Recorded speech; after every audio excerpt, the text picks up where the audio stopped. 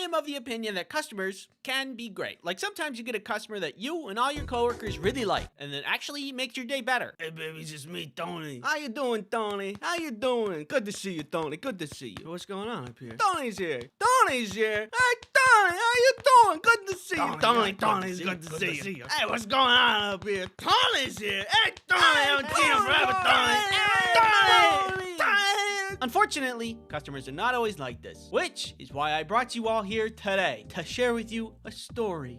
Come on, come here. Here's a blankie. Here's a snack. Cuddle up. Here's this, if you want it. Okay.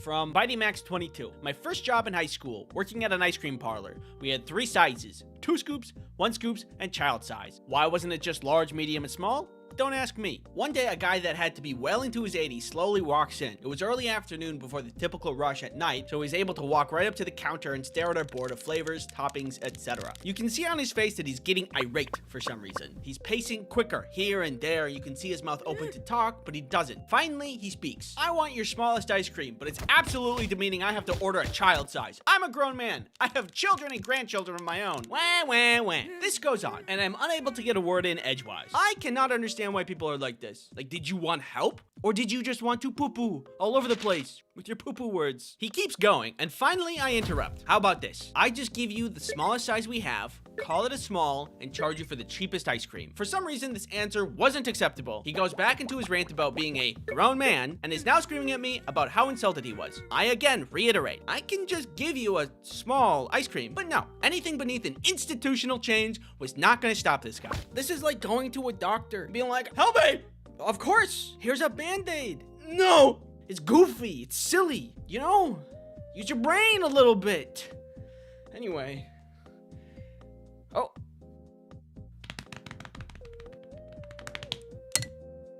Perfect. Let me tell you about the sponsor of this video. What? No! War Thunder! War Thunder is a pew-pew game full of all kinds of boom boom and bang pow. War Thunder is a free-to-play multiplayer action game full of all sorts of things, like planes and ships and tanks and grass and trees and water and clouds and sand and dirt. And War Thunder has a ton of unique vehicles, both renowned and prototype for you to play with, all with their own feeling and playstyle. This one feels sticky. War Thunder includes vehicles from 10 nations. USSR, USA, Germany, Great Britain, Japan, China, France, Italy, Sweden, and Israel. Make use of tons of customizations like camouflages for your vehicle to make your vehicle truly represent you. War Thunder locations span all over the world from Africa to Alaska. Gain control of enemy territory with aircraft and helicopters in the sky, small large naval vessels in the sea, and tanks on land. Download War of Thunder for free from the link in the description. All new players and those who haven't entered War of Thunder for 6 months or more will receive 100 Silver Lions, a week of renting legendary German ground vehicles, 3 premium vehicles as a gift forever, XP boosters, a week of premium account, and other bonuses. Get all these bonuses by clicking the link in the description. The season of German gifts will soon come to an end, much like all things. Play now on PC, Xbox, PlayStation, and other. Okay, back to the screaming old guy. He just kept going. Now other customers are starting to walk in and just watch him rant, screaming, do I look like a child? I have grandchildren older than you. Meanwhile, he's refusing to order something else. Just consider the smallest size a small, rather than a child size, which was written on the board, and won't leave either. The owner now comes back to see what's going on because now there's a long line and this has been going on for a good 10 minutes. As is usual with these situations, the owner introduces himself as the owner, which then prompted a response, good, your employee insulted me. As the man explained how I insulted him, the owner pivoted to the same thing I did. Can we just call it a small and be on with it? This made things worse. Finally, after him screaming at the owner for a few more minutes, the owner says, you came into my shop, don't like the name for my ice cream sizes, berated one of my employees, and are now berating me. Please stop using the phrase disrespected because you're the only one being disrespectful. Usually in internet stories, this is when the writer puts, and everybody clapped, but nobody did. The situation was way too awkward for them to even acknowledge they were paying attention. What if somebody did clap? Woo! Sorry. The old man went to talk and the owner cut him off and just said, let me be frank. Tell me what will make you happy and I'll do it. The old man stood for a few seconds and just angrily said, I'm never coming back here again, and walked out the door. This is funny because this guy played himself twice. Once because he wasted his own time because he just didn't accept help, and then also because he didn't get any ice cream. And that was the one goal that he had. It's the one goal anybody has when they go to get ice cream. And he didn't do it. And it's really easy. Watch. See? We need some kind of rule as a society to say that, like, if you're making demands but also refusing help, you get like 1 minute tops. And then after that, purge rules take effect. We can't continue to let this happen for people who give us ice cream. Right? That's crazy, right? It is. Thanks for watching, and remember, if you want to stand up for an employee that a customer is being really rude to, repeat after me. Violence. Alright, we need to keep this away from the public. It's harmful nuclear waste, so what should we do? I have just the plan.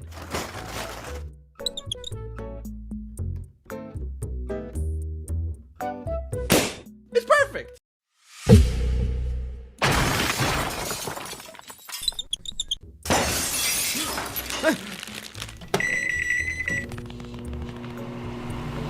Yeah, come here. Stand over there. No, wait, where are you going? How can you be so rich and make such a bad interior? It's offensive. I don't want to play anymore. Peeve deep and terrible rage. Never do business in an establishment where the lights are off, you think it's closed, and the roof is caved in. Give me the napkin. Is it still there? You still got it on. It's still there a little bit. Did I get it? No, there's still some. Yeah. All good? Yep. Perfect! I am holding a bomb! Okay, here I go.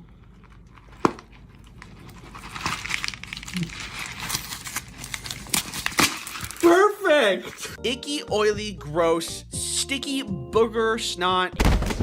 Ow! Ow! Stop it! This is for you, Earth. Yeah, he blew up the wrong one. And I don't like that. Something wrong with your kid. Slime. This kind of hurts my eyes. Don't touch me. No, precious data. If I'm on a plane and your legs are touching my legs, I won't say anything because I'm pretty non-confrontational, but I'll be upset about it. This video is sponsored by NordVPN. Ew, why'd you do that? Observe how easy it is to eat this regular-sized normal burger. Whoa! Will you give no time for the brilliance of the sunset to dance on the stage of the horizon? Take your fingers out of your mouth. Pretend for a moment that this fist is the internet. Getting you pretty good there, but harmful to pets and children. No, I am not procrastinating. It's important. Research. ASMR. Father! Assistance! It just doesn't add up, and it makes me pretty mad. Oh my goodness! Microwave make candy warm. Candy go in microwave. Except it doesn't! And I love not dying. You're someone that's on the internet. How did you know? Wait, seriously? Give me that. I rang the bell at the front to make a bug from the thing. So I just didn't have any candy that night. No. And staples are important. Except for the store Staples, which I'm surprised is still in business. What kind of scam is this place? $30. Why are the roses $30? I think this is a drug trade and I just interrupted their meeting. 1 rose, please, I said unsuspiciously. Thanks for watching, and don't forget to subscribe. If you don't subscribe, it'll make me mad. You won't like it when I'm mad. Well, hey there, little guy. What you got there, buddy? Broccoli? Well, what are you gonna do with that there broccoli? Food fight! Now! An instance of people throwing food at one another. Broccoli, pizza, beef, cheese, PBJ, just the P, HAC, JJBLT, BRB, corn dog, corn without the dog. First invented in 1939 by Jeremy M. Beef Food Fight. That's not real. Hey, what's going on? Welcome to here. Hope you're doing well. You know, with whatever's going on out there. Have you ever been in a food fight? There's something so goofy and Disney movie-esque about somebody standing up, yelling food fight, and everybody joining in without pause. Nobody really wanted to eat pizza because what they really craved was violence. Obviously, that's not how real food fights work. What? Hollywood's not an accurate representation of reality? That's crazy. What are you talking about? It's true, but life's just filled with hard truths like that, you know? Food fights are really disappointing. Sometimes bad things happen to good people. You can try your hardest, do your best, and still fail. Society peaked when GameCube had tiny discs. I've been in one food fight in my life, and while that sounds fun and adventurous, let me tell you that it backfired really bad. It took place back in junior high school, so imagine me, but small. One day my friend Tyler tells me about a rumor he heard about a food fight that's happening later in the week. He tells me to tell everybody I know. Normally a food fight would just fizzle out if not planned properly. So whoever planned this one wanted everybody to know so they would get as many recruits as possible. And that seemed like a pretty good plan. The day of the food fight rolls around. Tyler and I are sitting together during lunch waiting for something to happen. We don't know who's gonna start it. It was like waiting for a jump scare but not knowing when it was gonna happen. Things were tense. I'm nervous. Butterflies in my stomach. But then somebody slams their fist into their food tray, launching food into the air and screams, "Food fight!" This sends everybody into a panic. I turn around and Tyler is gone. There's like 10, maybe 15 people throwing food, but everybody else is trying to make it to the door, and I'm not sticking around either. I start running for the cafeteria exit, but by the time I get there, I'm met with an entire wall of people. Before I can do anything about anything, I'm met with another wall of people directly behind me. Everybody's pushing and shoving, trying to get out. The torrent of people was literally overwhelming, and it was like a sea of people watching me left and right. Food shrapnel rains from above. Some girl gets hit in the head with a food tray. For a moment I found Tyler again, but he got pushed away in the literal sea of people. Tyler! And then, like that, it was over. We all got out into the hallway away from the chaos. But when we got there, the teachers were out there waiting for us. And they were mad. Oh my god. We got shuffled right back into the cafeteria so they could have a talk with us. They told us how ashamed we should be, because the janitors are gonna have to clean up the mess. And the lunch ladies worked really hard to make the food for us. And we wasted all of it. Wow, it's a good thing I didn't participate, otherwise I'd be feeling pretty bad right about now. All of you will be punished. No more bathroom breaks. If you need to go to the bathroom, you will need to go in between classes. They took the laziest route for punishment and just punished everyone, even though most of the people weren't food fighting. Imagine being the girl that just got hit in the head with the food tray, and then instead of going to the nurse's office, you get in trouble. Where's the justice? Is it here? No. Maybe here?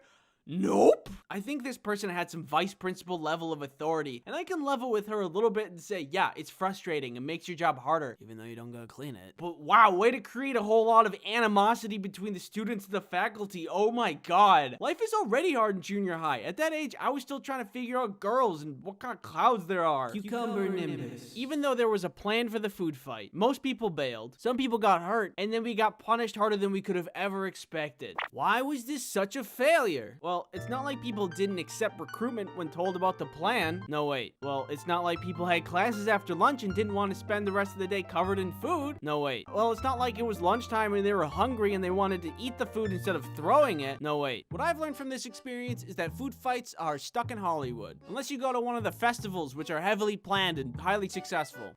In other news, have you ever wondered what I would look like if I was crushed under a giant fist? Announcing ice cream sandwich U2s. Translating my 2D design into a 3D design was something that I didn't think was gonna work out, but look at how good this turned out. There's a giveaway going on over at icecreamsandwich.u2s.com. If you complete more of the steps in the giveaway, there's a higher chance of you winning the giveaway. U2s only sell for a limited amount of time and then are gone forever, so if you want to pick up one of these dorks, head over to u2s.com right now. Drop date is November 20th, 12 p.m. PST. Thank you for watching this channel. Thank you for supporting this channel. It means a lot to me. So, thank you. And give you a little kiss. No!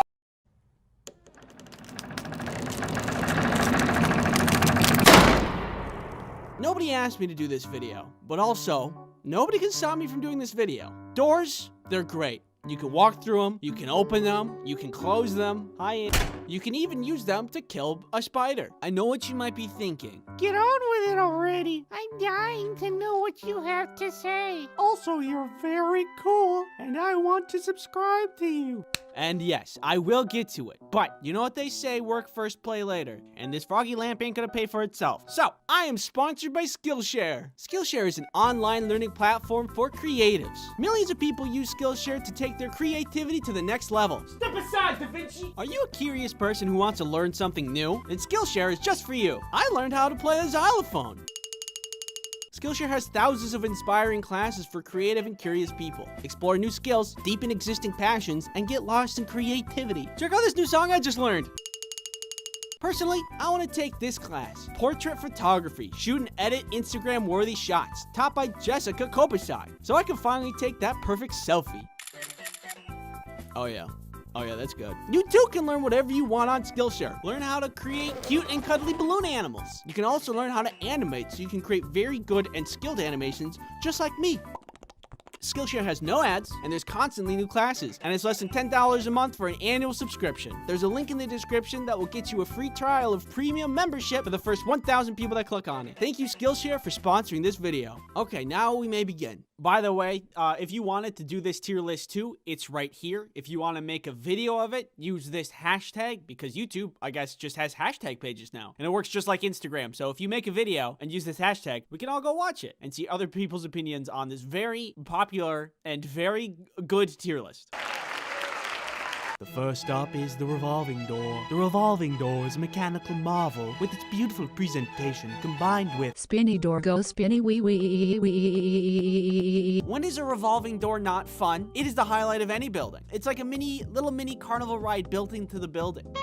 I don't really have much more to say about it because it's just so simple. It spins. Sometimes it's the little things in life that get you by. Literally bliss, fantastic door. A. Your common door. We all know it. We've all used it. Easy, breezy, beautiful, cover girl. It's part of our everyday. Anything could be on the other side of these things. Pizza that you ordered. Flowers from your secret Valentine. Me. If you saw my spiders video, you know I used this to kill a huge spider. It's the true neutral of doors. No hidden agendas. It does what it does, and for that it has my respect. B. Okay, so sliding doors. It's like the ice level of doors. Slippy, slidey, and frustrating. I'm not talking about the ones that lead outside. I'm specifically talking about these dorks on wheels. Anytime I use a sliding door, I'm frustrated. You open it too fast and it bounces off the wall, and it doesn't remain all the way open. If it's not flush with the wall, then it's like those mildly infuriating pictures like, oh, isn't this frustrating? Don't you hate it that it looks like this? Yes, I do hate it. God. Also, if you need a barricaded door for whatever reason, like a clown is coming after you, and you need to block the door, can't really do that with a sliding door. Perfect. With this dresser, you'll never be able to get a snap. It's a D. If you have a barn door in your house, what? It's a worse sliding door. Not even flush with the wall. It just floats there. It's just like a sliding door, but unstable. Do you have cows in your house? Do you need some ultra fresh milk? If you answered yes, then, well, I can't really say anything about that. You are clearly a very powerful person. But still, bad door. D. Attic doors are terrifying. It's a staple of any horror movie. What kind of horrible creatures are you harboring just above your very head? Hey. If you are not afraid of this door, you have an iron will. Kind of like those people who work out without music. And it's kind of scary. Not gonna lie, it kind of freaks me out. I would not want this in my house. It is only scary. F. Screen doors. What can I say? Not a lot. C. Hidden doors. Fantastic. Never had one, but a friend of mine had one of these when we were kids. It was in his room too, and behind the door was a bunch of games and toys, and whenever we had sleepovers, we would hang out in that room all the time. It was awesome. It felt like we had a secret base for the boys. I will have one of these in the future, even if it costs me my life. Behind it, I'd probably have like a computer and like a bunch of bean bags, a projector for movies, a chest full of blankets, and then to get in, you'd have to like say a password or something. Welcome, Andy. I could go on, but I think we're all on the same page at this point. A+. Doggy door. Dog. And of course, last but not least, who could forget?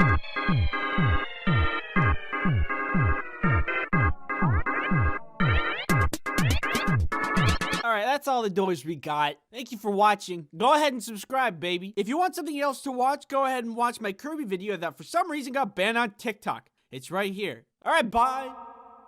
This is your brain, and this is your brain on ADHD. Wait, so it turns out your boy has ADHD. Who would have guessed? I got officially diagnosed about a year ago now. The process for getting diagnosed was odd. I didn't really know what to expect when getting diagnosed, but I didn't expect it to include wires, that's for sure. By the way, 2 things. 1, I am not a doctor, so always get a professional diagnosis if you suspect anything. And 2, ADD is no longer a thing. It is all under ADHD now, with 2 flavors. There is the inattentive type and the hyperactive type. And apparently, I am the inattentive type. So, all of this started with good old classic denial. I had a lot of ADHD symptoms for a long time, and we'll go over specifics later, but have you ever noticed in TVs and movies where ADHD is just like, ooh, a squirrel, ooh, a ladybug, ooh, a piece of candy? Ah! Well, that's only on the surface level of ADHD, and unsurprisingly, it is a much more complicated thing than popular media makes it out to be. Big surprise! I thought, I don't do that, and therefore, I don't have any ADHD, but one day, I was watching goofy internet videos, and saw something that was like, this video is very goofy and relatable. Allow me to just look down at what the creator wrote about the video, and possible tags associated with this morsel of entertainment. I don't suspect anything Arby's. This probably doesn't mean anything. This started to happen more and more until I started to ask some serious questions about myself. And I'll tell you how I figured out that I have ADHD. But first, you don't like watching sponsorships. But what if you could watch an entire sponsorship segment in under 1 second? Introducing the All-at-Once-a-tron. Just get inside and I pull this lever and... well, Plan B. NordVPN is a virtual private network service that gives you privacy online. If you're looking for a blanket of security while browsing the internet, VPNs are a great way to achieve that. Using NordVPN encrypts your browsing activity, so nobody knows who you are or where you're going. NordVPN can be used as an ad blocker, so you can get around annoying ads. Every once in a while, I want to watch something that isn't available in my country. So I boot up Nord to bypass those stupid poo-poo region block content restrictions, and I get what I want. Go to nordvpn.com/ice-cream-sandwich to get a 2-year plan plus 1 additional month with a huge discount. It's risk-free with Nord's 30-day money-back guarantee. Thank you, NordVPN, for sponsoring this video. So after all of this, these coincidences, it's led me to think and reflect on a lot of things. There were a lot of memories that started to seem like signs more than just memories. Like forgetting to drink water for an entire day might be a sign of something and not just be a goofy little thing that I do sometimes. So I started to read books and watch lectures and learn as much as I could about ADHD. And the more that I did, the more that puzzle pieces started to click. These are things that I did that I thought were normal, but were actually signs of ADHD. Having hundreds of tabs open at a time constantly to a point where 30 gigabytes of RAM is a necessity is something people with ADHD do. Doing a task like locking a door, but seconds later, you aren't totally sure if you locked the door, so you relock it another time or two. There's this thing I like to do when I'm alone, where I walk in circles for a couple of hours and I talk to myself. Don't judge me, I like it, but also apparently it's an ADHD thing. Reading paragraphs of books over and over, even though I'm very intentionally trying to read it, I have to do it multiple times. It took me ages to finish Hatchet. Ages! And it wasn't even that good. Going to do a task and forgetting what the task was on my way to do it because I'm thinking of something in the meantime. Chronically. Like this happens every day, all day. Like this one time, Kelly wanted some chocolate and I was like, I can get you chocolate. And I went to the kitchen to go get chocolate. But from point A to point B, I just got distracted. And I kind of found myself holding chocolate. And then I was like, oh, yeah, I'm hungry for chocolate. And I eat it. And I get back to the room where Kelly was sitting. And she was sad because I was eating her chocolate. I don't know how to explain it. Other than like, I didn't mean to do that. It just happened. And it happens a lot. Caffeine does not work on me and just makes my heart rate go up. Contacting me is a nightmare and usually takes a couple of messages until I get around to it. Not doing things right up until the deadline. That one's a common one. And the list goes on. So after all of this reflection and learning, I have very strong suspicions that I have ADHD. So I had to get a professional to assess me and look at my brain. Oh God. The assessment included a bunch of questions, but the first part of it included this new test, which I think was called an EKG. They strap a bunch of wires to your head and measure your brain waves. The instructions were to stay still and do not move for 30 minutes. ADHD test. Stay still. 30 minutes. Don't leave me here. My house. My God. Help me. You already know the results. I had ADHD, and I felt weirdly relieved. There has been a lot of frustration in my life because despite trying really hard to focus, I could only achieve half as much as other people. So despite still having issues with it, it feels good to know why. I never expected that was going to be a meaningful thing to me, but here we are. Anyway, after my diagnosis, there was talk about medication, and that did not go well, but I'm going to make a second video about that. I have an idea of what I'm going to say, but since we're entering medication territory, I want to try to be a little bit more thoughtful about how I go about the video. So, need a little bit more time. Thank you for your patience. about it. I wish you the best, and thank you for watching. Oh, a piece of candy.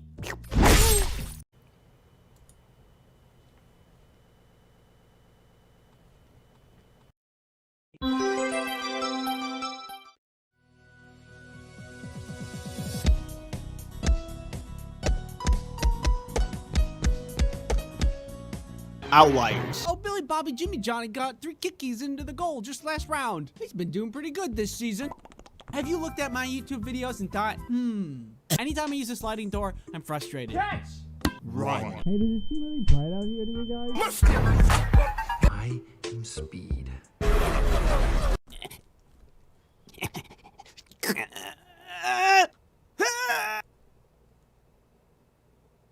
Me. Spinny door go spinny wee wee wee. Perfect. With this dresser, you'll never be able to get a snap.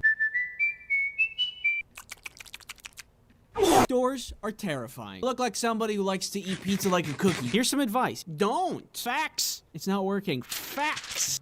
Half court. No. Take me out of the ball game. More like, take me home. Unstable. Do you need some ultra fresh milk? I don't care about onions. Balls. Oh, I'm sorry. Do you know all the rules and regulations for shipping overseas? Look at my eyes. Hit you and spank you. Palpable. It's potent. It's pungent. Doors? Don't worry about that. Welcome, Andy. Dog. You're mean! I want to go home. Me too. You like it? Oh, yeah? Yeah? You want it? You want it? Go get it. Being generally terrifying. You need something cheap, affordable, accessible to everybody, efficient, effective. Trebuchet. Good luck sleeping. Floor, wall, roof, window, door.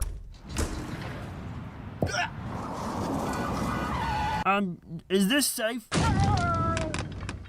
Maybe. It's for the better. Because now birds can eat them. Do they just not know how to use headphones? I'm sleeping. Please go away. Bonjour, je suis un enfant. Je m'appelle omelette du fromage. Sell your kidneys. Cucumber nimbus. Food shrapnel rains from above. Some girl gets hit in the head with a food tray. Sit down in that chair. Put that rope around you. Nah, I'm just kidding. I'll do it for you. Give you a little kiss. No! I hate kangaroos, and I think the whole country should be blown up. Gonna stab you! Hey, who wants sushi? This is where Mario would die.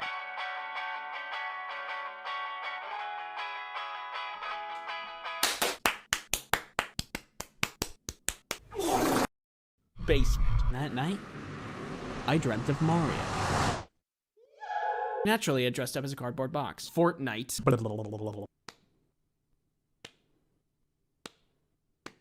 Got the cowboy, a classic. Clown, another classic. An eldritch blood god from a different dimension named Daniel, another classic.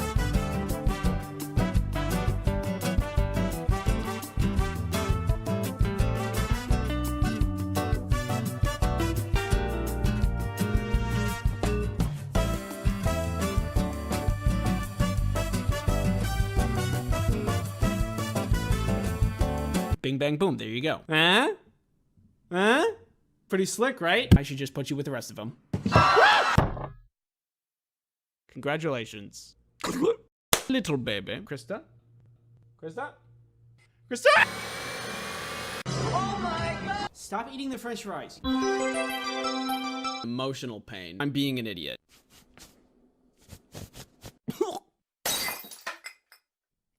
My stupidity is quantifiable. I got hit in the face with a shoe. Look, you can see. Ow. What kind of horrible creatures are you harboring just above your very head? Hey. Fun. PP. Danger. I will appear in your room Tonight. Goodbye. Have you ever had a bad teacher? Like a really bad teacher? Can I go to the bathroom? Okay, geez. Now think of the worst teacher that you've ever had. And did they ever take money from you? No, I don't think that anybody. I had that happen to me once.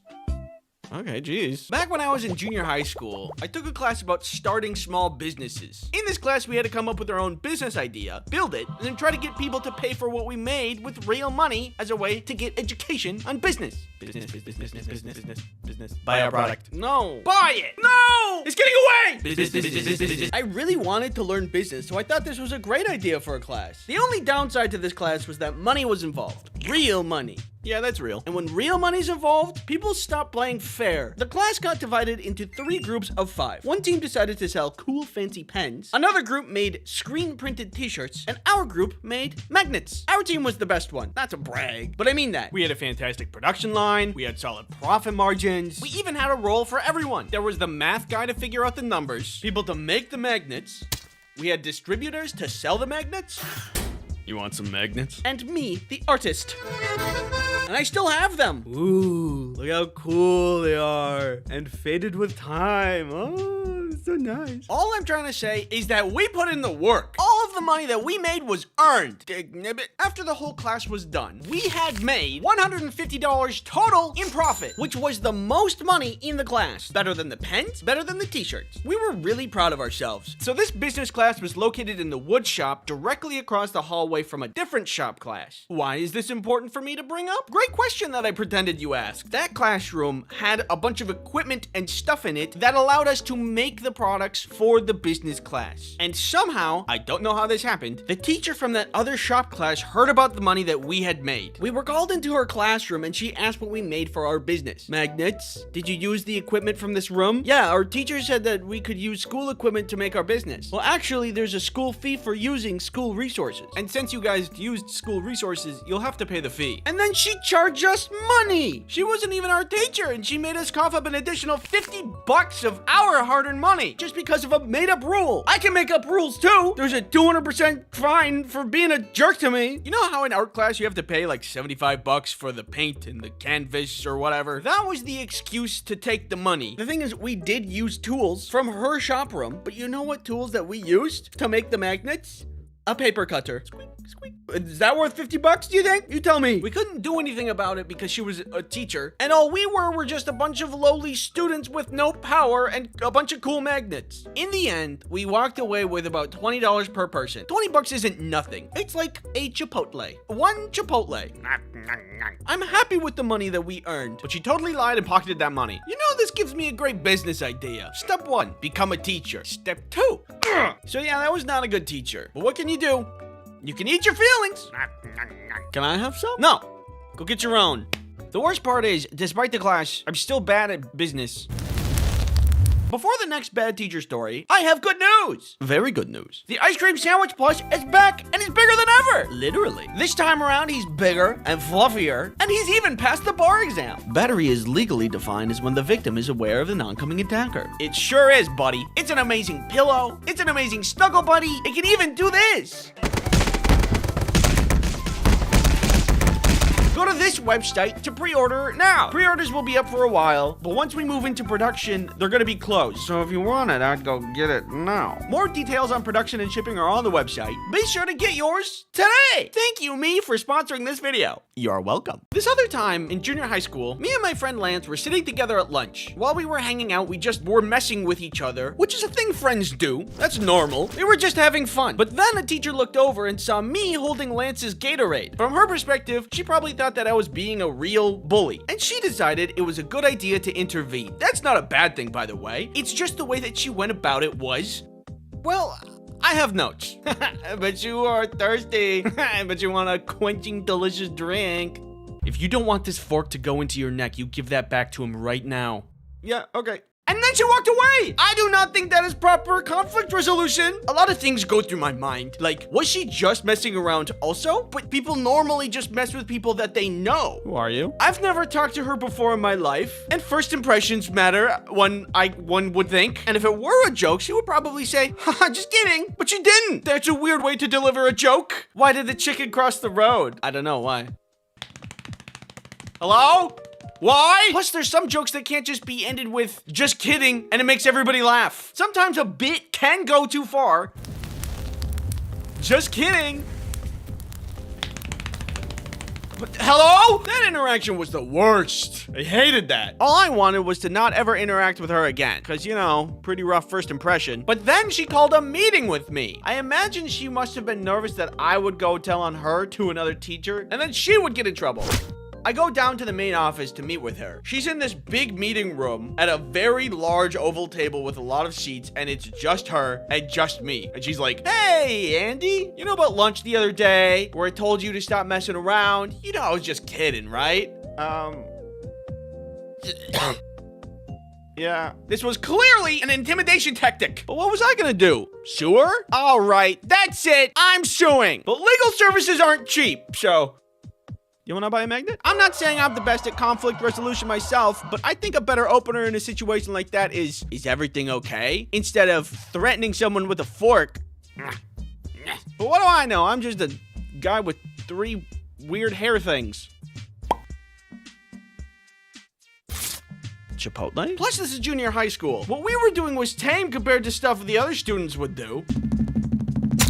If we're gonna violently punish students, let's tone it down from fork to maybe pool noodle would be more acceptable.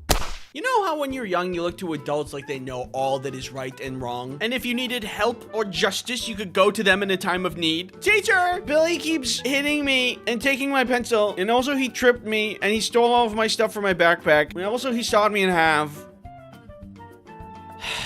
Well, way back in first grade, I had this friend named Cody. I thought he was pretty cool. He thought I was pretty cool. So he gave me one of his toys. Communication at that age is pretty primitive, but you get the gist of what's going on. It was one of those puff air toys where you push buttons to push air through the water and try to get the rings on the stems. We're definitely going to regionals this year. Foolishly, I had brought it to school with me because I cherished it, God forbid, and I wanted to play it at school. I was playing with it in class once though, and that's on me. I should have been focusing more on my education. That was coloring in the fire truck.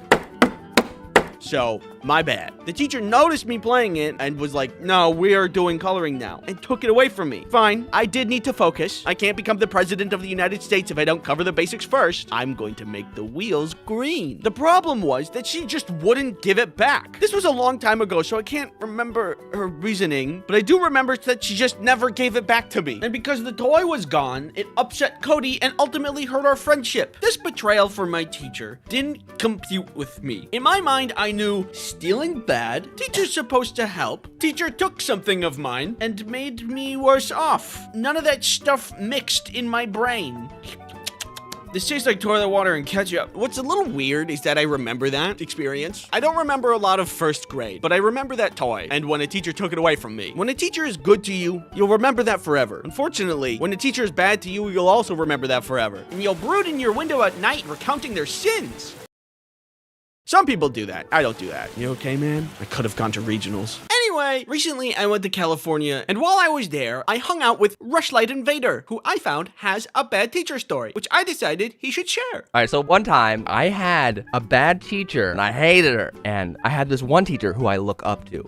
He taught me how to paint. I love him. One day, my bad teacher was like, "Hey, let's go on a field trip. It will be out for 3 hours. We're going to the Andy Warhol Museum. It's gonna be awesome." We go. But you know what happened? What happened? We came back to college, and the bad part was it was 3 hours after when we originally wanted to be there by. So the field trip was making you miss the class for your favorite good teacher. Yes. I was so angry the whole field trip. I'm like, this field trip's bleeding my other classes right now, and I am angry. Blah, blah, blah. Go back to school. And I storm into my class, my favorite class. This is like the main course, the main painting course, the main teacher. He is famous, okay? I only get to pay for an hour. Whatever, waste of the day. That's annoying that she made the field trip run over so much. That's also wasting your tuition. So she has the bright idea to do another field trip, Andy. That's what? Is this allowed? Impromptu field trips that just go over other classes? Yeah, that's why she's a bad teacher, Andy. It's not a good teacher video, it's the bad teacher video. Inconsiderate. Inconsiderate. Judge, send her out. Send me out too. I need to use the bathroom. Oh.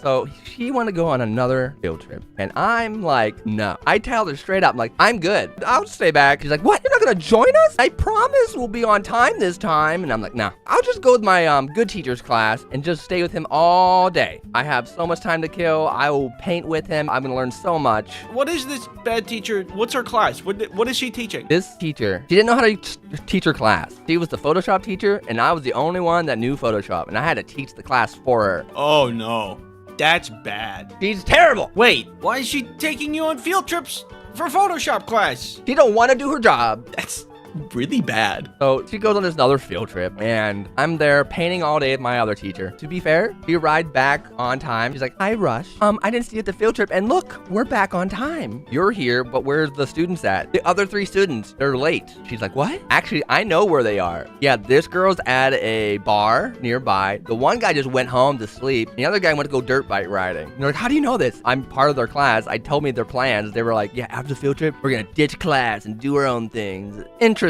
Turns towards the bad teacher. And then she laughed out of embarrassment. Oh, so then the cat blew off the cat. Yeah, you know the famous saying.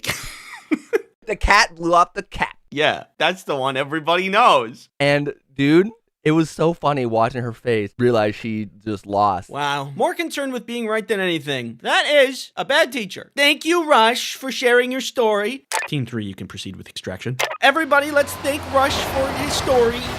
Thank you, Rush. Thank you. Next up, you can go to his channel where we talk about outside stories. Thanks for watching. Don't forget to subscribe. All right, we need to keep this away from the public. It's harmful nuclear waste, so what should we do? I have just the plan.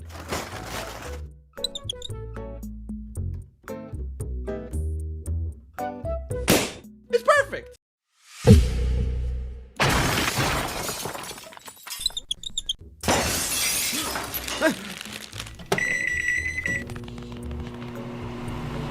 Yeah, come here. Stand over there. No, wait, where are you going? How can you be so rich and make such a bad interior? It's offensive. I don't want to play anymore. Peeve, deep, and terrible rage.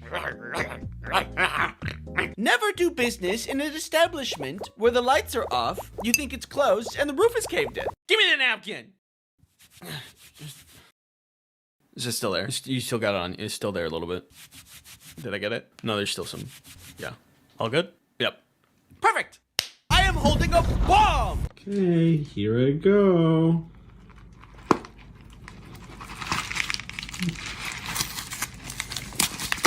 Perfect! Icky, oily, gross, sticky booger snot.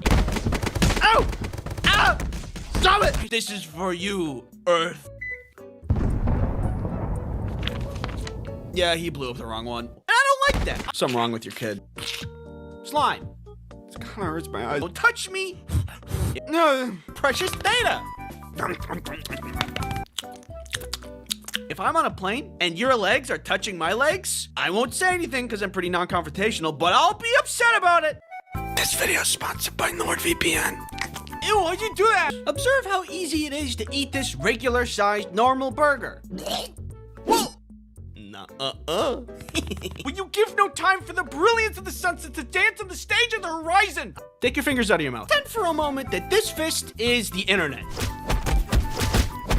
Getting you pretty good there, but harmful to pets and children. No, I am not procrastinating. It's important. Research. ASMR. Father! Assistance! It just doesn't add up, and it makes me pretty mad. Oh my goodness! Microwave make candy warm. Candy go in microwave. Except it doesn't! And I love not dying. You're someone that's on the internet. How did you know? Wait, seriously? Give me that. I rang the bell at the front to make a bug from the thing. So I just didn't have any candy that night. No. And staples are important. except for the store Staples, which I'm surprised is still in business. What kind of scam is this place? $30. Why are the roses $30? I think this is a drug trade and I just interrupted their meeting. 1 rose, please, I said unsuspiciously. Thanks for watching, and don't forget to subscribe. If you don't subscribe, it'll make me mad. You won't like it when I'm mad. Hello. If this is your first time visiting this channel, I welcome you. Come inside. Come on. Come here. Take a seat. Did you just lock the door? Nope. Take a seat. But sit down in that chair. Put that rope around you. No, I'm just kidding. I'll do it for you. What? Looking at this channel so far, I can understand if you don't know what you're gonna get. Let me clear that up for you. So I want to use this channel for animating things, animating funny things. Things like funny stories, maybe animating over audio that I find funny, such as YouTube gaming channels that I enjoy, or podcasts that I listen to. Questions I get from my Ask Bin, from my Tumblr account, that I use for my comics. By the way, I draw comics. I don't know if I mentioned that yet. I've been drawing comics for a while. IceCreamSandwichComics.com. Put the link in the description for ya. Wink. Isn't that nice? All in all, I'm looking to entertain you, making you laugh. Creating humor. Haha, you? Humor? How's somebody like you gonna be funny? Don't worry, my friend. I found just the thing. Specifically this thing. This humor hole. You just stick your hand in and you hope you don't get bit. So if this kind of content sounds like your floaty boaty, I encourage you to subscribe. If not, well then good luck getting out of that chair. See you later. Wait, no, don't leave!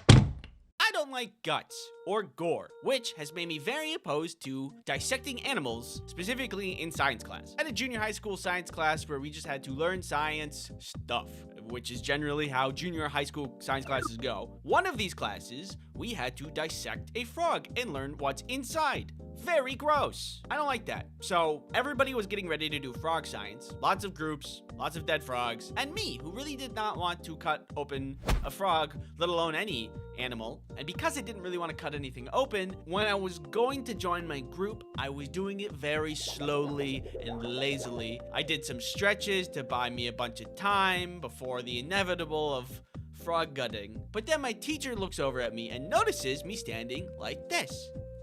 Andy, you don't have to dissect a frog today. I look up, confused. There was some pause. Do you need to go to the nurse's office? She thinks I'm feeling sick and that I'm prepping myself physically to go open a frog and cut its flesh. I noticed an opportunity. Oh, I don't know. I just need to breathe a little, I think. Feel free to sit down. I'm not going to force you to dissect a frog if you're going to be sick.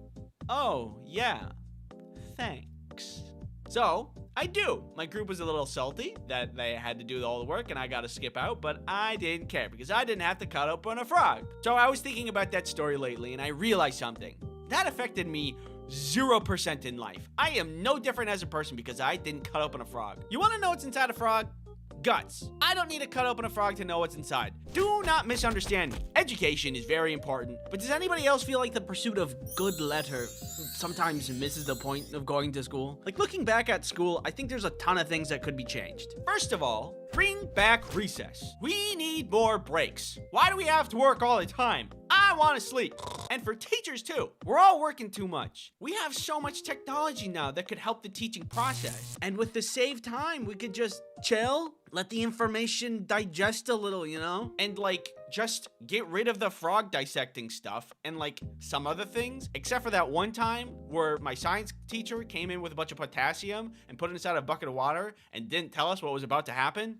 Keep that class. But the other classes, like the frog dissecting, I don't want that. This is biased, but I think that recess would be a better option where we could do, I don't know, something fun. There was also this money class in junior high school where we had to start a business. But I must ask first, do you know how to protect yourself from this? Yeah!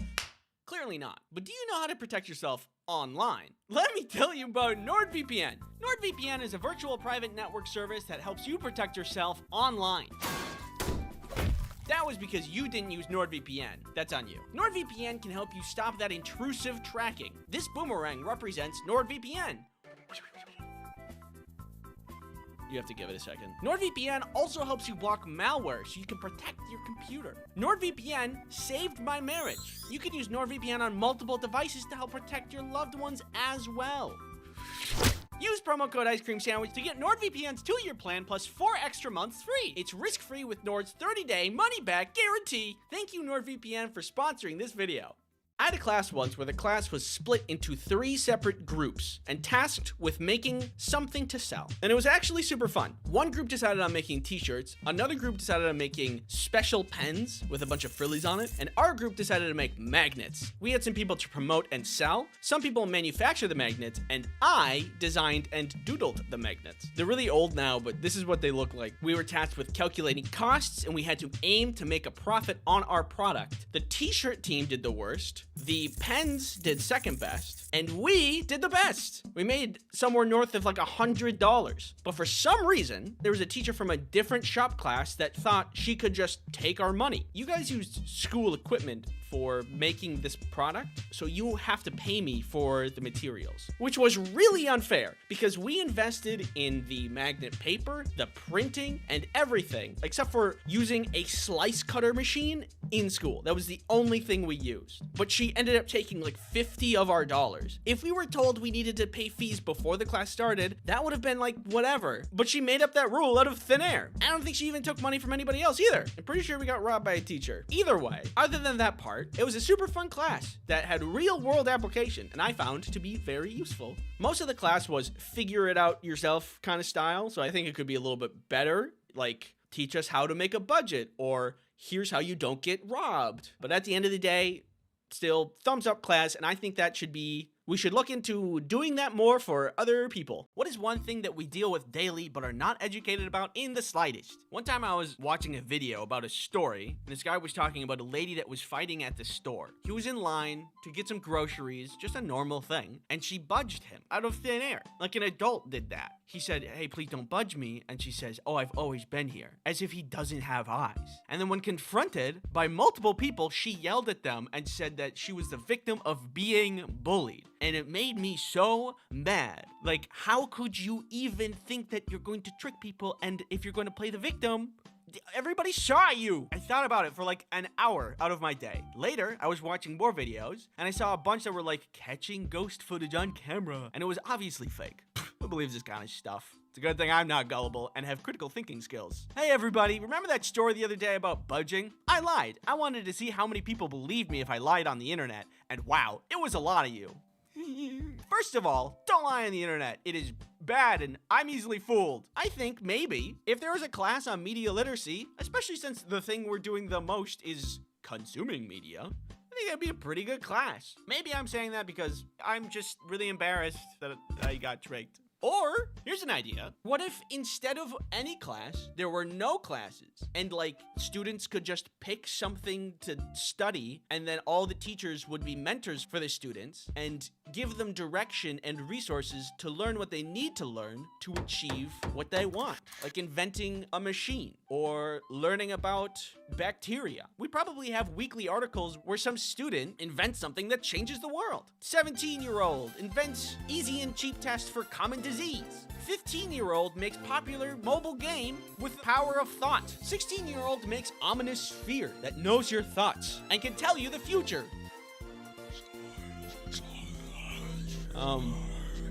Are these good ideas? I have no idea. Did I share them on the internet? Yeah, what are you gonna do about it? Thanks for watching. If you have an idea for a class that should be in school,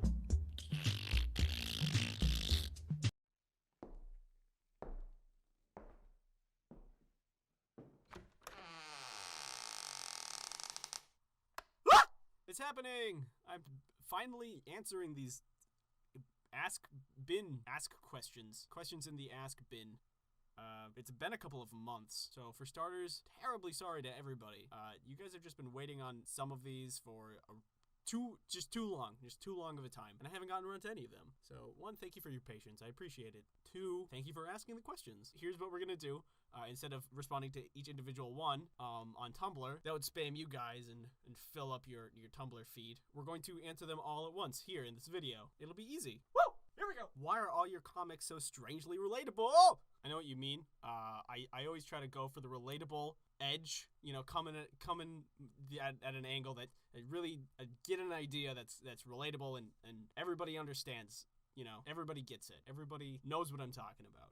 So that's why. In the Portal Gun / Wand comic, doesn't the portal guy have to now kill the other guy in order to properly use the wand? Yes. Yes, he does. Hi, I'm editor-in-chief from French infotainment website Topito, and I want to speak about your Tumblr. Can we use 10 of your comics for an article? We would speak about you in an introduction / credits and conclusion. Thanks for your answer, Emma. So this is part of why I'm apologizing. Questions like this. Sorry, I didn't get back to you right away. After this video, I'm putting up an email for direct contact so you don't have to contact me through my Ask bin. Also, this is an anonymous question, so yes, but I don't know how to get back to you. Just feel free to share it. Give me credit, whatever. You know how it goes. Are you real? Am I real?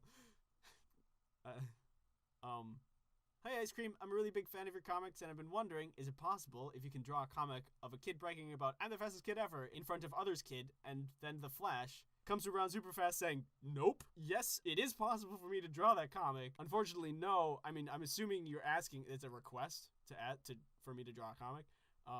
No, I won't. But here's why. Drawing comics is an expression of my thoughts, my daydreaming, my kind of creativity and my imagination. It's an extension of that. If I start drawing comics based off of scripts that people give me, it's no longer mine, it's other people's.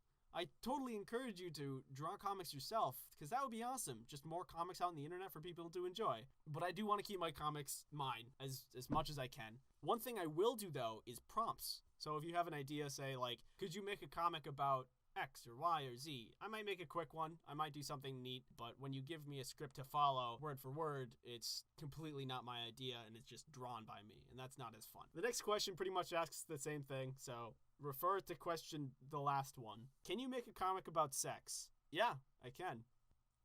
Hello. Would you like to have sex? No, thank you.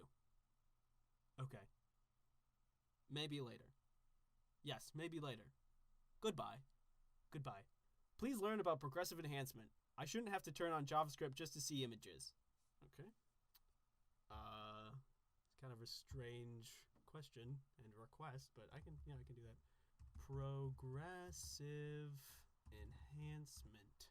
Wikipedia. Progressive enhancement. Okay, here we go. Progressive enhancement is the strategy for web design that emphasizes core web page content first. This strategy then progressively adds more nuanced and technically rigorous layers of presentation on top of the content as the end user's browser/internet connection allow. The proposed benefits of this strategy are that it allows everyone to access the basic content and functionality of a web page using any browser or internet connection, while also providing an enhanced version of the page to those with more advanced browser software or greater bandwidth. Oh, okay. I get that concept. I understand it. Next question. Oh, sorry apart from the bitching about progressive enhancement. I loved the comics. Great work. Thank you. Thank you very much. Seriously though, if you're having an issue seeing the comics, I have no idea what the problem is. I'm just using Tumblr. If you can't access my comics, it's because there's an issue with Tumblr. It's Tumblr's fault. I don't know. Hopefully you can fix your issue soon. How long have you been on Tumblr? I actually just got on here, so I have no idea what I'm doing right now. That's kind of a funny question. I've been on Tumblr for years. I have no idea how long it's been, but I just follow like a ton of artists on a different account. And then this one has been 5 months, I want to say. What programs do you use to draw? Clip Studio, and that's it. I'm just going to throw this in because I'm sure somebody's going to ask it later. I used to use a Wacom tablet that I no longer use, and I've lent to my sister, and now I'm using a Cintiq, the 13-inch version. And those are the things I use. That's it. Those are the two comic. Would you rather choose a hover car or a hover bike?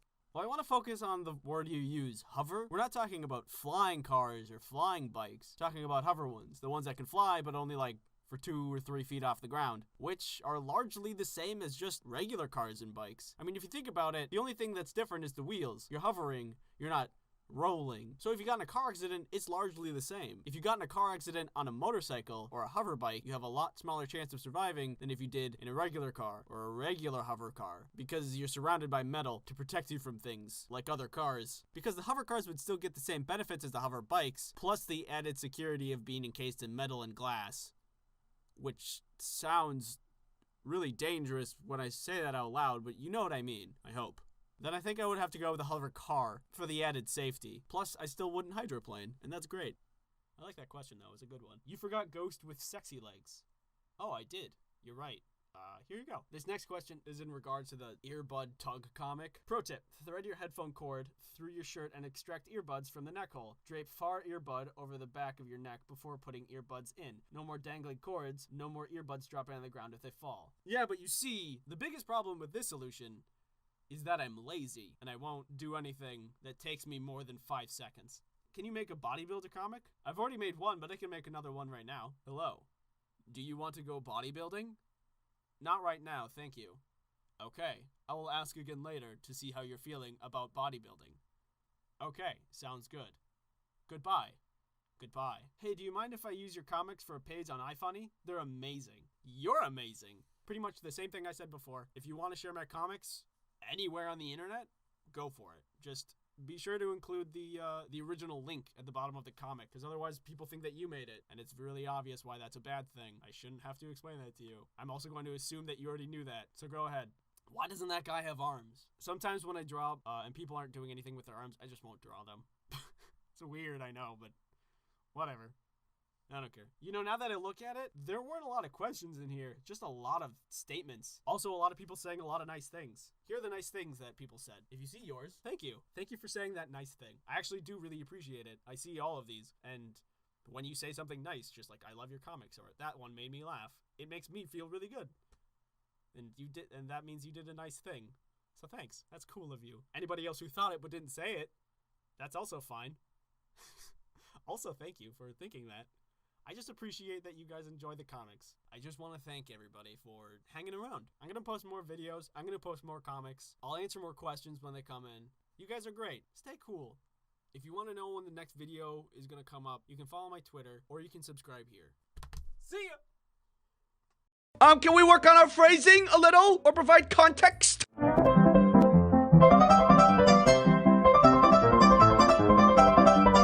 Infinite knowledge. Do I need to be worried about what's in this box? Here's that thing. Hey, shush. Ew, don't touch me with that! Depression-powered car. Whee! Why would you do that? Hey, baby, it's just me, Tony. How you doing, Tony? How you doing? Good to see you, Tony. Good to see you. What's going on up here? Tony's here. Focus. I'd like to say that or movement. Oh, no. Where's the guy in charge here? Tony's here. Hey, Tony, how you doing? Good to see you. Tony's good to see you. Hey, what's going on up here? This one feels sticky. Here's a Band-Aid. No. Thanks for watching. This tube needs to go in your butt. And this is your brain on ADHD. I only speak American. And I think it's the fox. Tony's here. Hey, Tony, I'm here forever, Tony. Hey, Tony. Ruined my arms. Hi, do you want to subscribe? Is this safe? And now, I'm tall. Stupid garbage on YouTube. Mom. Why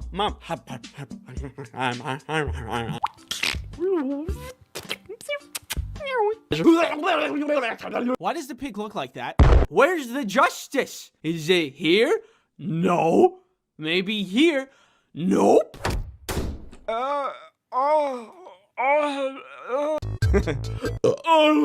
So we're on the plane. It takes off. Without a fight, baby. Wear a mask. Look at my eyes. One sword, please. A human garbage can. Help you self-destruct.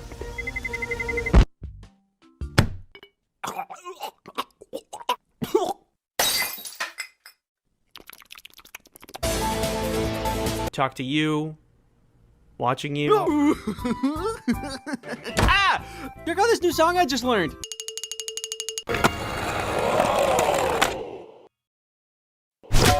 It's not allowed. And basement. Some girl gets hit in the head with a food truck. And suddenly, I am holding a bomb. To smash that subscribe. Everybody's hot. But when information enters my mind, it just... I can get around and over and through. Oh, guys, stop.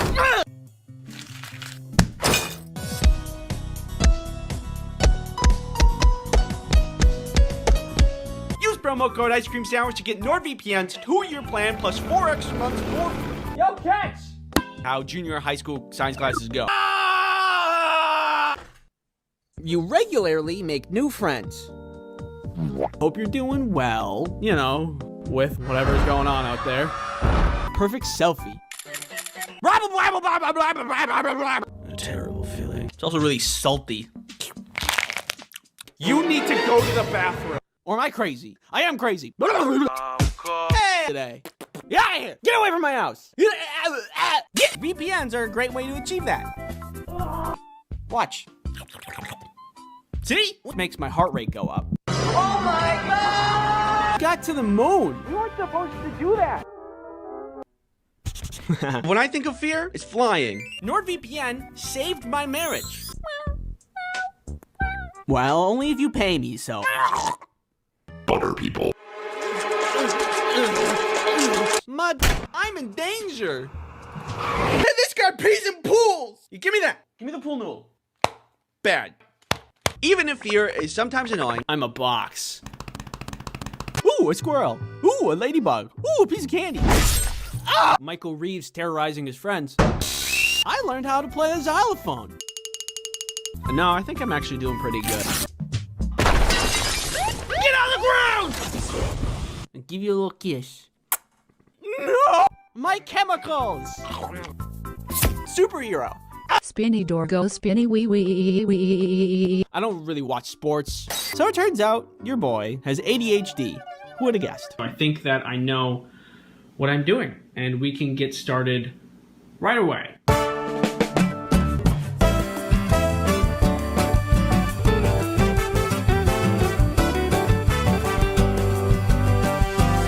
So naturally, I dressed up as a cardboard box. Any errands?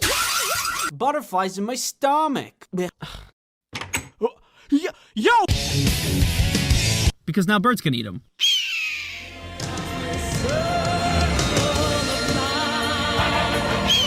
Put you with the rest of them. I'm alive these days. Anyway, wood, nails, rubber bands, and with a little ingenuity, I created garbage. Am I gonna be in trouble? All right, bye. Cucumber nimbus. Dad's Actually lowers and raises on a platform. Burden than a function of survival. Pizza. It was like that, but on the inside. It wasn't the only time I went to the principal's office. Just above your very head. Hey. And look at my brain. Oh, God. Very useful in a zombie apocalypse. Hi. Oh my goodness! I'm 30. A homemade security system? Open your third eye. Focus. What do you see? We see a lizard on a leash. This guy's kind of weird. We could not find the chicken. Where was the chicken?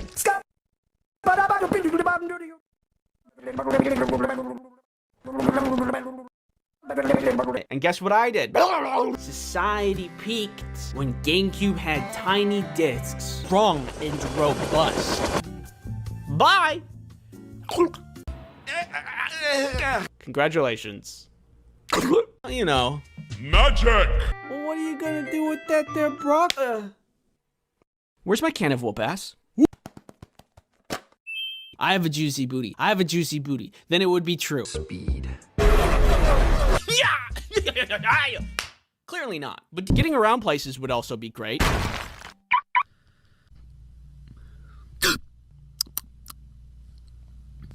Don't.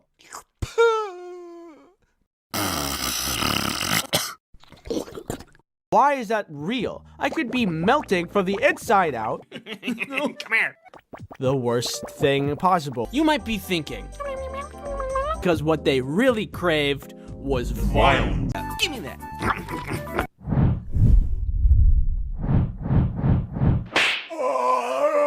Thought it was a lot of fun. Hey, bulky, ominous men sitting on buckets in a circle staring at me. Fun!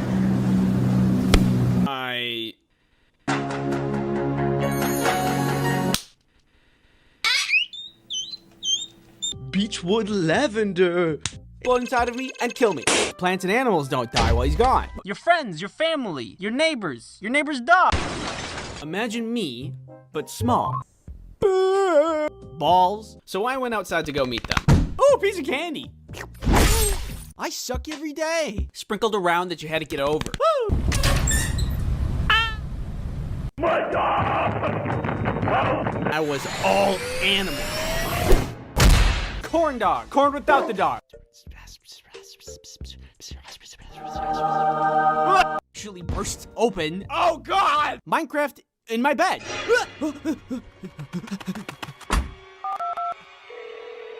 Hello? Yes, there's someone in my bed. It was Minecraft. Hello? Hello? Hello? Huh? Huh? Pretty slick, right? The cons. Keeps does not make you explode. That was unrelated. Hey. Hold on one second. Which isn't always the case for everybody. How are you doing? Hey, don't touch those. I need those for the video. You are to sit here and watch and accept all my opinions as fact. Stop. You mean? That I'm walking here. You're also responsible for dodging all of these spike balls.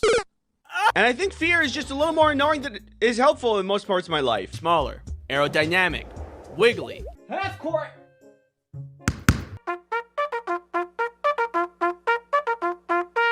What do you say? You don't know what that is? What it specifically define a premonition dream? But there's only one way to find out. Let me go and get my foot x-rayed. If I find somebody that I'm making friends with, I'm happy. Rival, yeah, a little more.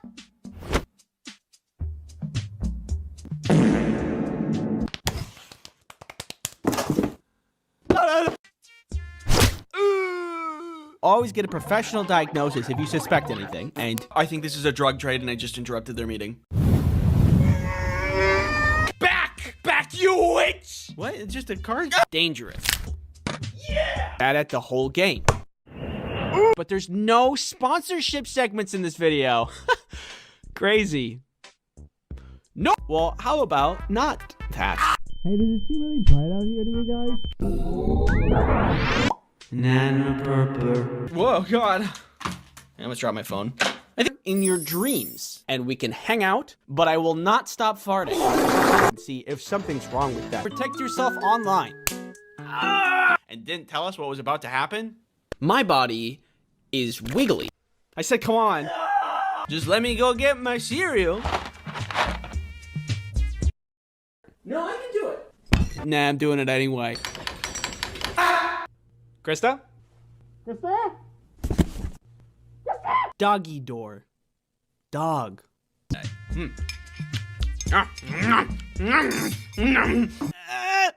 You got this, Andy. Yes, thank you. We're separated because of pig drama.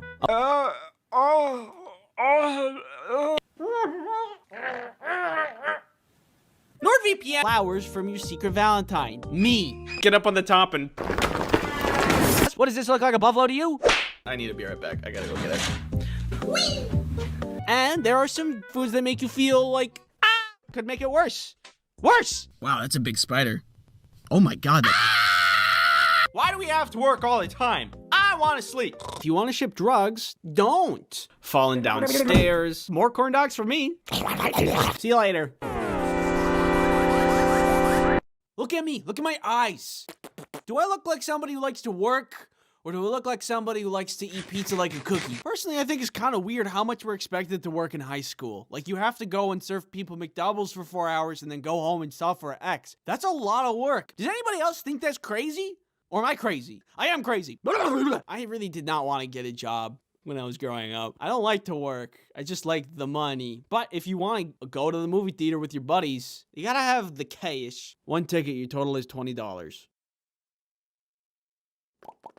For my first job, I wanted to avoid the food service because I feared people will be a little bit more abrasive when it comes to their meals. You'll find rude customers anywhere, but I just feel like when food's involved, things get a little hairy. I don't want people yelling at me about onions? I don't care about onions. I ended up working somewhere that's not food, which I will show you through example.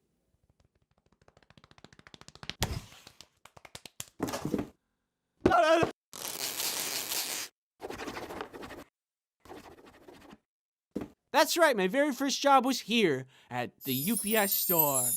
It was not really that great, just a regular job. Don't worry about that. When I turned the age of 16, my dad helped me network with the local UPS store and get me a job, which thank you, Dad, for helping me do that because at that age, I was not the proper candidate for being an employee. While working there, I met a lot of really nice people and a lot of really cool people, but when you work in retail, it's impossible to not meet some, how would I say this in a nice way? Outliers. So one time this woman and her daughter came into the store and they said they needed to ship something. When you ship something out of the UPS store, you gotta ask a bunch of questions like, where is it going? Is it going internationally? Do I need to be worried about what's in this box? Blah, blah, blah. So I'm going through these questions and entering information into the computer as I did with any customer. But apparently that was a wrong thing to do because she unfolded her cane, which apparently just turned into a chair, sit down and says, this is gonna take a while. Excuse me? Why would you say that? You could say a million things to me. Why not compliment me? Why not say, wow, Andy, your eyes look beautiful today? She was shipping internationally, which means I had to do extra steps to make sure it gets there. So after a minute or so, she turns to me and says, you guys should really have the computers on our side of the desk so we can do it faster than you. Oh, I'm sorry. Do you know all the rules and regulations for shipping overseas? Do you know how this computer works? No. The worst part about rude customers is that you can't say anything despite if they're wrong or not. The customer is not always right, and the person who coined that famous phrase was very wrong, and probably it was also a customer. I think if you're mean to retail workers, they get to yell back at you. Or at the very least, you get to tell them that they're mean and make them leave. You're mean! I've only ever encountered these kinds of people at work, and I've never seen them in the wild. But if I did, and I didn't have to keep my mouth shut because I didn't work there, then I'd go right up to them and say, you're mean! Anyway. Then there was this other time when this guy tried to ship drugs. That day was particularly slow. Nobody was coming in, and it was just me and my coworker, Tony. Tony and I got along really well, because neither of us like to work. I want to go home.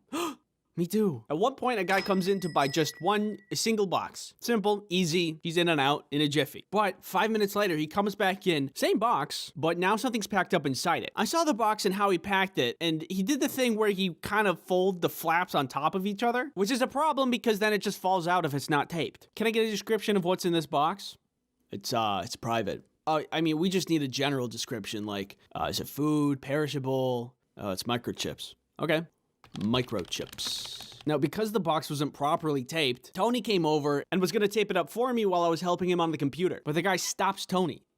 I just need to retape the box really quick so it doesn't come out during shipment. The tape's free if that's what you're worried about.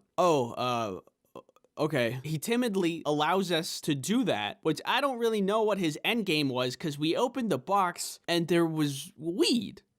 Sir, we can't ship this. I'm no expert on illegal trade of illicit goods, but I know a thing or two about shipping, and I know that drugs, you can't do that one. That's on the no-go zone. We opened the box because we needed to redo the flaps so we could tape it properly. So if he just came in with the box taped, we wouldn't have known what he was shipping. There's no x-ray machine at the UPS store to see what's inside the box. The only missing component here was tape. More than anything, the situation just was awkward. Okay. That's, sorry. I want to go home. Me too. Here's some advice. If you want to ship drugs, don't. Then there's this other time where this guy tried to overnight a misshapen magazine. This time I was working alone. It was a night shift. It's dark out. And this guy comes in holding a magazine. Hello, sir. I can help you at this register. Oh, he's just getting an envelope. Probably to ship that magazine. Is he packing it up back there? Is he trying to hide something from me? Weird.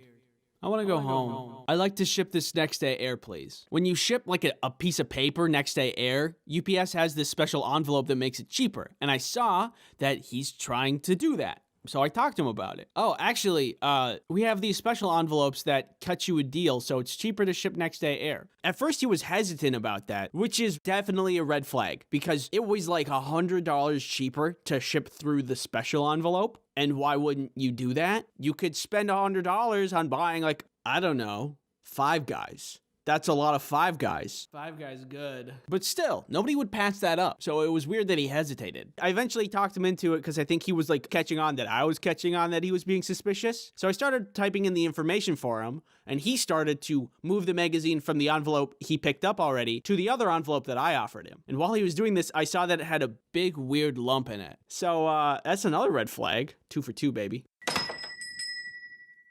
Why was the magazine bulgy? Is he shipping drugs? Oh. Oh my god, this is like $1,000. Who is he sending this to? What if it's the mob? Well, now I have my fingerprints on it.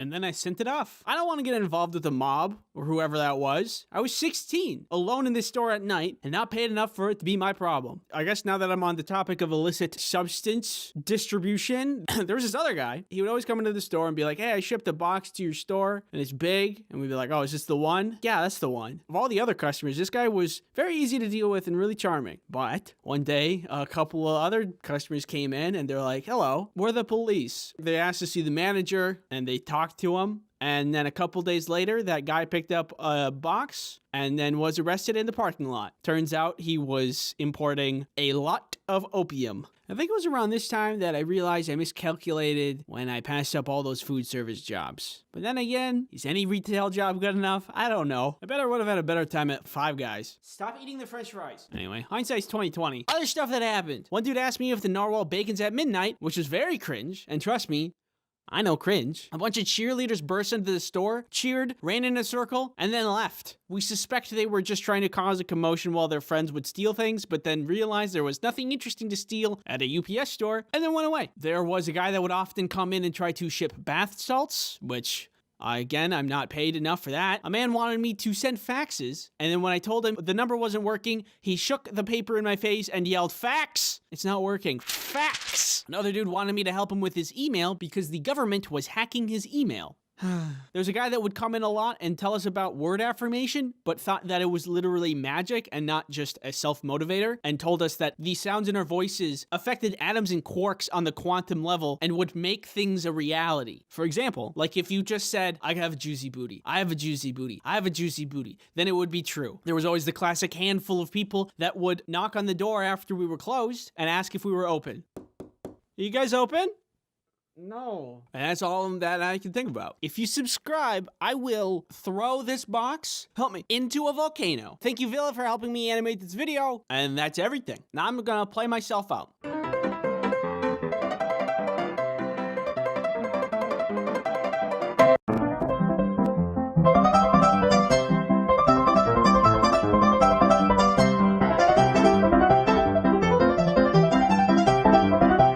And thank you for watching. Oh, a piece of candy. This is your brain. And this is your brain on ADHD. VPNs are a great way to achieve that. Your eyes look beautiful today. Caffeine does not work on me and just makes my heart rate go up. Get inside and I pull this lever and...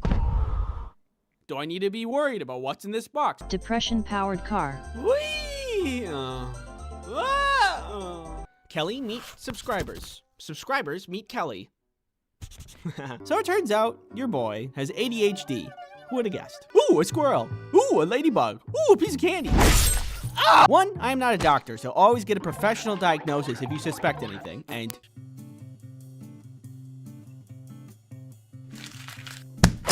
Hey, New York slice this, New York slice that. I'm walking here. My God! Does anybody else think that's crazy? Or am I crazy? I am crazy. Look at me. Look at my eyes. Michael Reeves terrorizing his friends. The smart people got together and were like, nah, I'm doing it anyway. Kelly's bag actually burst open. Oh, God! Here's some advice. If you want to ship drugs, don't.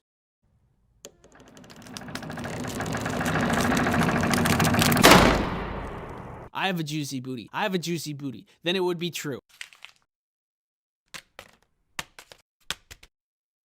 I learned how to play the xylophone. So we're on the plane, it takes off, and look at my brain. Oh, God. You ever wish that you could get your life together? Yeah, same. Wood, nails, rubber bands, and with a little ingenuity, I created garbage. Bye! The first thing I see when I get outside, we see a lizard on a leash. Pizza that you ordered. Flowers from your secret Valentine. Me. Protect yourself online. Pizza. Got to the moon. We weren't supposed to do that. Big corn dog. Hope you're doing well. You know, with whatever's going on out there. Check out this new song I just learned. I just really like salt. Some girl gets hit in the head with a food tray. Spinny door go spinny wee wee wee. Everybody's hot. You might be thinking. Doggy door. Dog. Perfect. With this dresser, you'll never be able to get a snap. The only thing that'll make me feel better is to smash that subscribe that makes your hair strong and robust. Perfect selfie. Oh yeah. Oh yeah, that's good. You could just generalize it and say that I was bad at the whole game. Society peaked when GameCube had tiny discs. Corn dog. Corn without the dog. What kind of horrible creatures are you harboring just above your very head? Hey. Well, what are you gonna do with that there, Brock? Nobody really wanted to eat pizza because what they really craved was violence. And I'm like, huh, that's probably the worst thing possible. The spookiest thing that I have around here is this half-dead plant. I should really water that. Yeah, I gotta. Imagine me, but small. Oh, what are you? I'm a box. And they have to look at it and see if something's wrong with that. And I come out, they say, okay, we're gonna look at these. Huh? Huh? Pretty slick, right? Butterflies in my stomach. Where's the justice? Is it here? No. Maybe here? Nope. I could be melting from the inside out. I think that I know what I'm doing, and we can get started right away.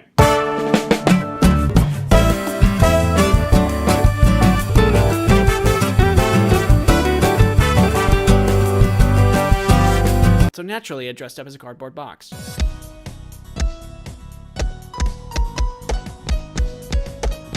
The appendix helps you self-destruct. So anyway, I should just put you with the rest of them. You need to go to the bathroom. I suck every day and become your favorite superhero. Hey guys, let's go get some coffee together. And what kind of clouds there are. Cucumber nimbus was going haywire and could literally explode inside of me and kill me. And give you a little kiss. No! Oops, one more touch to the back of the throat for good measure.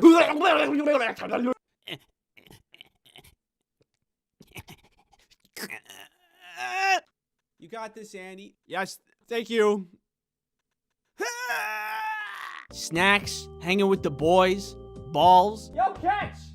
Stupid, oblivious to the doom that I was about to endure, but happy. Without a fight, baby.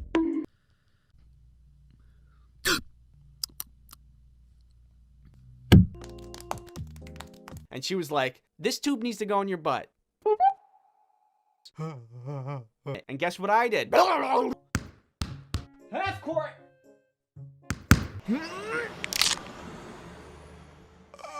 I don't really watch sports.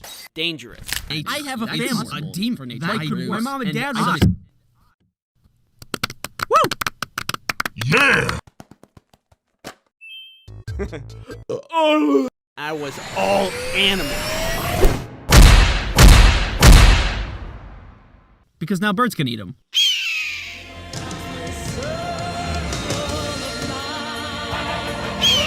I'm surprised I'm alive these days.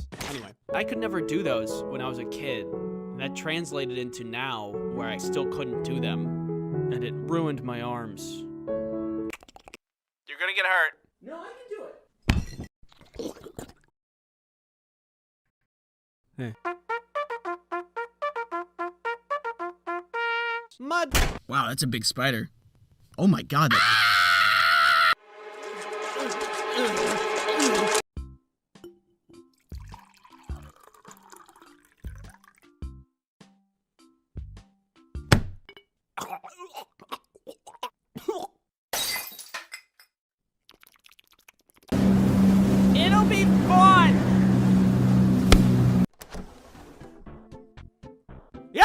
Get away from my house!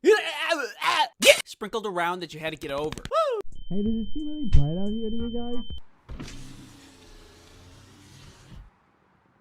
I'm amazed at people's ability to just know. I am speed. I know exactly what I would do with a Banshee if I get one. Have you ever watched my channel and thought, this guy's kind of weird? Just watching, like, stupid garbage on YouTube. Here we go. I gotta stab you. No, don't stab me. I'm gonna stab you. No, don't stab me. I'm gonna stab you. Hey, who wants sushi? Anyways. Keeps does not make you explode. That was unrelated. But when information enters my mind, it just... Oh man, this party sucks. If only someone cool would come and, like, make it better, like... Yo! If I find somebody that I'm making friends with, I'm happy. Which isn't always the case for everybody. A human garbage can. No. You regularly make new friends.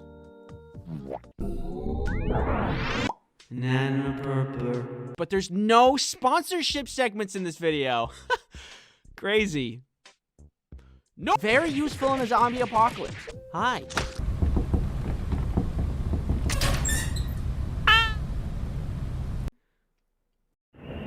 A homemade security system. How are you doing? Hey, don't touch those. I need those for the video. You are to sit here and watch and accept all my opinions as fact. Stop. And pineapple for the weird one.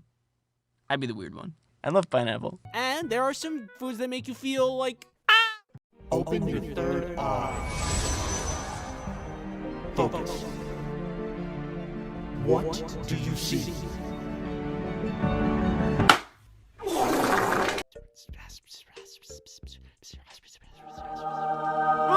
Butter people. Other than adding other things that could make it worse. Worse! What does this look like, a buffalo to you?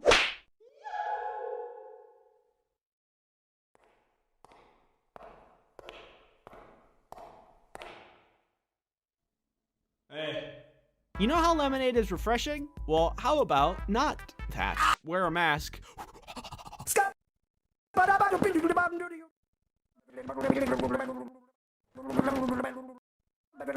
But hey, I mean, that's just more corn dogs for me. The place? Basement. I can get around and over and through. What do you say? You don't know what that is? What is specifically define a premonition dream? You're also responsible for dodging all of these spike balls. Oops.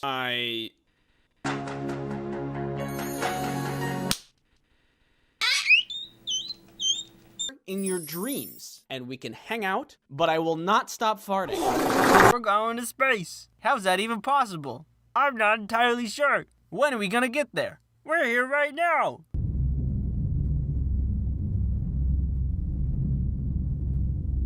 So I went outside to go meet them, but there's only one way to find out. My body is wiggly.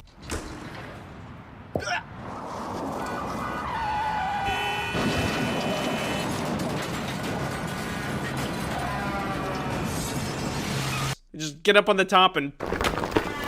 Let me go and get my foot x-rayed. Falling downstairs. A Mega Dome Blaster 5000. Are you in need of an affordable hair loss treatment subscription service? No, I think I'm actually doing pretty good. Your friends, your family, your neighbor's dog. Launch trebuchet. Is this safe?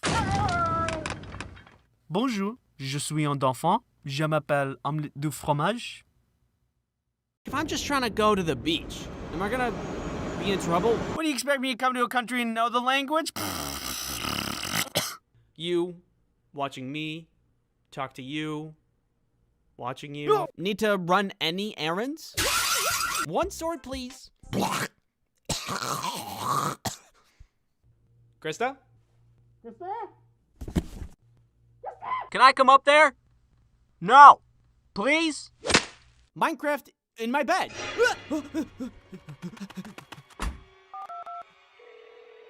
Hello? Yes, there's someone in my bed. It was Minecraft. Hello? Hello? Hello? Getting around places would also be great. My chemicals!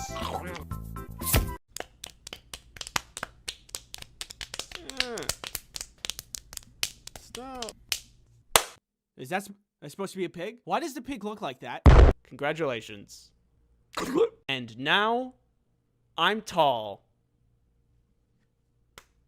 Drink your milk. Actually lowers and raises on a platform. Pick up some stuff and come back with more of it. And that's amazing. Where's my can of whoop-ass? Survive the landing. Hey, what's going on? Rival. You mean? Look at the baby. I'm 30. I said, come on. The cons. It's inside the box. I'd like to say that. Ah! And she's really, really good at knowing about murder. Hey, where did she go? Hey! Oh my God! All right, bye. If you could choose any video game item to have in real life for surviving the zombie apocalypse, everyday use, and annexing Toronto, what would you choose? Why was that one so specific? This is a fun question if you like video games. And I like video games, so I went ahead and I asked you about it in the community tab. The portal gun sounds like a good idea for the zombie apocalypse. I would use a hang glider for the Breath of the Wild every day. Wait, what? And I'll go with barrier blocks from Minecraft for the last one. I'm just gonna say this outright. The Breath of the Wild hang glider is probably a really bad one. I'm sorry to break it to you, but it's just kind of worse than a real one. You have to hold on with your hands. You have to have gorilla grip strength to hold on to that. And if you can't, then you die. Have you ever used monkey bars before? Like, think of that, but 5,000 feet in the air. That's not a good idea. I don't know. Maybe you're just built like a brick, but from my perspective, I don't think I'd want to do that. The portal gun is very good though. Very useful in a zombie apocalypse. Simply put a portal in any entryway to your base, and then the other end of a portal on a cliff. It's perfect, and there's no flaws with that idea. Yeah, come a little closer. I dare you. See what happens. To annex Toronto, you would use Minecraft barrier blocks, which is a very creative choice, and also a very ambitious one. Definitely Maxwell's Notebook from Scribblenauts. I remember this game. The book that whatever you draw on becomes real. I could see this for anything. Imagine if you had a room to decorate, you could have anything. Do you need like a homemade security system? The options are limitless, really. You want to do this the easy way or the hard way? Yeah, he's not giving up. Take the shot. The gravity gun from Half-Life. It's proven to be effective in apocalyptic situations, that's true, and would be incredibly useful to everyday situations. Have you ever tried to move a mattress? It's the soft thing, but the most annoying thing to move. I could see this being very useful. I don't know how to deal with Toronto with this thing, though. I think I kind of set you guys up with the annexing Toronto question. I just thought it was funny, but it's really a hard question. It's kind of out of our scope, so sorry. I would use the hook shot from Zelda on people's faces. Wait, do you mean like in the zombie apocalypse or daily use? Speaking of video games, sponsorship jump scare! The 10th anniversary of My Singing Monsters is here. Dude, can I help you? To celebrate, My Singing Monsters is dumping a ton of new content, all designed by the community. There's a new mythical monster on Cold Island, Strombonin, who was heavily influenced by the community, and not a threat to anybody. There's new costumes and decorations that were all designed by community members too. And I don't know if you guys need any more designs, but if you do, I would happily provide my services. There's also 10 special limited edition anniversary monuments for all past birthday milestones. All this stuff and more coming to the next My Singing Monsters update. Download on Steam and mobile. All right, we're done. Get out of here, man. Come on. The Banshee from Halo would help all 3 scenarios. Fly to and from work, get away from zombies and easily shoot them to protect the base, and same for Toronto. Okay, I don't think we're gonna get away with the Toronto one. But I do really like a Banshee. I would love to have a Banshee. I know exactly what I would do with a Banshee if I get one. Blue shell from Mario to annex Toronto. You can't deny its power. Few have seen this baby fly and live to tell the tale. The tool gun from Gary's mod. I love this. It's basically copy, paste, or delete for real things. Subscribe to my YouTube channel. Hey, look at me. Look at me. It's okay, everybody. As long as we're inside, he can't get us. Maybe just Kirby. He would eat zombies in an apocalypse, make a good pet in everyday life, and could eat Toronto if he wanted to. Causing destruction with a walking pink ball sounds fun. Kirby isn't an item, thank you, but I love him, so I will accept this answer. Hey, give me that. If you guys missed it, I made some merch and it's in the store. Check it out if you'd like. Thanks for watching. What would it be like if flying were 10,000 times better than it is now? 1. An all-you-can-eat buffet in flight. Hey, save some Jell-O for the rest of us. Yeah, you're taking too much. All you can eat, you snooze, you lose. 2. The seats would be upgraded so that you could actually lean back in your chair. Yeah, baby. 3. The plane would pick you up at your house instead of needing to go to the airport. Honey, our ride is here.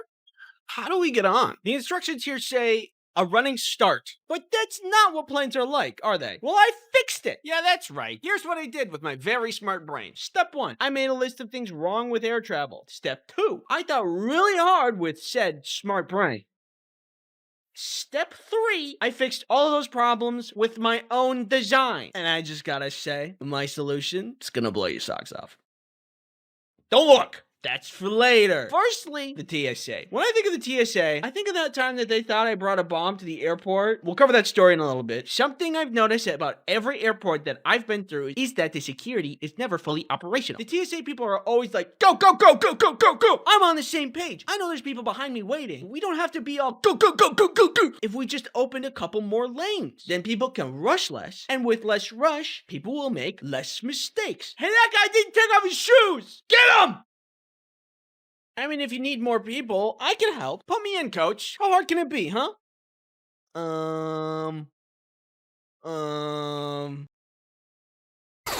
What did you do? I don't know. The thing I have a lot of trouble with when doing the whole song and dance with security is it's never consistent. In one airport, it's one thing, but in another airport, you just don't have to do that thing. Okay, people, come on. Shoes off, hats off, electronics out. You, do a backflip.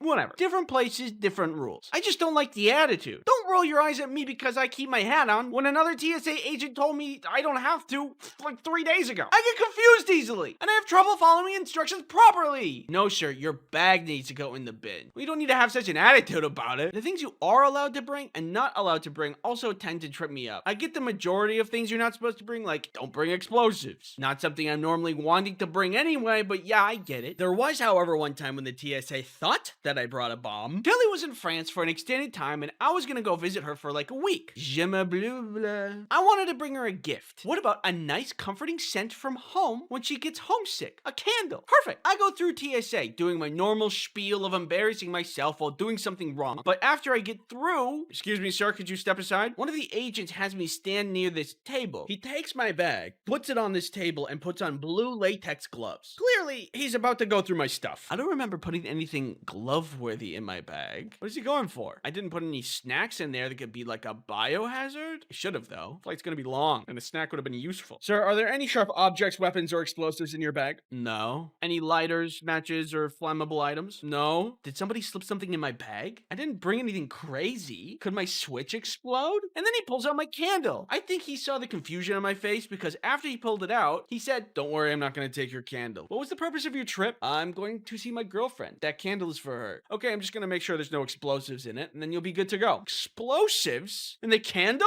I know that candle is great, but I didn't know it was the bomb. Apparently what can happen is that explosives can be hidden inside of wax, which then can be used for exploding. I was afraid he was gonna, like, break it or take it apart, but he just wiped it with a cloth, probably with bomb detecting juice? I'm just guessing that's a thing. I don't know. Then he gave me back my bag and my now freshly bomb juiced candle, and I was good to go. I have no idea what they saw in that x-ray, but it must have been weird. All of this is to say, I have a solution to make this process better, but it's only one of the pieces to the whole solution. I have more, I promise.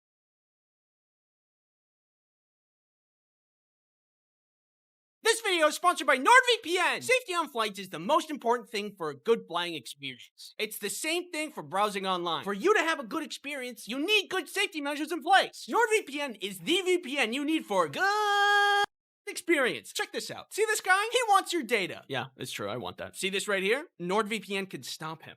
You can just do it. Yeah, he's right. You can just do that. Yeah, what a rush! NordVPN has other protections too. If you're ever wanting to stop malicious ads or nasty malware, NordVPN can just take care of it. Or I can too. You know I always have your back. this guy bothering you? No. NordVPN can also be installed on your tablet, your phone, your computer, most any device you need protected. What about my car keys? No, I don't think that's an option. But don't worry, I can fill the gap. Hey, what are you looking at? Huh? You want this guy's car keys? Use promo code IceCreamSandwich to get NordVPN's 2-year plan plus 4 additional months for free. It's risk-free with Nord's 30-day money. It's risk-free with Nord's 30-day money-back guarantee. Thanks NordVPN for sponsoring this video.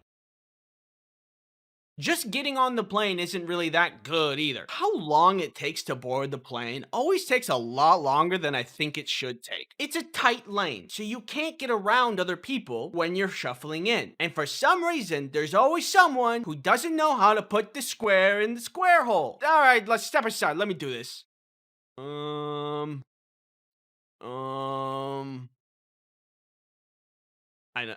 don't know either. Sometimes I wonder if it'd be better if people had to pass a test before getting on the plane. Where is he gonna go first? Hey, he can't talk to me like that! Sir, please complete your test before proceeding. Stupid. But I thought of a solution that makes boarding painless and instant. And that's 2 solutions right there. Seating, of course, is the next issue of flying. Got the aisle seat, the middle seat, and the window seat. Hey guys, welcome back to another video. We're gonna do a tier list of plane seats. Aisle is A tier, window B tier, middle is F tier. Okay, thanks for coming to my tier list video. The middle seat is a lot worse compared to the other seats because no one respects the armrest rule. The window seat gets the window, the aisle gets the wiggle room, and the middle gets both of the armrests. Because that's fair. Also, look at what planes used to be. Ample leg room, more arm space. But I will say, at least they give us the little iPad thingies in the back of the headrests now. The future is worse, but also a little better. For this one, I think there's kind of an obvious solution that I think you'll enjoy. Next up on things to be solved is fear. How can you do that, Andy? How can you claim such things? It's all about the turbulence. You know, I think, Andy, just get it together. It's just turbulence. But honestly, it's pretty reasonable to be fearful of turbulence. A lot of things have to go right for us to stay up. It's hard flying. As of today, the best thing I can do is browse brain rot content on TikTok, which puts me in a weird trance-like state. It's not a perfect solution, but it gets the job done. I believe there is a much better way to remove fear altogether for those of us who have a tough time with it. Adding this to the pile of solutions we have, we are almost at a complete perfect flight experience. We are nearly there. Just as a quick aside, this one's not really the worst thing in the world, and I don't want to be such a negative Nelly, but when I choose the Sun Chips as a snack on a flight and then I open it up, sometimes there's only like 3 chips in there. It's just not that many chips, and if you're watching this and you work at the Sun Chips factory, just 7 more chips. Okay, moving on. Now that we know all the problems, it's time for the solution that's 10,000 times better. There's nothing, because it's conceptual.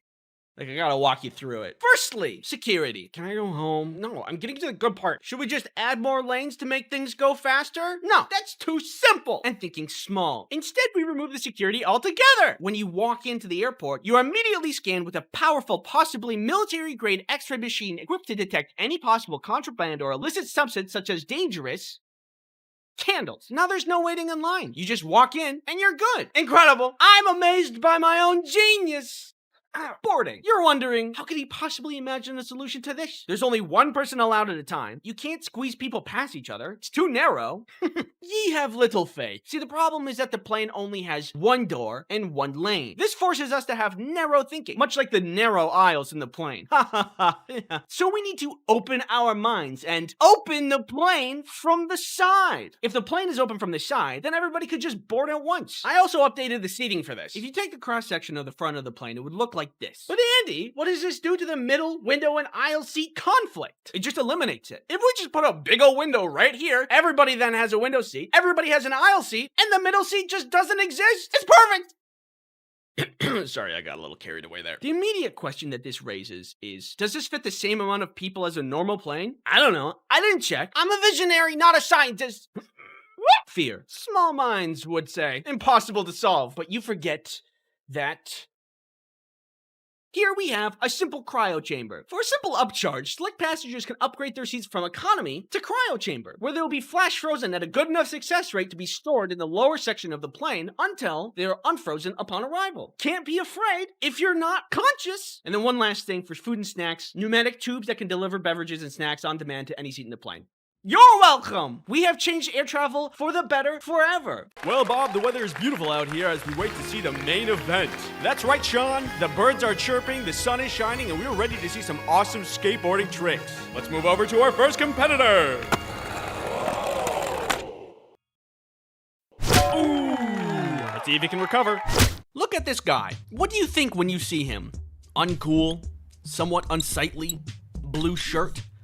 It's tragic. This was me when I was younger. Not me now, but when I was younger. And when I was younger, I became very influenced by the Tony Hawk Pro Skater video games. They were awesome. The tricks, the characters, the Neversoft logo intro. Gross. I thought skateboarding was so cool. Yeah! So I thought, if I became a skateboarder, then I would be cool. I mean, what could go wrong? Just get a skateboard, sign up for some classes, then I'm cool. It's easy. Oh, and plus, my parents were willing to do anything to get me out of the house, so they agreed. On the first day of class, the instructor gathered all the kids around to set expectations. He talked about the simplest trick that we would be starting with, which was the ollie. He explained how to do the ollie and how to approach the trick. And then he said to not expect to get it right away because it took him a year to get it down. A year? I want to learn how to do the cool video game thing, not put an actual effort into a craft or skill over a long period of time. I have respect for people who put effort into their craft, but it takes me forever to learn things. It took me 3 semesters of taking Algebra 1 to finally not fail it. So learning how to do an ollie is gonna take like so I think this is gonna take too long. I don't want to learn the jump move. I'm not gonna spend my time learning the jump move. I'm gonna go learn by myself. What's wrong with a little initiative, right? So I get up on a quarter pipe and I set up to drop in. I got the wind knocked out of me and then quit skateboarding. It may not be a noble thing to quit at the very first sign of effort or pain, but I think about it, and if I did continue to skateboard, I most certainly would have come out with way more brain damage than I already do, so probably for the best. Hey, buddy!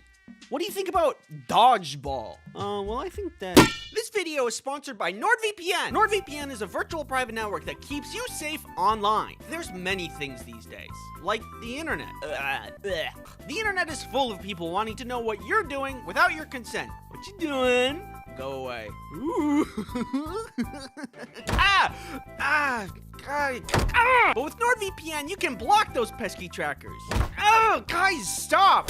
In addition to this, you can protect yourself from malicious ads or nasty malware. But not from me. I'm immune. Nuh-uh. Protecting yourself online is all well and good, but what about your other devices? Well, NordVPN's got you covered there, because then you can put on...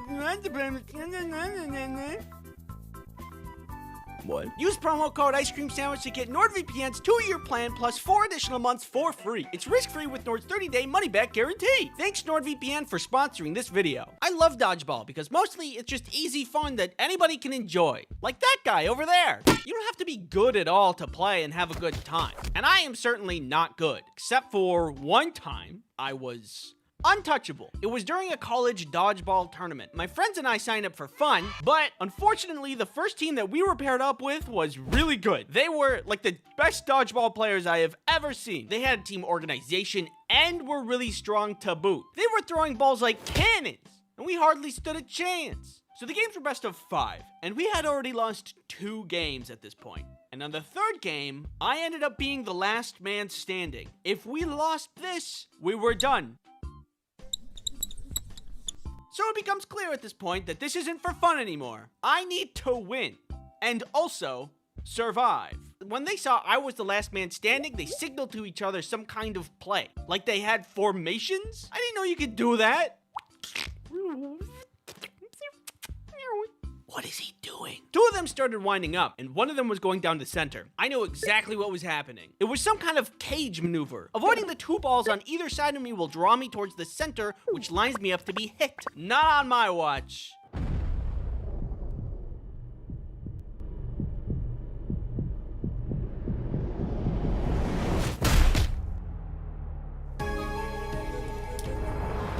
I dodged their attack. Now if I can return the offense and keep dodging, I can pick them off one... They caught the ball, and I was out. Was I only untouchable in that moment? Not for other parts of the game. Yes. Will I ever pull that off again? No. Was it awesome? Yeah. You would think because I was able to do that I'm like locked into the Matrix and could dodge all incoming ball-shaped threats. I wish. This one time in high school gym class, we were all outside playing some soccer. The other team had a pretty big power player, big for his age and ready to rumble. Our team had me, smaller, aerodynamic, wiggly. I was feeling pretty competitive and I didn't want to let the ball pass me. So I was committed to being the best defense on our team. And I was doing a great job. I was constantly returning the soccer ball to the other side of the field. At one point, I see their power player tee up the ball. I felt like getting in the way of this one's gonna be dangerous. He's a big guy with big legs. But I wanted to win. I had competitive brain. So I get in the way. It was a really meaty kick. I feel dizzy. I couldn't hear things for a second. I gotta sit down. You are sitting down. Abraham Lincoln. The power player felt really bad about it and apologized. I told him he didn't need to apologize. But by golly, did I think I was going to the other side for a second there. I sat on the sidelines for a bit as the game kept going. And eventually, I am feeling better and get back into the game. I am so sorry. Please, there is no need to apologize. These things happen all of the time, Mr. Lincoln. I decided that I'm not going to play anymore, and the teacher was fine with that. So I don't know why I was able to dodge balls like a grandmaster dodgeball player, but I couldn't survive a soccer game. Maybe it was a fluke. Who knows? All I know is if you sit inside on your computer all day, you cannot get hit by ball. Uh-oh. Thanks for watching. Go long. Farther. Farther. Yeah, keep going. Yeah, a little more.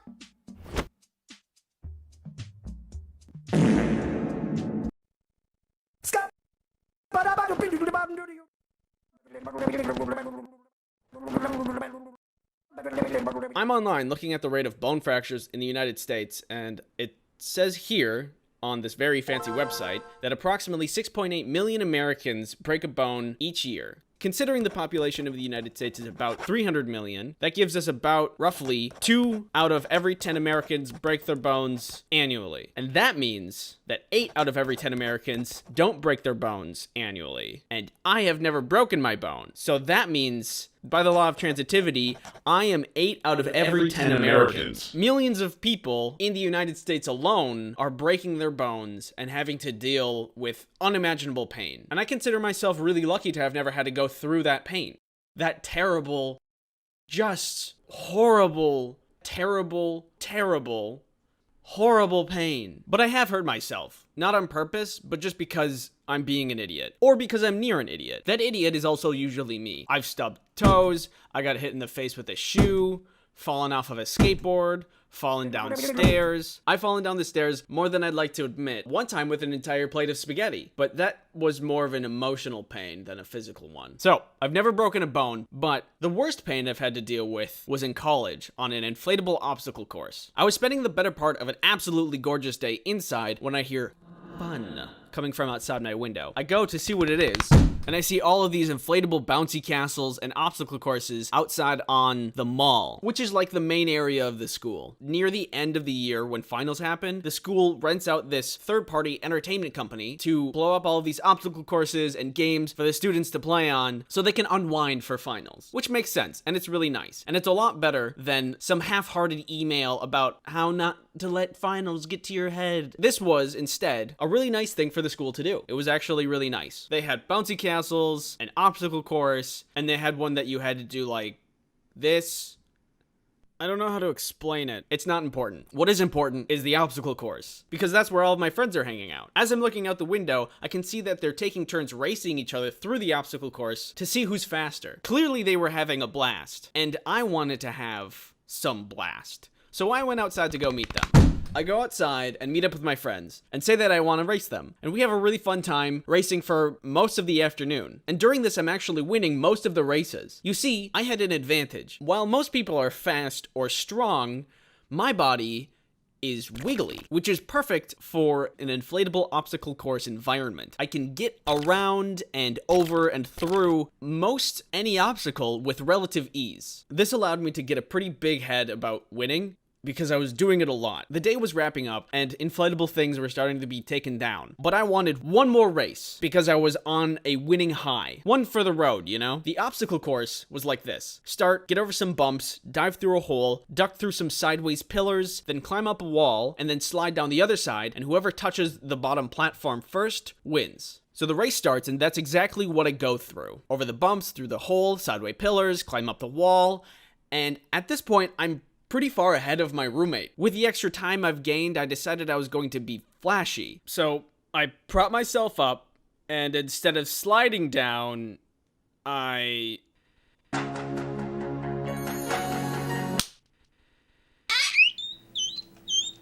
What ended up happening was the inflatable structure was not fully inflated. There was a hole in it somewhere, so there was a lot of give to the inflatable course. And because I had jumped off of the top instead of sliding down, all of my inertia when I landed on the bottom platform punched through to the ground and did nothing to stop my momentum. I ended up landing all of my weight onto one of my ankles, and it really hurt. Now, I've never broken a bone before, but in this moment, I sincerely thought that I had. The guy who was taking down the obstacle course, like, peeked around the corner and was like, "You good?" And because I'm an idiot and embarrassed, I was like, "Yeah."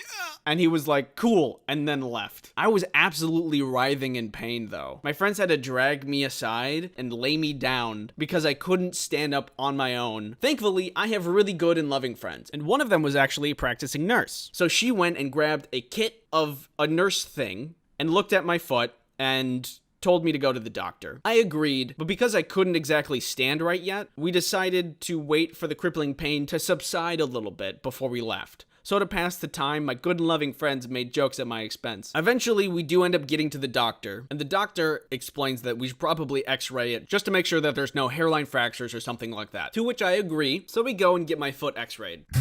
And they determined my foot was fine. Not broken, just a sprain. Which is really hard to believe because of how much pain I had to go through. Also, it's been like 3 years and it still hurts. Ow. But they insisted that it was just a sprain, so never broken a bone. So that's the worst I've ever been hurt without breaking anything. In one hand, I have the pain I've been talking about, spraining my ankle, and that hurt. That was really bad. In the other hand, I have pain I've never experienced before, which is breaking a bone. Actually, really breaking a bone. Knowing what this felt like, I don't know if I could survive this pain. But there's only one way to find out. Thanks for watching this video. Before I go, a couple things. When I was editing this, my cousin discovered an old home video of all of us playing on a slide as kids. Just really quick, let's check it out. This is me. Look at those big old peepers. What is wrong with me? This was a deep-seated problem from childhood. I can't operate slides, I guess. Just get up on the top and... I'm not known for my intelligence. Moneymaker's up here. One more thing before I go. Dingo made a video a while ago with me in it, and I talk about another time I was hurt. You should check it out. The video is here. Also, while you're over there, subscribe to her channel. She's great. Yeah. You can also subscribe to my channel, and if you do, in the next 10 minutes... I will eat this entire other subscriber.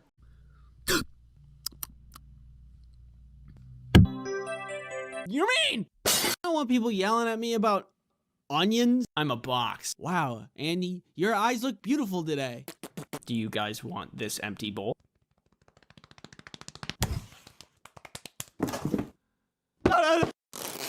Wait a second. Spiders are smaller than doors. That means spiders are weak to doors. This. I go to see what it is. I want to go home. Me too. I will throw this box, help me, into a volcano. If you just said, I have a juicy booty, I have a juicy booty, I have a juicy booty, then it would be true. I wanted to have some blast. Earth is round, sun is bright, I got square brain. You good? Yeah. Cool. My body is wiggly. I'd like to make something very clear to everyone who loves and supports me. Get out of here! Get away from my house! Get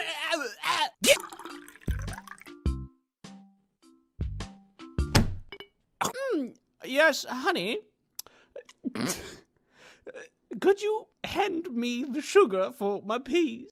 Wood, nails, rubber bands, and with a little ingenuity, I created garbage. What's that? It's called salt, mask, bird. I still like to watch YouTube videos about Michael Reeves terrorizing his friends. Big corn dog. How do you explain that? How do you explain that? How are you gonna do it? That's how are you gonna do that? I can't. We can hang out, but I will not stop farting. It raises questions.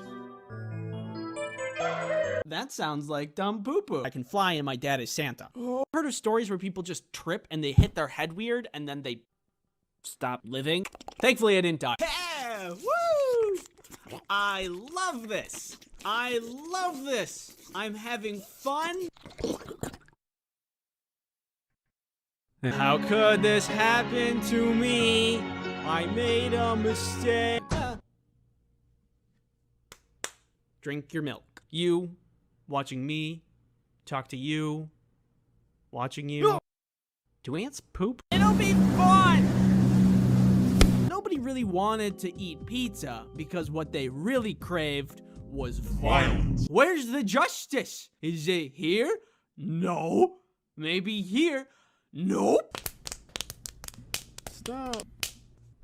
Look at the baby. I'm 30. I love my sisters, both Becca and Krista. If we went to war with Djibouti, we would have a strategic advantage. Have you ever wondered what I would look like if I was crushed under a giant fist? Need a chair? I know I do.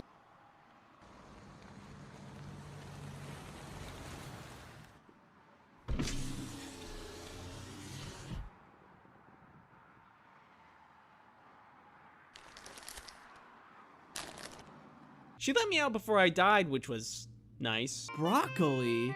Well, what are you gonna do with that there broccoli? My...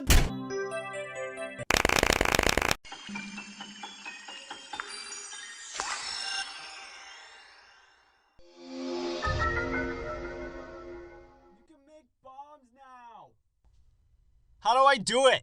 You press the right bumper? Yeah. And then to make it explode, you press the right bumper again.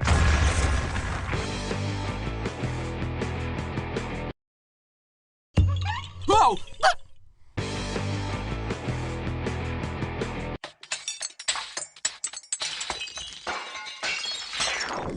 Wow, that's probably the most disgusting thing I've ever seen in my life. Oh my god, you ate it. Wait, not yet, not yet.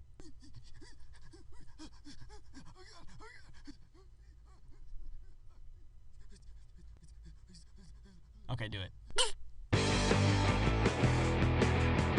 I siphoned the creative spirit from the ether, and I thought, ooh, you know what? I've never had French fry pizza. A human garbage can. You might not be able to keep me from breaking and entering. The closer we can get to stopping a horse's heart, the better. Do you need to access the dark web?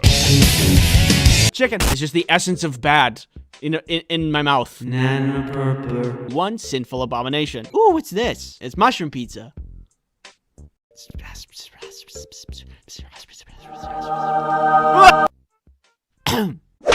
Can we work on our phrasing a little or provide context?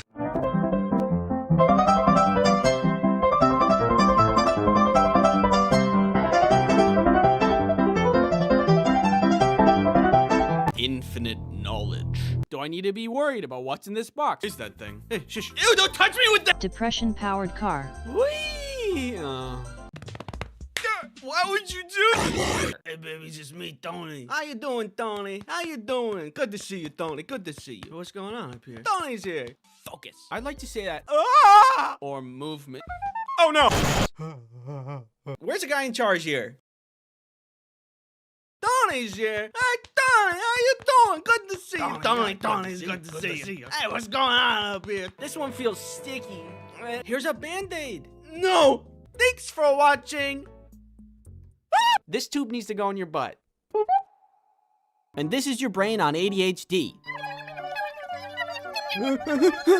I only speak in my direction. And I think it's the fox. Ollie! is here. Eric Thorne, I haven't seen him forever, Thorne. Ruined my arms. Hi, do you want to subscribe? Is this safe? You need to go to the bathroom. Or am I crazy? I am crazy. Hey, today. Get out of here! Get away from my house! VPNs are a great way to achieve that. Watch. See? It makes my heart rate go up. Oh my god! Got to the moon. We weren't supposed to do that. When I think of fear, it's flying. NordVPN saved my marriage. Well, only if you pay me, so. Butter people. Mud, I'm in danger. Hey, this guy pees in pools. You give me that. Give me the pool noodle. Bad. Even if fear is sometimes annoying, I'm a box. Give me that.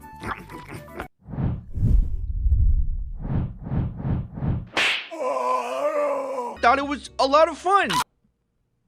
Hey! Bulky, ominous men sitting on buckets in a circle staring at me. Come on!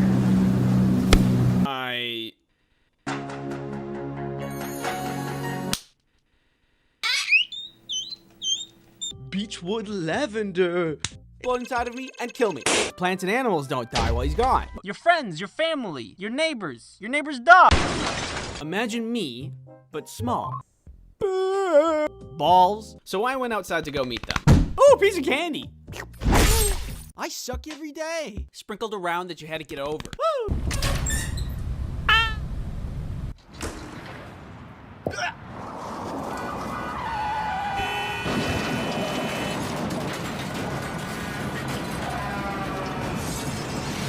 Ooh, a squirrel. Ooh, a ladybug. Ooh, a piece of candy. Ah! Michael Reeves terrorizing his friends.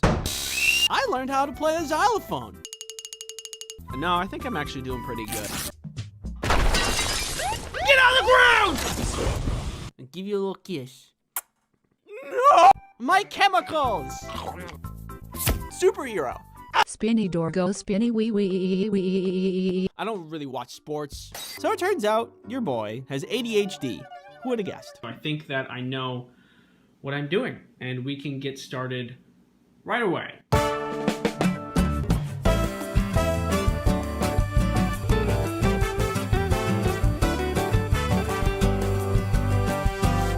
So naturally, I dressed up as a cardboard box. Any errands? Butterflies in my stomach. Yo! Because now birds can eat them.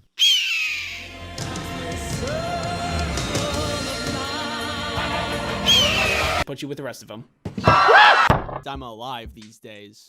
Anyway, wood, nails, rubber bands, and with a little ingenuity, I created garbage. Am I gonna be in trouble? All right, bye. Cucumber nimbus. Dad Actually lowers and raises on a platform. Burden than a function of survival. Pizza. It was like that, but on the inside. That wasn't the only time I went to the principal's office. Just above your very head. Hey. And look at my brain. Oh, God. Very useful in a zombie apocalypse. Hi. Oh my goodness! I'm 30.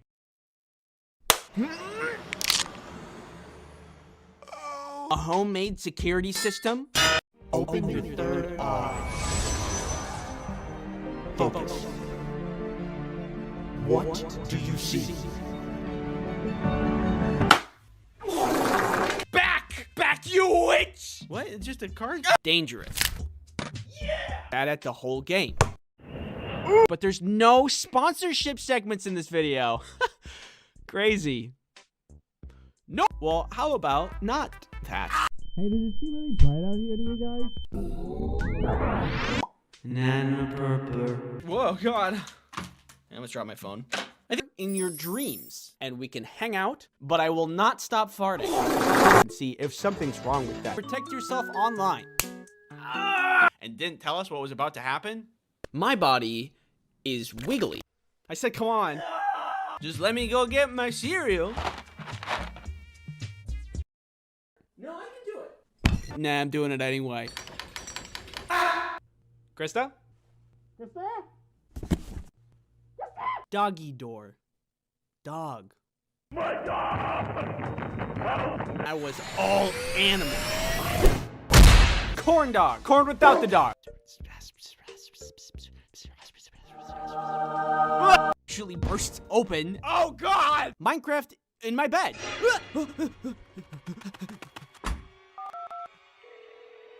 Hello? Yes, there's someone in my bed. It was Minecraft. Hello?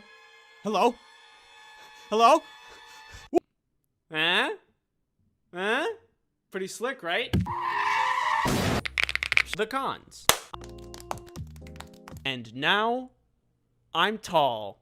Stupid garbage on YouTube. Mom.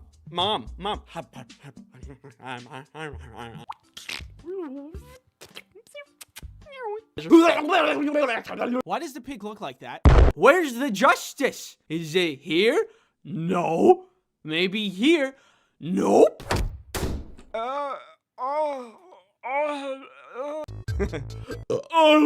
So we're on the plane. It takes off. Without a fight, baby. Wear a mask. Look at my eyes. One sword, please. A human garbage can. Help you self-destruct.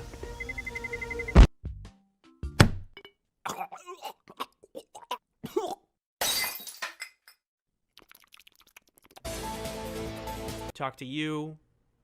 Watching you. Ah! Check out this new song I just learned.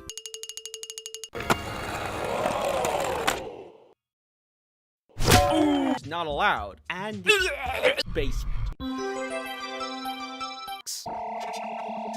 Some girl gets hit in the head with a food tray. And suddenly, I am holding a bomb! To smash that subscribe. Everybody's hot. But when information enters my mind, it just... I can get around and over and through. Oh, guys, stop!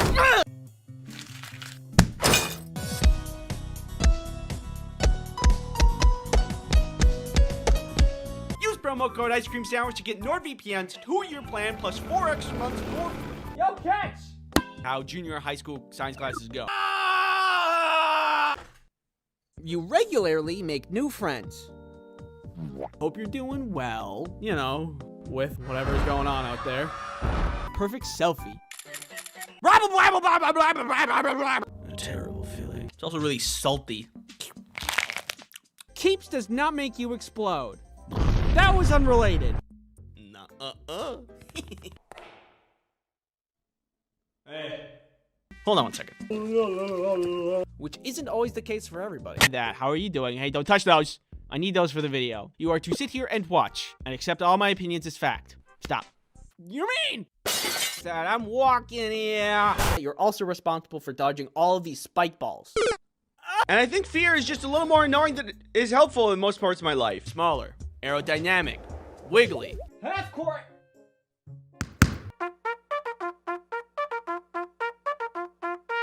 What do you say? You don't know what that is? What it specifically define a premonition dream? But there's only one way to find out. Let me go and get my foot x-rayed. If I find somebody that I'm making friends with, I'm happy. Rival, Yeah, a little more.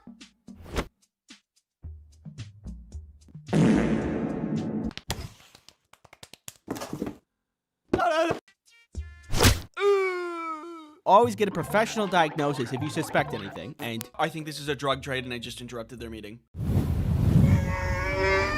we see a lizard on a leash. This guy's kind of weird. We could not find the chicken. Where was the chicken?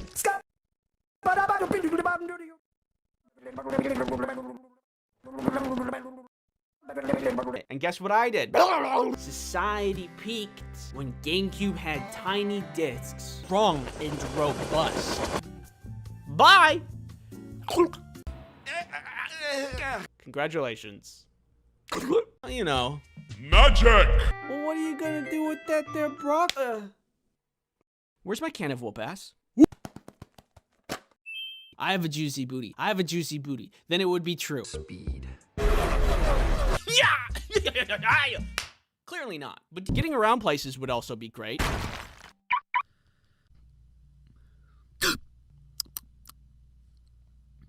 Salt.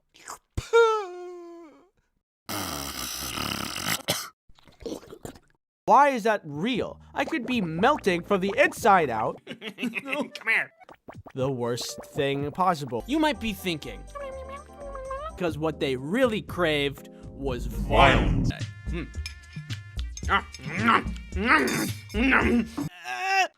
got this, Andy. Yes, thank you. We're separated because of pig drama.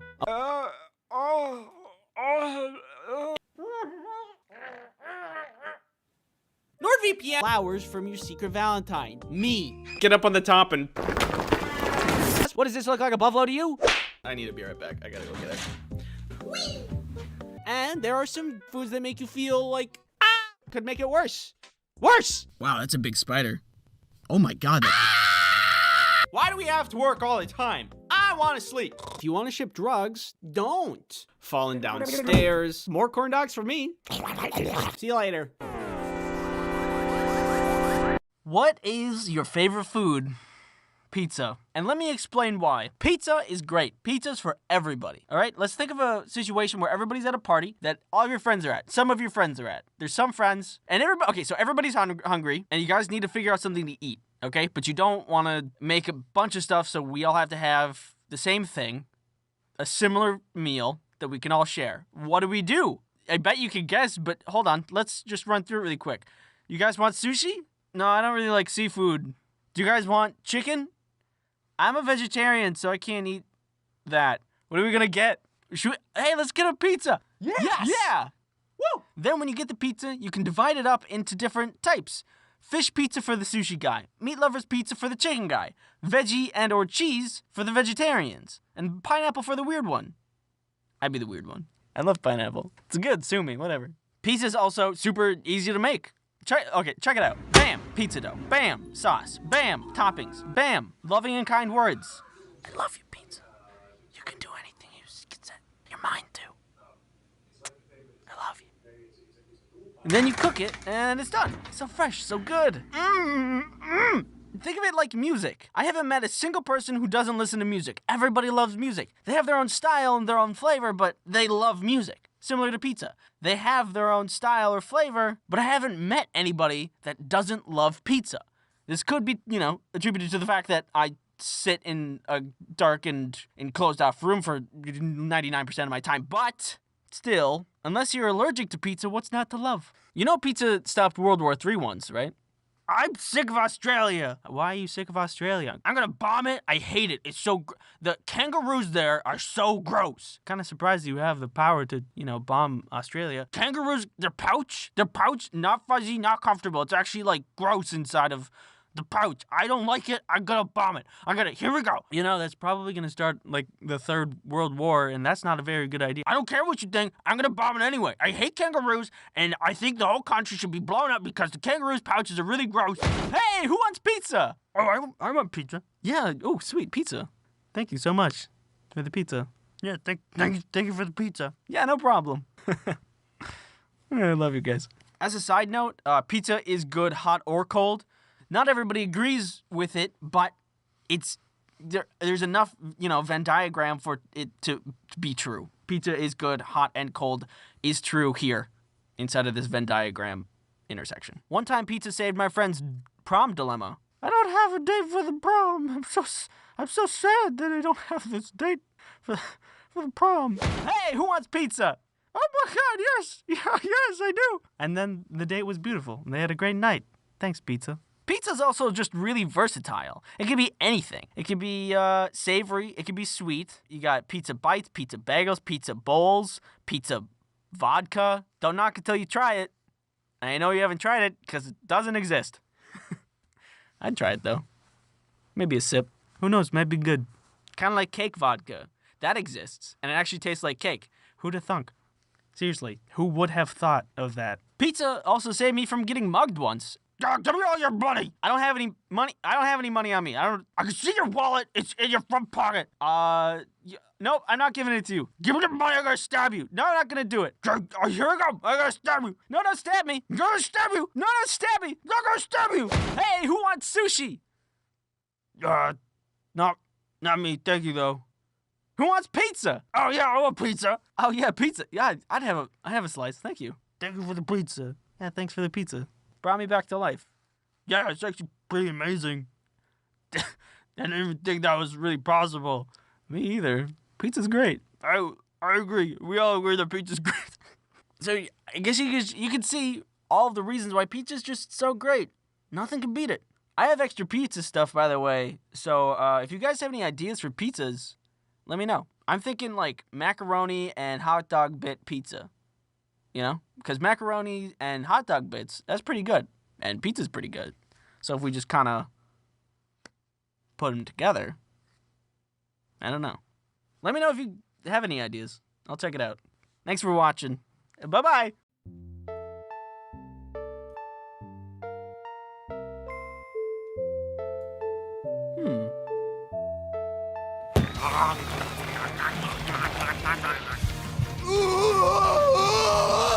Which one of these would you choose? Given the opportunity, your arms can change into any shape or material. Make $100 for every mile you run, but it stops working when you stop running. And it resets every day. You can make $1 million in a day. You just gotta run 800 miles an hour. Stay young and have perfect health, but the moment you turn 70, you die. I'm 69 years old. Hey, isn't it your birthday today? Add 2 to anything. For example, add 2 to the amount of digits in your IQ. So I asked you what you would choose to see what you would say. So what would you guys choose? Hey, can you go away? What? Fine, more for me. Out of all of them, you guys really like the arms one. Honestly, I feel like out of all the options, interchangeable and transformable arms would probably be the best and most useful due to its versatility. True. You could do many things with the arms, Bill. You could open your own professional dog walking business. You'd never have to wait to cross the street ever again.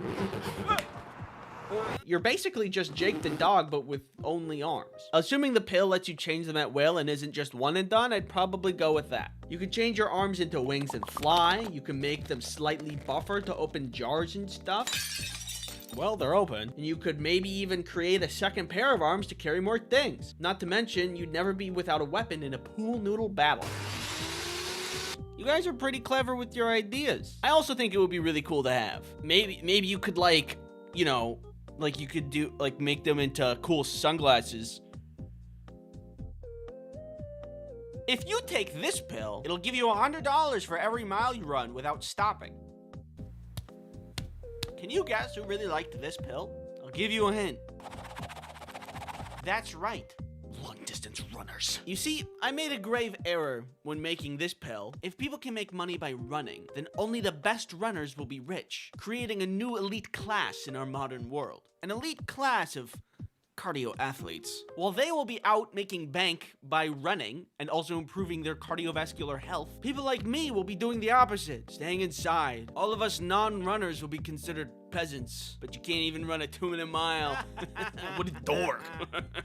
In this new future, the new beauty standard will be leg girth. This is a future we cannot have. I won't let them be more powerful than me. Oh my god. Now that I think back on it, I don't think I've ever run a mile without stopping somewhere in the middle. In high school, I ran a 7-minute mile. Felt pretty good about that. But I had to stop a bunch and I couldn't do it all at once. Which, if you remember, makes the pill stop working and reset the next day. So this pill is not my first choice. Hey, buddy. Sponsorship. This video is sponsored by NordVPN. A VPN is a virtual private network. How confusing. Simply put, a virtual private network is something that protects your online activity from big, bad, scary things. Shown here. I've soiled myself. The great thing about NordVPN is that it can be installed on multiple devices, which is perfect if you're chronically online. I love dopamine. Do you worry about malware getting all up in your business? Well, NordVPN can block malware. No.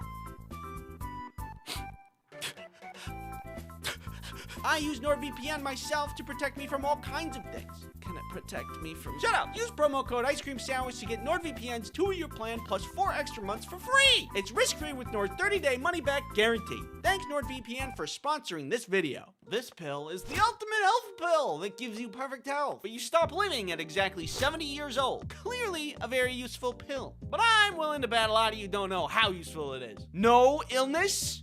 Ever? And you know the exact moment you die, so you have the opportunity to do the funniest thing. Hey man, thanks for inviting me to your birthday. I'm having a great time. And I really value our friendship over all of these years. Yeah, no problem. Hey, pull my finger. If you didn't pick this pill, let me tell you what you're missing out on. Perfect health means that you can eat as much junk food as you want with 0 side effects. Perfect health means you can practice as much parkour as you want without being afraid of messing up.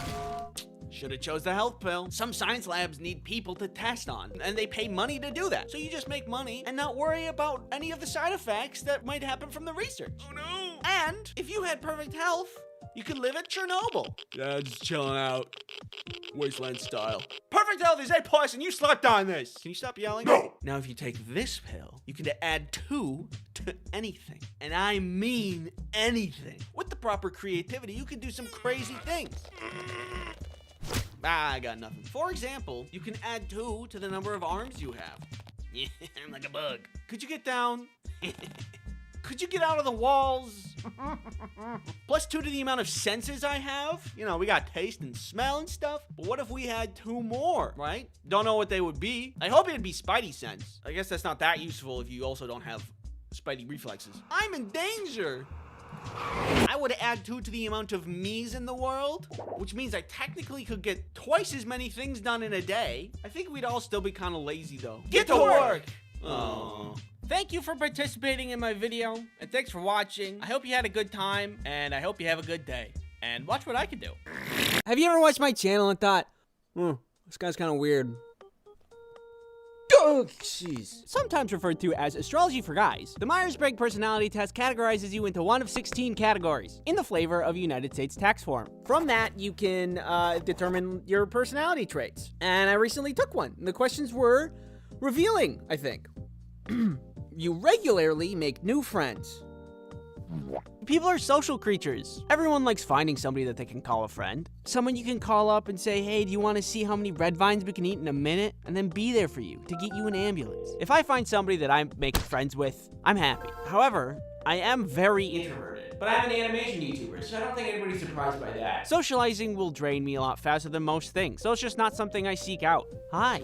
I just have the friends that I have, and sometimes new friends happen. You spend a lot of your free time exploring various random topics that pique your interest. Just the other day, I learned that ticks don't freeze in the winter because they produce kind of an antifreeze chemical, and also Lyme's disease feeds off of that chemical, and that's insane. I've been watching a lot of content vicariously through Moist Critical lately, and it'll often send me down a rabbit hole of like Wikipedia searches and other YouTube videos that I didn't need to know, but I find very entertaining. There's always something to learn on the internet, and the internet never says no.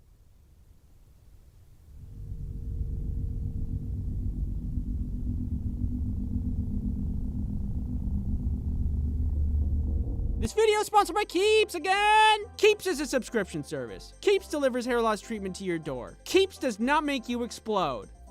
That was unrelated. Are you in need of hair chemical? Well, consider Keeps. Keeps is a hair treatment service that has doctor-recommended plans that are delivered straight to your door at about half the cost of a traditional pharmacy. Also, Keeps has an assortment of hair products, which includes an all-natural and award-winning thickening shampoo and conditioner system for strong and robust hair. Keeps has a network of medical advisors, prescribers, and specialists who can support you for whatever help you need for your hair treatment goals. Hello, Keeps? You guys have any extra hair? I'm collecting. So what do you mean when you say, stop calling? Hair loss stops with Keeps. To get 50% off on your first order, go to keeps.com/icecreamsandwich or click on the link in the description. That's KEEPS.com/icecreamsandwich. Keeps. It's a product.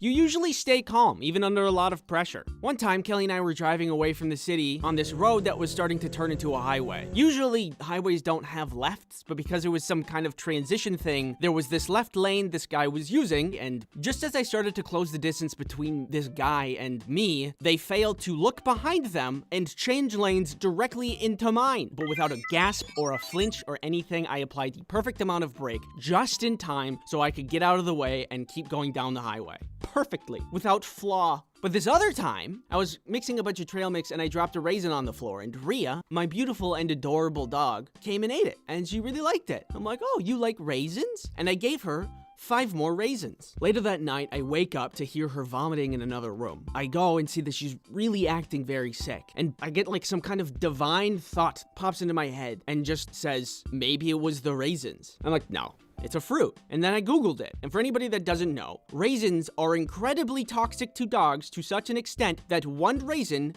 can kill a dog. And I gave my dog 6. I begin calling the ASPCA, and I'm calling emergency vet lines trying to get to her appointment, which I eventually place. And this whole time, I'm shaking and crying and not doing well. In the end, they treated her, and she's fine. Everybody did a great job except for me, and now she doesn't get raisins or all of these other things that are poisonous to dogs. So anyway, am I calm? Depending on the situation, I will either have an incredibly strong emotional reaction due to intense fear and guilt, or I'll activate like a sleeper agent and do whatever is necessary to succeed. I don't know. Seeing other people cry can easily make you feel like you want to cry. No. You're more inclined to follow your head than your heart. It's hard to follow what's not there. You feel comfortable just walking up to somebody you find interesting and striking a conversation. Oh God, no. I'm not insane. What if they find out I'm weird? Could you imagine? That'd be embarrassing. Stop staring at me, freak. Plus, what would I even talk about? You know that ticks, they make antifreeze and Lyme's disease eats it. Oh, wait. You often end up doing things at the last possible moment. Yeah, this is something I wish I could change about myself. This one time somebody asked me to make a tattoo for them, and I said, of course. But they had to consistently remind me to complete the task because I kept forgetting or procrastinating, and then in the end, it wasn't even actually what they wanted because I also have trouble following instructions. So I think that I'm just not organizationally strong, but I can draw a pretty mean circle. So after compiling these and other questions in this quiz, we get logician, which feels wrong, but the explanation feels like it actually makes a little bit of sense. Oh, would you look at that? According to the, what is happening over here? According to the test, my strengths are things like thinking of ideas, imagination, curiosity, and seeking objective truth, which I think I'm in line with. I love daydreaming. I don't know how I passed any test ever. Someone might be professionally explaining the detailed and extensive history of the Eastern world, but what is going on in my head is completely separate. My weaknesses are things like being disconnected, too matter-of-fact, perfectionist, dissatisfied. I can relate to some of these as well. I spend a lot of time trying to get a drawing to feel right, even though my drawing style is really simplistic, and I should just embrace that simplicity. There have been times I will get caught up in drawing a circle for well over a minute just so it looks right, and that's probably not great. Oh, there's more. What does this say? Is so cool and handsome. Wow, what a handsome guy you are. Wow, that's crazy that it says that at the bottom. That has always been there. What the heck? Anyways. Now, little Timmy. You know better than to steal cookies from the cookie jar. You know, I never told you this, but if little children eat cookies before dinner time, they spoil their appetite. And bat wings will sprout from their eyeballs, and they will fly away into the sun where they will explode. Hot take of the day, I think lies, they're bad. If you lie to somebody, there stands a chance that you could really hurt them. Hey, buddy! Go over there. Don't worry, it's safe. Why would you do that? But sometimes kids can be unruly. And I'm not a parent, so I don't know what's considered good parenting and bad parenting. But sometimes as kids, to keep the peace, we were lied to. And I think about that sometimes. At least for the lies that I was told when I was a kid, I think it's mostly fair. But come here, I gotta show you something really quick. This This video is sponsored by Opera Browser. Are you looking for a cool browser packed with features? Oh, wouldn't you know, Opera Browser is a browser that has features. Are you like me and have about 600 tabs open at any given time? No? Weird. Normal browsers would shred through computer resources like RAM, CPU, and battery. But Opera Browser is built different. Literally, it is built with features such as battery saving mode. So if you have 600 tabs open, which is very normal, it won't tank your battery, so you can do other important things on your computer for longer. And if your tabs are getting super cluttered from doing all kinds of important research, you can use workspaces to organize and simplify your browsing by switching context with one click at the top of your sidebar. Wonderful! Now you can get back to gaming without needing to worry about your browser. Opera Browser also allows you to customize your browser's experience with things like wallpapers and custom sounds. Thank you, Opera, for sponsoring this video. Normally, as stated before, lying bad, but I can empathize with parents if they need a little more order in the house. I look back on my childhood and I remember how I was lied to from time to time, and I think, yeah, that was warranted. Like one time when I was a kid, I was told if I keep making that face, it will stick that way. I remember at the time I was harassing my mom while she was making us dinner. Mom. You gotta be careful, because if you keep making that face, it'll stick that way. I didn't believe this lie, but I should have. I am very gullible and believe most things. I would say 45% of my working memory, misinformation. But either way, in my opinion, this lie is fine. I admittedly was being a walking headache, and this lie, it really isn't that damaging. Unlike some other folklore tales, like little German boys being told not to put your fingers in pie or else you're gonna be taken away by a monster. Oh my goodness!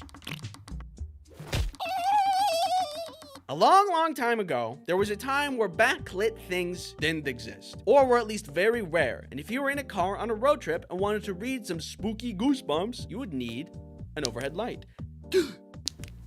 I remember lots of times on road trips I wanted to play Pokemon on my Game Boy, but I didn't have any backlit stuff. As many kids my age, I too wanted to be a Pokemon master, obliterate every enemy I could with my team. Okay, I'm ready to battle. To do any of this, I needed light. A simple thing to come by these days, but at that time, I had none. There's this thing I used to have that was like just a little spiral light that would connect to the Game Boy and just be like a lamp, a literal lamp shown on the screen. Can't remember if I just didn't have it at the time or it broke, but either way, I needed the top light. So I turned it on, and then my dad turns it off. Apparently, as my dad put it, it was illegal. I remember thinking, of course I can't turn that on now. If I did, then we would get pulled over, and then my dad would be put in jail, and then I would have to drive, and we all know how that would go.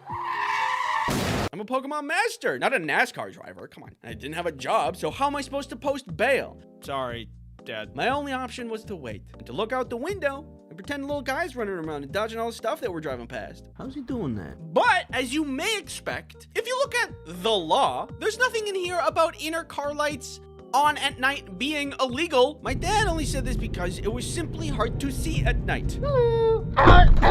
Which is honestly fair. Even though I was fighting the biggest criminal organization in the history of mankind, Pokemon. I do know now it's harder to see when the inner lights are on. I didn't understand at the time how important visibility was. However, I would learn how very vital it is years later while I attempted to get my own license. Do you need sunglasses? No, I'm fine.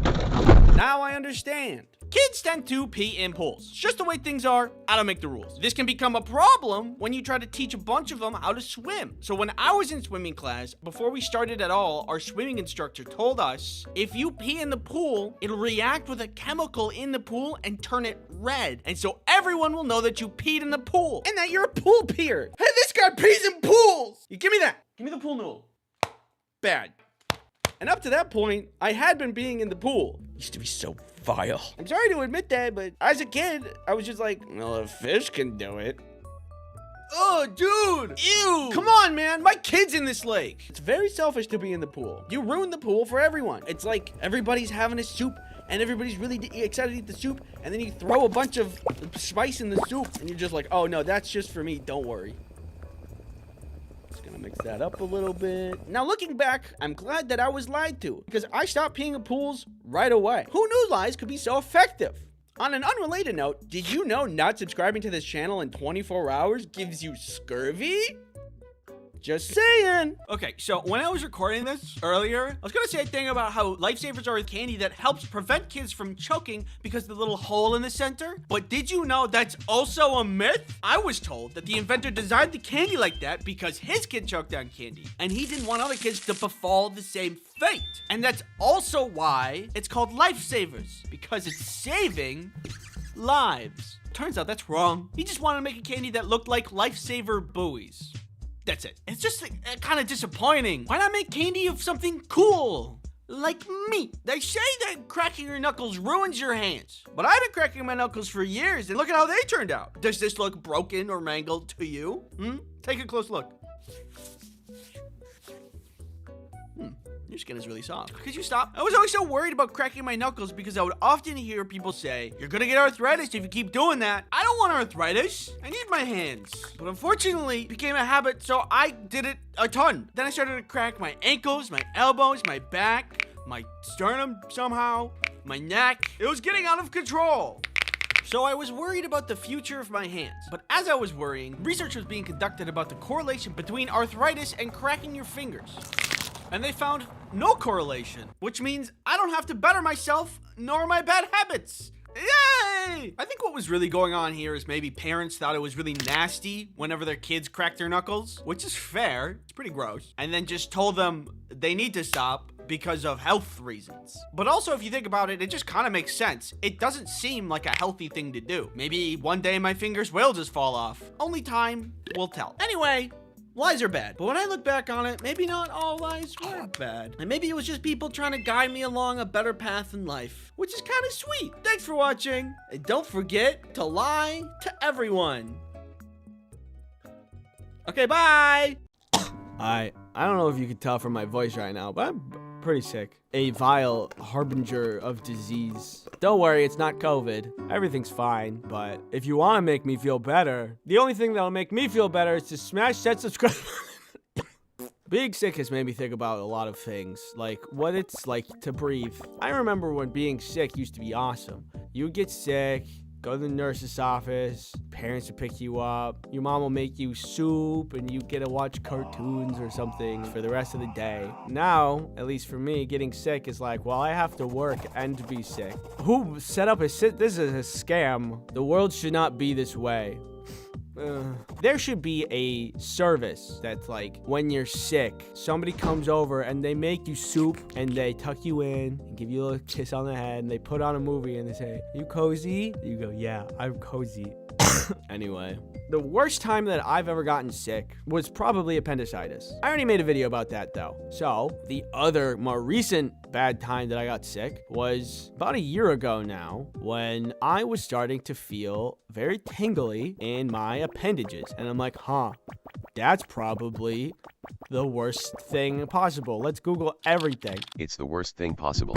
I knew it! So I made a doctor's appointment, and I go into the doctor. I talk to them about my symptoms and all of these things. And they're like, is it COVID? And I'm like, no, I got many tests. And then they asked me some questions, took my temperature, and then they were like, I don't know. And I'm like, okay, just come back if it gets worse. And I did. And then the next doctor that I see was like, I don't know. And I'm like, okay. And they're like, well, let's recommend you to a neurologist because it could be a problem with your brain. And then I go to that doctor and they're like, well, I don't know what it is either, but we should scan your skull and spine. And I'm like, well, why don't we just start with that? It's been weeks of these symptoms and I'm just sitting here, why don't we start with that? And so she's like, good news, we're not scanning a ton of people right now. We might be able to get you in today. I'm like, oh, this is good. She leaves for a little bit. She comes back. She's like, oh, I'm sorry. I totally forgot. We have to. And then she said some word that I totally can't remember, but it's the process that she's like, we have to do this process. What the process is she has to go to the insurance company and says, do we have permission to do this procedure on the patient? And then the insurance company gives the green thumb. I'm sorry. Why is that real? I could be melting from the inside out,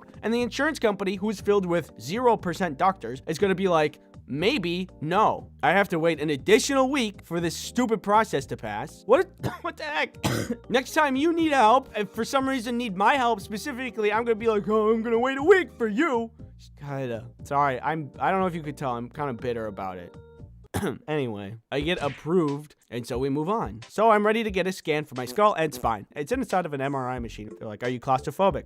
Maybe a little bit. I guess we'll figure out while I'm in there. They're like, okay, cool. This is gonna take about 1 hour. And that made me a little nervous because I'm a really restless person. At all times, I have to be moving, whether it be moving my legs, moving my wrists, rubbing my feet together like a little cricket in my bed. I don't know why. I haven't really looked into why that is. And so I was a little bit nervous. But they give you like these little headphones, and then they're like, do you like classical music or jazz music? And I'm like, oh, let's do jazz music. And then you go into the tube, and it's really, really tight. And it's kind of freaky. But the jazz music actually helps a little bit. I did surprisingly well. We got all the scans done. We only needed to redo one of them because I kind of twitched my head at one point after I was suppressing for so long. And I come out, they say, okay, we're going to look at these. We're going to see what's up, and then we're going to tell you. I'm actually like really freaked out because at this point, we're thinking, oh, a brain scan, the thing that's the most delicate part of your body, and they have to look at it and see if something's wrong with that. That's kind of freaky. So we wait, and then the results come back. The results were brain scan,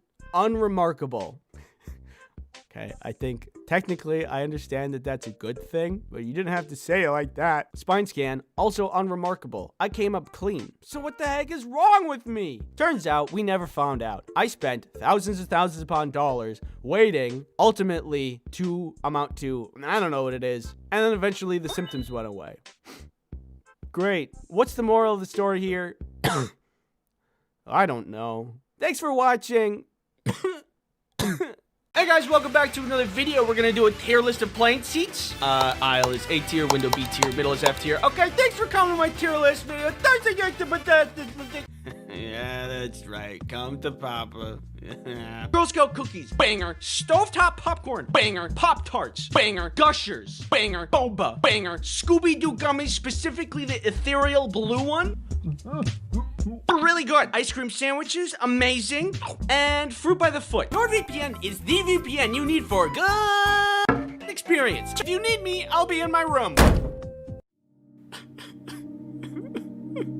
What could possibly make this moment any better? Hey guys, what's up? Hatsune Miku! Somebody, we need a doctor! Who needs help? This guy's hurt, he needs help! I'm hurt, I need help! Don't worry guys, I got this. Why are you eating grass? What are you doing? I'm working on it!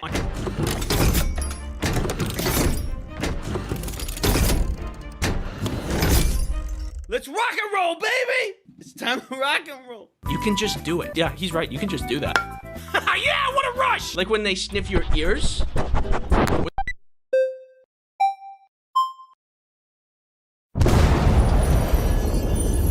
What is that? It's pure joy, the very essence of happiness. I must have it. No, it's too dangerous.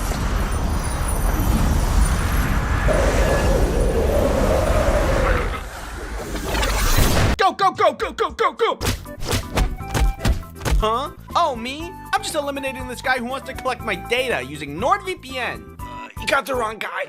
Well, what do you expect me to do about it? He doesn't know how to put the square in the square hole. All right, let's step aside. Let me do this.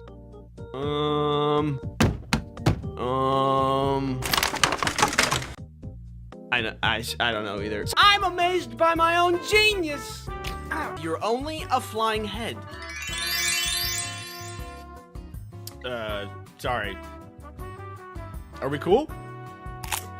I said sorry. Explosives? In the candle? I know that candle is great, but I didn't know it was the bomb. The best thing I can do is browse brain rot content on TikTok, which puts me in a weird trance-like state. Yeah, that's right. Come to Papa. But I have produced an idea. Do you guys have like a vat of meat? Yeah, burger packs are in aisle 3. No, like, not like a packet, but like a vat. Burger and resin in the shape of a hook? We could get really creative. Write that one down, scholars. Who are you? Do a kickflip. Awesome. These guys are a bunch of jerks anyway, but not as much of a jerk as I'm about to be. This video is sponsored by Opera Browser. This power is dangerous, mostly because you would either be sought after by world governments seeking to obtain your power, or you'd end up being the leader of a cult. Ow, ow, ow, ow. You can't subsist off of grass. You have to eat other things. Trust me, I've been down that road. I did that already with video games. Where am I? I don't know what to do now. I don't know. Smoke bomb. It's not working. Smoke bomb. Yes, I can see it now. The trees, the river, the luscious flowers. Masterful composition. Wow, the internet. I wish there was some way for me to easily access it. If only there was some way to... Oh, would you look at that? Hey, I'm looking for a guy named Andy. Do you know who that is? Oh, yeah, it's the guy with no unique form over there. Hello. Ooh, I'm invisible. Hey, don't look at me. What? Look away. Okay, now look at me. Wait, okay. The ability to appear in an ice cream sandwich video. But he hates you. Wow, I really hate this guy. Say hello to the world's best hacker. What are you hacking? Nothing. Someone ordered 1 trillion Dr. Peppers?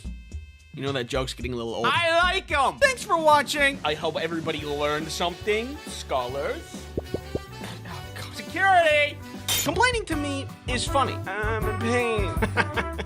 Classic. Luckily, I had NordVPN for protection. Do dogs radiate happiness in like the same way that nuclear waste is radioactive? Now, the next thing that brings me joy. This video is... Hey, just a heads up, you do this thing when you sleep where you stop breathing. I think you might have sleep apnea.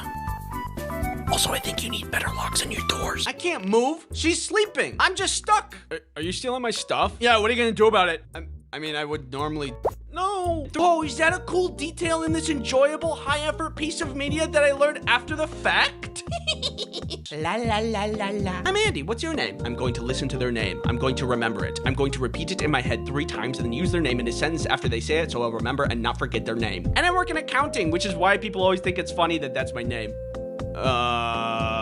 McDonald's. I love them. I don't know what kind of gruel peasants ate back whenever, but I know it isn't cheese-blasted goldfish. Sucks for them. There's a lot to criticize about the future and the state of the world these days. Ooh, yummy photons. Yeah, okay, buddy. I can do that too. Oh no, I have to stay inside with a hot cup of chocolate and wait to storm in a cozy blanket?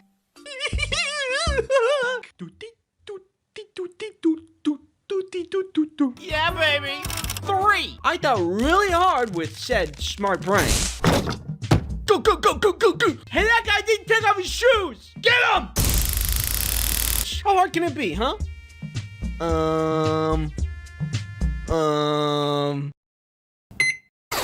What did you do? I don't know. Okay, people, come on. Shoes off, hats off, electronics out. You, do a backflip. Safety on flights is the most important thing for a good flying experience. It's the same thing for browsing online. For you to have a good experience, you need good safety measures in place. Now that we know all the problems, it's time for the solution that's 10,000 times better. There's nothing. You just walk in and you're good. You're welcome. But there is one thing that makes snacks even greater, and that's Storm. Bro, are you serious? Let's see if you have what it takes to ruin this next power. Satisfying. I'm an ASMR channel now. Aw, yeah, that's the beats. You guys can hang out. I'm gonna leave. You guys suck.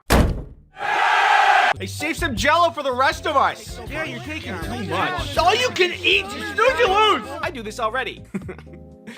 Where am I? I remember the first time I saw the season finale for Severance Season 1. Did it feel amazing? Yeah-huh. Do I wish I could watch the show and feel the same way again? Yeah-huh. You can drag it over here, I'm having a hard time focusing, to be honest. Over here. Anytime you stub your toe, it's fine. If you fall off the roof and then stub your toe in the process, it's fine. Or if you explode, actually, I don't think you'd survive that.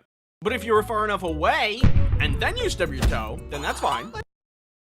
I've always been fond of the idea of, like, shape-shifting. I'm a big fan of Ditto from Pokemon. He's cute. When I sleep normally, without my tongue out, so I don't look very cute when I sleep. But if I did sleep with my tongue out... This guy bothering you? No. Griffin? Is this true? Okay, that's fine. We're not friends anymore. I'm gonna make another character who is really cool and excels at baseball and is a demon and is your enemy, so you know how it feels. You know, they say an enemy of an enemy is my friend. Wise words. Seriously? I mean, do you mind? I'm trying to just, like, be by myself. This is my job. Yes, eat me and become the very thing you sought to defeat. don't like this power anymore. We have incredible news, Ron. Just as the evil sentient burger that's been on the loose attacked this child, we thought it was all but over for the child. But soon after the burger fled the scene, the child made a miraculous recovery. With us are some bystanders who witnessed the miracle. I don't know how that kid's alive. He was hit full force with a freeze ray. You don't walk away from that unscathed. After Burger Monster escaped, he just stood up like nothing happened. Yeah, it was crazy.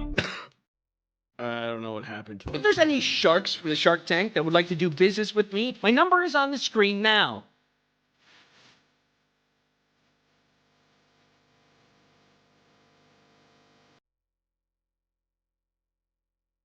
One sword, please.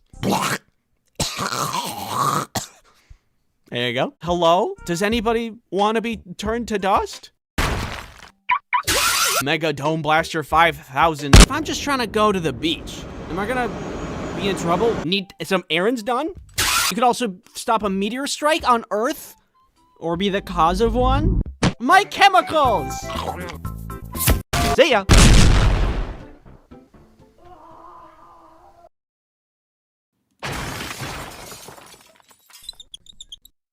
You know what really peeves me the freak off? Several things, like slime and ASMR videos and other things that I'll go over with you. Give me the napkin. Is it still there? You still got it on. It's still there a little bit. Did I get it? No, there's still some. Yeah. All good? Yep. Perfect. Pet peeves. The things that, no matter how mundane, peeve you off. They just peeve you. I consider myself a go with the flow kind of guy, but sometimes there's just a couple things that really peeve me off. I don't know if anybody else is with me on this because it seems to be a very popular thing, but one of the top things that gets my goat, slime. Kind of hurts my eyes a little When bit. I was younger, I got a gift, and because I am a boy, it's slime. You know, you get boys, gross bugs. Blech, make a bug from the thing. Da, da, da, da. I fell into that category, and so I was gifted slime one day, and I played with it for like, I don't know, a little bit. And not even after a minute or two of playing with it, my hands were filled with like this weird texture. It was like an oily texture. Whatever else I was touching was also getting oily. And then the slime itself was attracting all kinds of hair and dust. It was disgusting. And it was like 2 minutes. I don't want to play anymore. And now I can't stand slime. And when I see people make those satisfying slime videos, it just throws me into a deep and terrible rage. Anytime I see it, I just think of like sticky hair and oily texture. I don't know what's going on in my brain that makes me mad, but when I see it, it makes me mad. I get angry. I don't like slime. And besides, I'm more of a moon sand kind of guy anyway. Is it not just the better of the two? Would you rather play with soft, silky, beach-like sand or icky, oily, gross, sticky booger snot toy?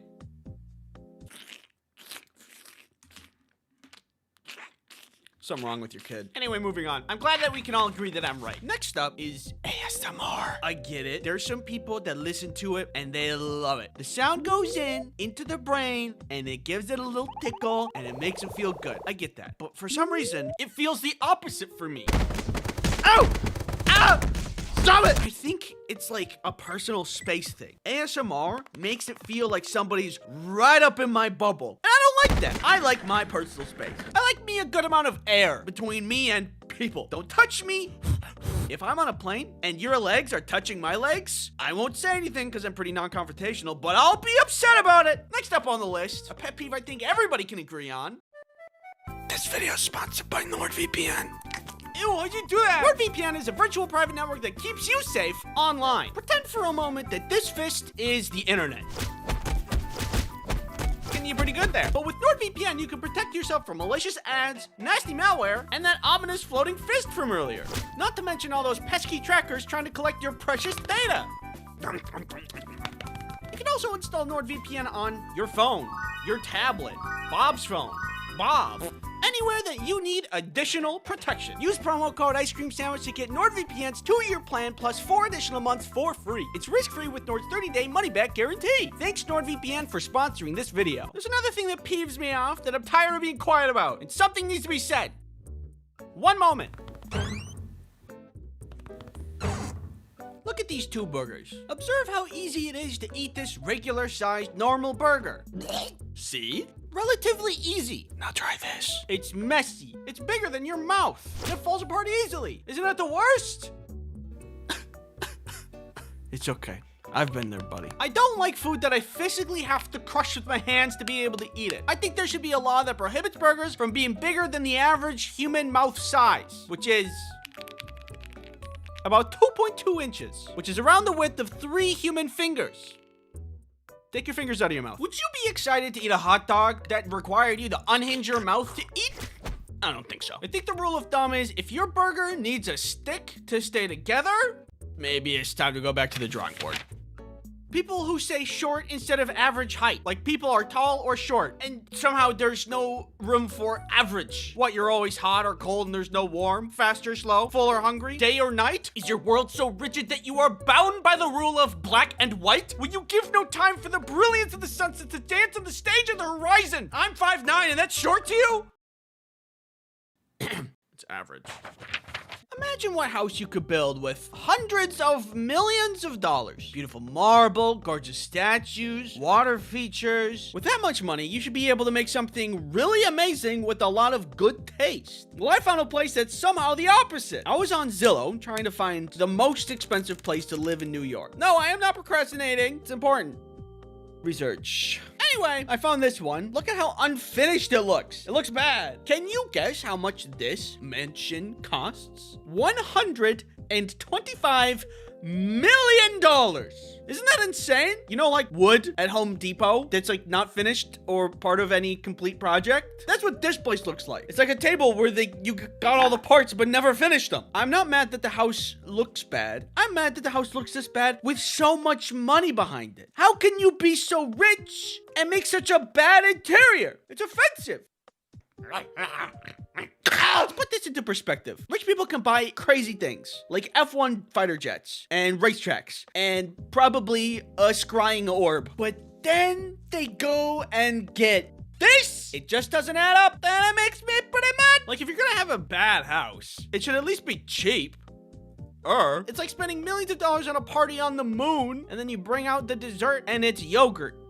Just plain yogurt. Why ruin the $1 million party with yogurt? I can only assume whoever owns this house just wanted to feel something. They've experienced so much opulence and extravagance that this disgusting violent interior is the only thing that's made them feel anything in years. Next up, the Kraft mac and cheese boxes. Bring in Exhibit A. As you can see here, there is a nice perforated edge designed for the user to easily access the mac and cheese dust within. Perfect. It will make opening it so much easier. Except it doesn't. And every time I want a bowl of mac, I end up just crushing the box, and I feel stupid. Okay, here I go.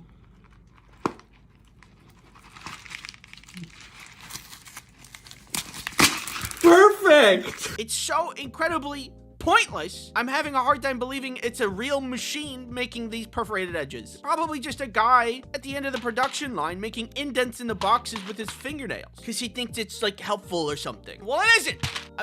Even if it was, there's an entire bag of cheese dust in there that needs to be extracted. It's not gonna fit through that tiny hole. Just copy cereal boxes. They figured it out and you can do the same thing. Probably. No. There's this thing that gets my goat so bad. When I'm on a walk with Rhea and we're having a great time, I'm taking in the nature, she's sniffing around, we come across a lawn that she's already been walking in with a tiny little, usually green, sign that says, "This lawn has been chemically treated. Keep children and pets off until dry." Why is that sign so small? Tiny. Clearly, the chemical that is treating the lawn is harmful to pets and children. Otherwise, why would there be a sign? So, when something is harmful, why is the sign so tiny? This little contradiction, it never, like, why is it also green, which blends into the grass? The issue arises when I don't notice it until Rhea's already been in the lawn sniffing around. Clearly, the solution is to have several signs, have a little skull and crossbones on it, and then, like, string together some pink string between each sign surrounded the treating area. Imagine you had to store some nuclear waste from a nuclear power plant. All right, we need to keep this away from the public. It's harmful nuclear waste, so what should we do? I have just the plan.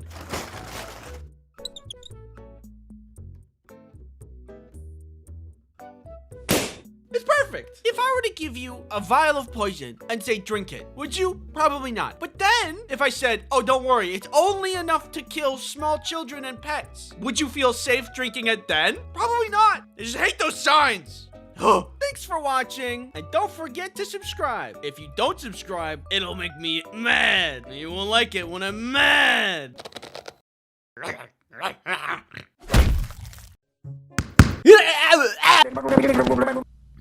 You mean? Do ants poop? Big corn dog. Is this safe? I'm a box. Butter people. Who wants sushi? Doug. Get on the ground! I'm cozy. Sell your kidneys.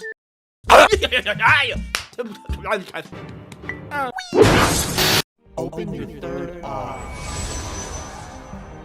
Focus. What do you see? I've been over this intro like a million times and I can't get it right, so I'm just gonna say it. I've had a premonition dream. What is it? What is that? What do you say? You don't know what that is? What is specifically define a premonition dream?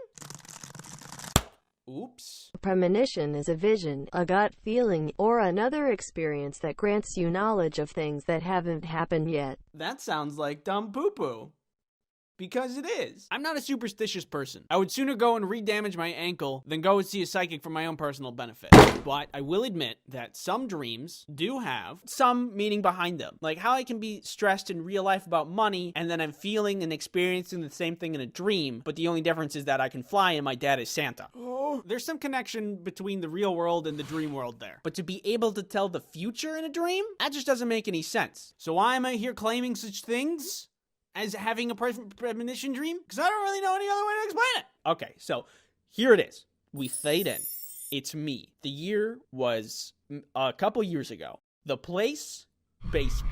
I've been playing Mario all day, and I was doing very well for myself, almost completing the entire game until I hit one castle level that was a little bit harder than average. There was no checkpoint in this level where I really needed it, so I did what anybody else would do after playing Mario for 10 hours. I went to bed. And you know when you do like one thing all day, almost obsessively, and then you go to bed and you end up dreaming about it? Well, that's what happened to me. And that night, I dreamt of Mario.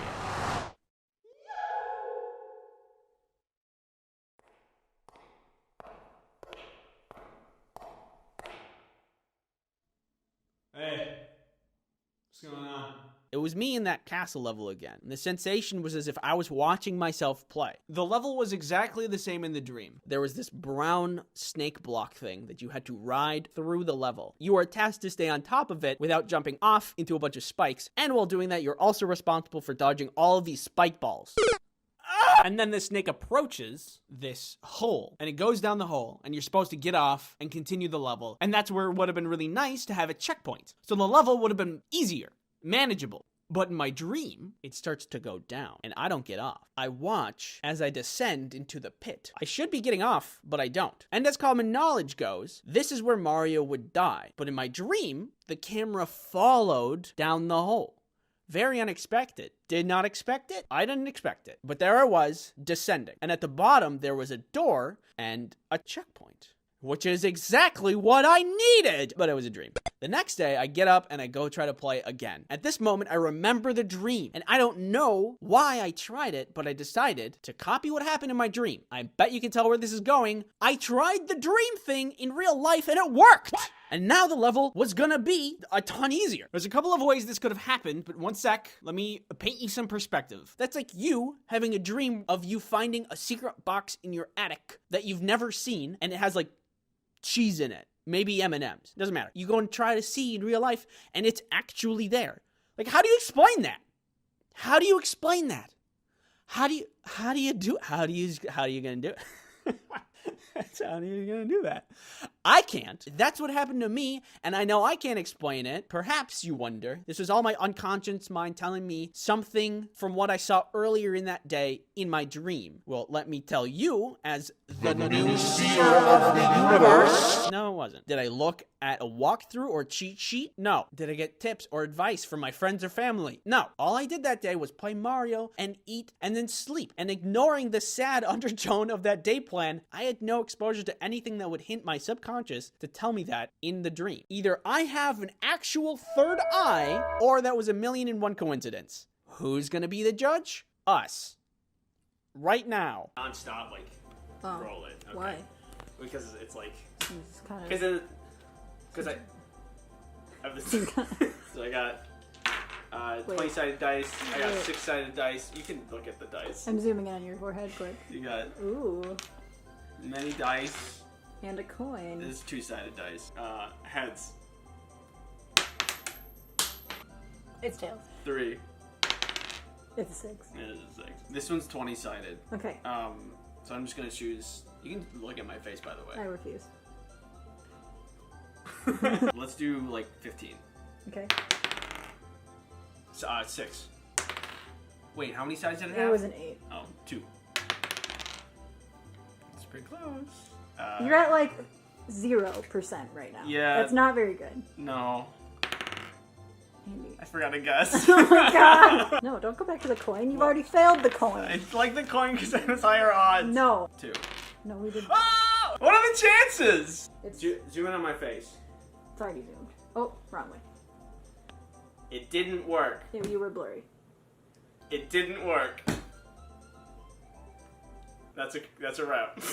In the end, I beat the level with a new checkpoint and went on to beat the rest of the game. I still don't believe in psychics or fortune tellers or this guy, but that dream, it raises questions. Thanks for watching. Check out this other video that I have, and if you do, then I will appear in your dreams and we can hang out, but I will not stop farting.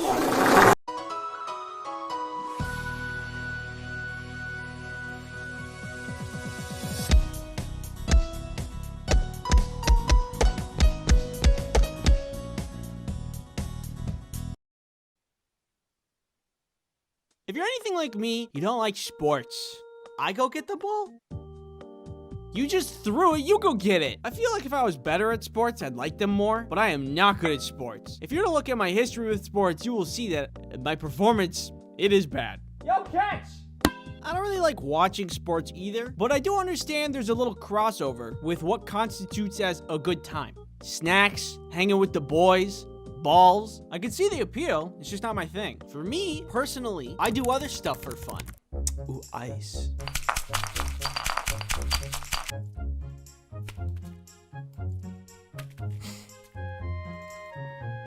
Woo! Give it a good stir. I did it. He likes it. You want a sip? You want a taste? You like it? You like it? Oh yeah? Yeah? You want it? You want it? Go get it. The other thing I like to do for fun is learn things online indiscriminately. Well, there's no easy way to say this, so. I am sponsored by Skillshare. Again, Skillshare is an online learning community for creatives where millions come together to take their next step in their creative journey. Have you looked at my YouTube videos and thought, well, if you'd like to make your own YouTube channel, you can. Learn from the man, the myth, the legend himself, MKBHD. Writing your script, shooting your videos, growing your channel, it's really good. Maybe I should take this class. Skillshare is specifically made for learning, so there's no ads, which is great. And there's new premium classes always being added, which is also great. It's great. Skillshare costs less than $10 a month for an annual subscription. But if you'd like to try it for free, then there's a link in the description that will give you a free trial of premium membership for the first 1,000 people that click on it. Thank you, Skillshare, for sponsoring this video. Okay, so the first sport I ever went out for was basketball. Half court! My parents signed me up through the local YMCA, and every practice session was everybody just throwing basketballs at the hoop for like an hour, and I was really not good at it. In fact, the entire time I played basketball, I never made a single shot, except for one time. We were playing some game against a much better team who continuously scored on us. I hardly ever got the ball because everybody knew that I could not handle that. But in this game, I was in a really advantageous position, and someone tossed the ball to me, and there was my shot, wide open, and I took it. And I made it! I was so happy for my first score. And then we lost the game. I have made no significant difference on the outcome. And then I got a medal. I do not know how that works out, but it was fun. I got so much dopamine in that moment that it seared a memory into my brain. I can't remember what I had for breakfast, but I'll always remember that moment. I don't know how I feel about giving kids medals for losing. I don't know if it's really good for mental development, but it does feel good. After a certain amount of time, I stopped playing basketball and started playing baseball instead. At this point, I was a little older and I had marginally improved on my hand-eye coordination, so I could take baseball a little bit more seriously. And this time, I was on a team with my friends, which was awesome. It made playing the game way more fun. There was a snack bar at the place that we played games at, so we could always go and get like Big League Chew, and this is not interesting at all, but the nostalgia I get while looking at this product is palpable. It's potent, it's pungent. Ugh, Big League Chew is so good. Actually, hold on. Amazon. Big League Chew. There it is. I can get a pack of 5 for $8. There's a bucket? But yeah, baseball, I was also very bad at this game. I might have been older. I might have had better hand-eye coordination, but I was still bad at throwing, pitching, hitting. You could just generalize it and say that I was bad at the whole game. And you'd be right. I remember playing this one game where the ball landed right next to me. All I needed to do was pick up the ball and toss it. But while I was trying to pick it up, I wasn't looking at my hands. I was looking at the runner, just rounding the bases. And I kept missing while I was picking it up. So I was just looking at the dude taking all the bases while I was crouching over looking like a dumb idiot. And then I looked down and saw that I was missing it, picked it up and tossed it. But the runner got a home run by the time I threw it. Guess who was mad at me for that one? The whole team. If that doesn't sound that bad, trust me when I say it looked way worse if you watched it play out. Whew, tough inning. I'm gonna go get some more Big League Chew. I'm out of the old chew. All right. I was bad, and everybody knew it, including me. They even yelled at me to not throw the ball when I got it because it usually meant someone was going to get another base, if not an entire home run, because I would just miss all of the time. Except for there was one time when I shut everybody up. We were playing a game and we needed one more out to win. I was shortstop at the time, which is right here, and the ball was hit right to me. I picked it up and everybody was telling me, don't throw it. Just, we'll get him out on the next hit. But I didn't listen. Instinct seeped into my brain. I was all animal. I got the out. The whole team was shocked, including myself. And it was the complete opposite of the basketball game because that throw won the game for us. I mean, it wasn't a really impressive throw, but when you take the worst player of the game and you get an out, it's a little bit cool. Everybody was freaking out, and everybody did that thing where they came up to me and they hit me in the head because they were like, good job. I don't get that in sports where they just hit you and spank you, but it is a form of endearment, so it felt very good to be congratulated. That was the coolest play in baseball that I've ever made, and I'll always remember it because all my other memories of playing baseball were really embarrassing. So I guess I get why people like sports. It's exciting when things go good. It's just that things don't go good for me a lot when it comes to that. This is kind of irrelevant, but I was thinking about when I was playing baseball, and I remember this time that there was this kid that we were playing against who was pitching, and he had been hitting every person that went up to bat. And then I went up to bat, and I could see that he was really upset. And then he threw the ball and he hit me. And I was like, hey, I don't have to walk. He can pitch again. I didn't think that hurt at all. And then the ref was like, nope, you have to go. And I was like, okay. And I walked to first base and I saw them crying. I just felt really bad because I know what it's like to suck. I hope that kid's doing okay today. If by some random chance of luck that you're out there watching this right now, just know that you're not alone. It's okay to suck. I suck every day. And then, after a certain amount of time, baseball was done. And then I moved on to track and field, which was really fun because it's easy. You have to do one thing.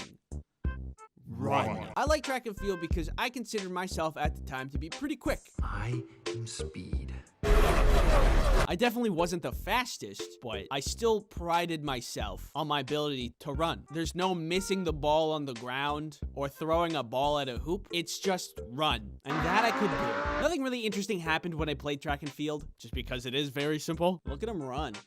Yeah, that one's fast. But it was one of the sports I did. There was one day that I became really dehydrated that all I could see was white. Hey, does it seem really bright out here to you guys? But that's less about the sport, more about me being dehydrated. I'm surprised I'm alive these days. Anyway, and then I tried cross-country skiing, but that one was the worst because despite everybody's best efforts, I couldn't do it. Every practice after school, we would go out to ski, everybody would be shimmying around, and then there would be me shuffling in place for hours.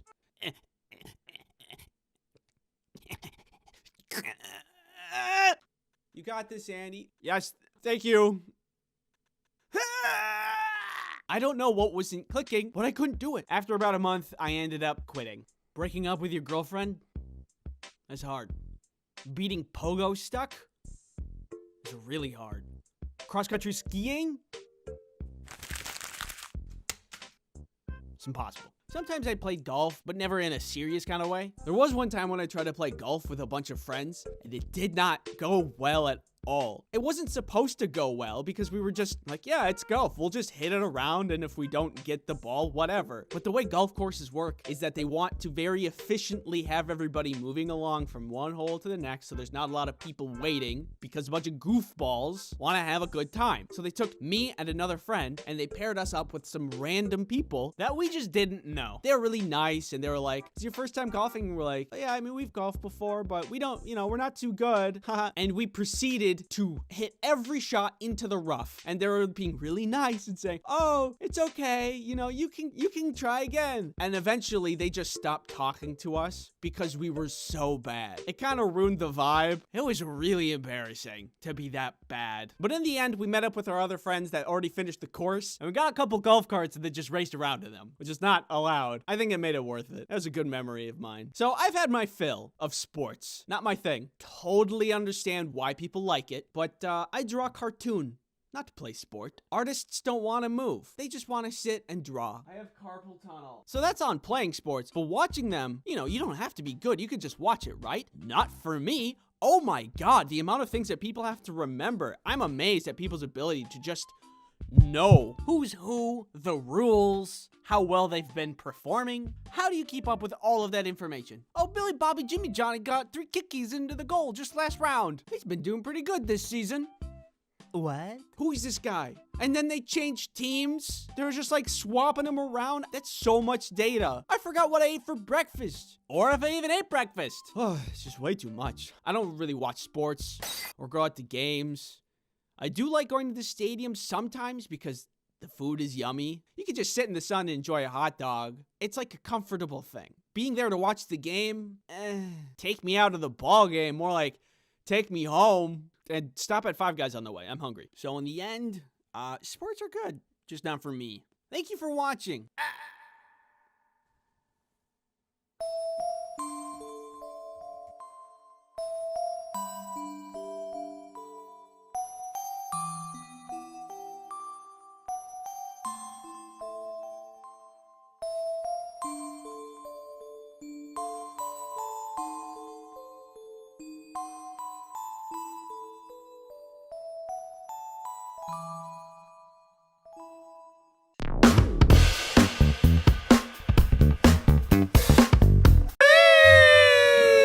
I sure do love flying around the cosmos with you, sister. So fun. We're not doing anything to bother anybody, and we're... Oh, what's that?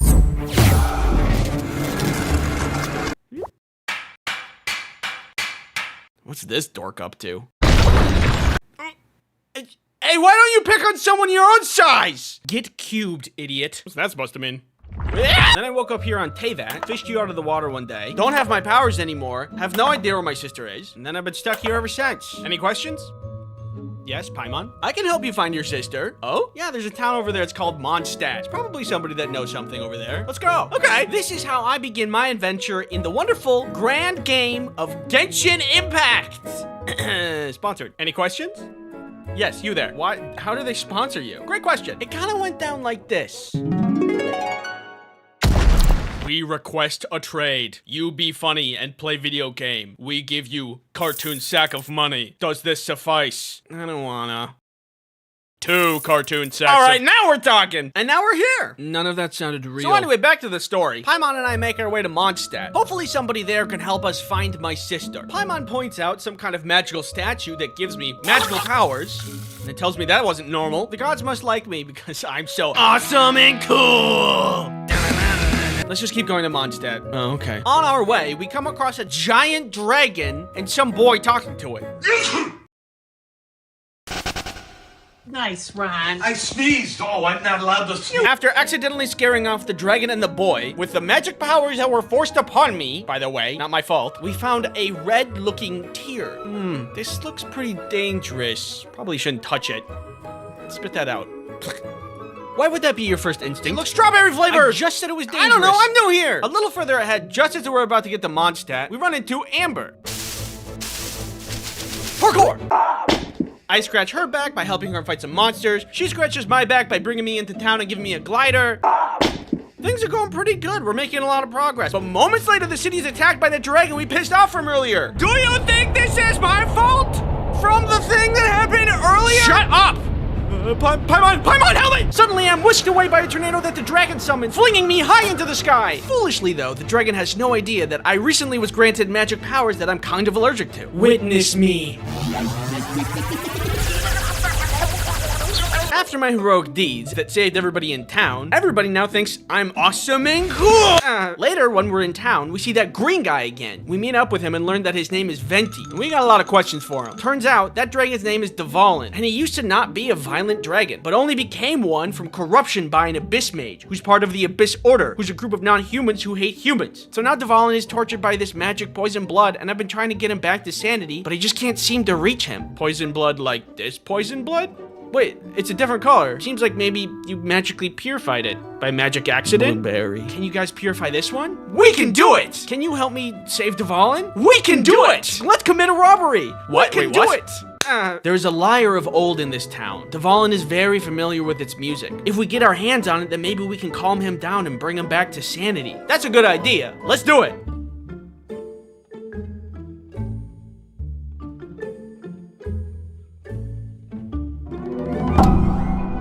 Hey! Don't steal the thing that we wanted to steal! Hey, intruders! We're busted! Run! The jerks who stole our lyre before us was largely a non-issue, because we were able to find their hideout and beat them up and get it back. No problem. Witness me. So, with the lyre back, we could possibly cure Dvalin. Time has faded the magic in the legendary lyre, but all we had to do was restore it with the tears that I could purify. Easy! Hand me that tear that you purified earlier. Thank you. Now, with nothing in our way, we lured out Dvalin, only to find an Abyss Mage whispering evil lies to him, enraging him, and then him leaving again. Let the record show I did not sneeze this time, and none of this was my fault. Okay, new plan. We forcefully purified Dvalin of gross magic by beating him to a pulp. Yeah, I can do that. Hey, Dvalin, how you doing? How'd you guys get here so fast?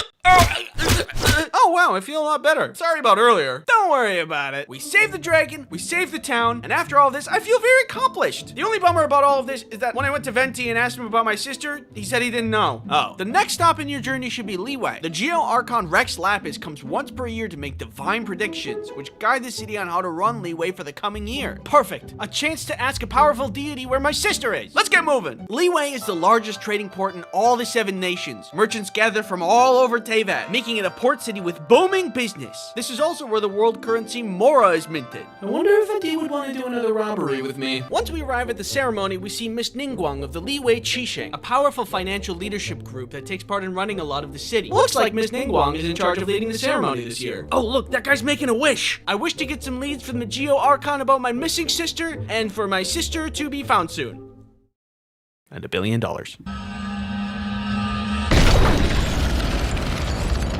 Ooh, here he comes, here he comes. Oh my god! Paimon, we are way too close to the scene of the crime. And we're outsiders, we're gonna be considered suspects. Don't panic. What we need to do is sneakily escape from the scene of the crime without being caught so we don't look suspicious. Hey, over there! liar! I'm not guilty, I can prove it! And just when I thought that I was about to go to jail, this guy named Child, yeah, that's his real name, comes to our rescue and gets us away from the scene of the crime. But when we talk to him, we find that he's part of the Fatui. Hey, you're part of the group that stole the liar from earlier. I know my reputation, but I'm not a bad guy. Okay, maybe I am a bad guy, but you can trust me. Okay. Here, take this sigil. The Adepti, the magical creatures who have also taken part in running the city, have the authority of clearing your name of any wrongdoing, and this sigil will give you permission to talk to them. Well, I don't see any other way out of this, so let's go. After we filled in all the Adepti that God died, we are now off the hook from being criminals. But now there's this looming power vacuum in Leeway that leaves the city unstable. We talked to Child again, who's like, hey, isn't it weird that the Leeway Qixing hid the body of Rex Lapis after his death? Hey, that is weird. And they were the ones to do the ceremony, which means they were closest to the scene of the crime. And if you're close to the crime, you can do the crime. I would know. I stole a liar once. Conveniently, we later get an invitation to meet Ningguang at the Jade Chamber, a grand floating house where she lives and does a lot of her work. Floating house, schmloating house. I'm not jealous. Floating stuff is stupid anyway. What did you Anyway, this is a perfect opportunity to use my masterful detective skills to figure out where the body is hidden. Miss Ningguang, tell me where the body of Rex Lapis is hidden. It is in the Golden House. Tell me or... Oh.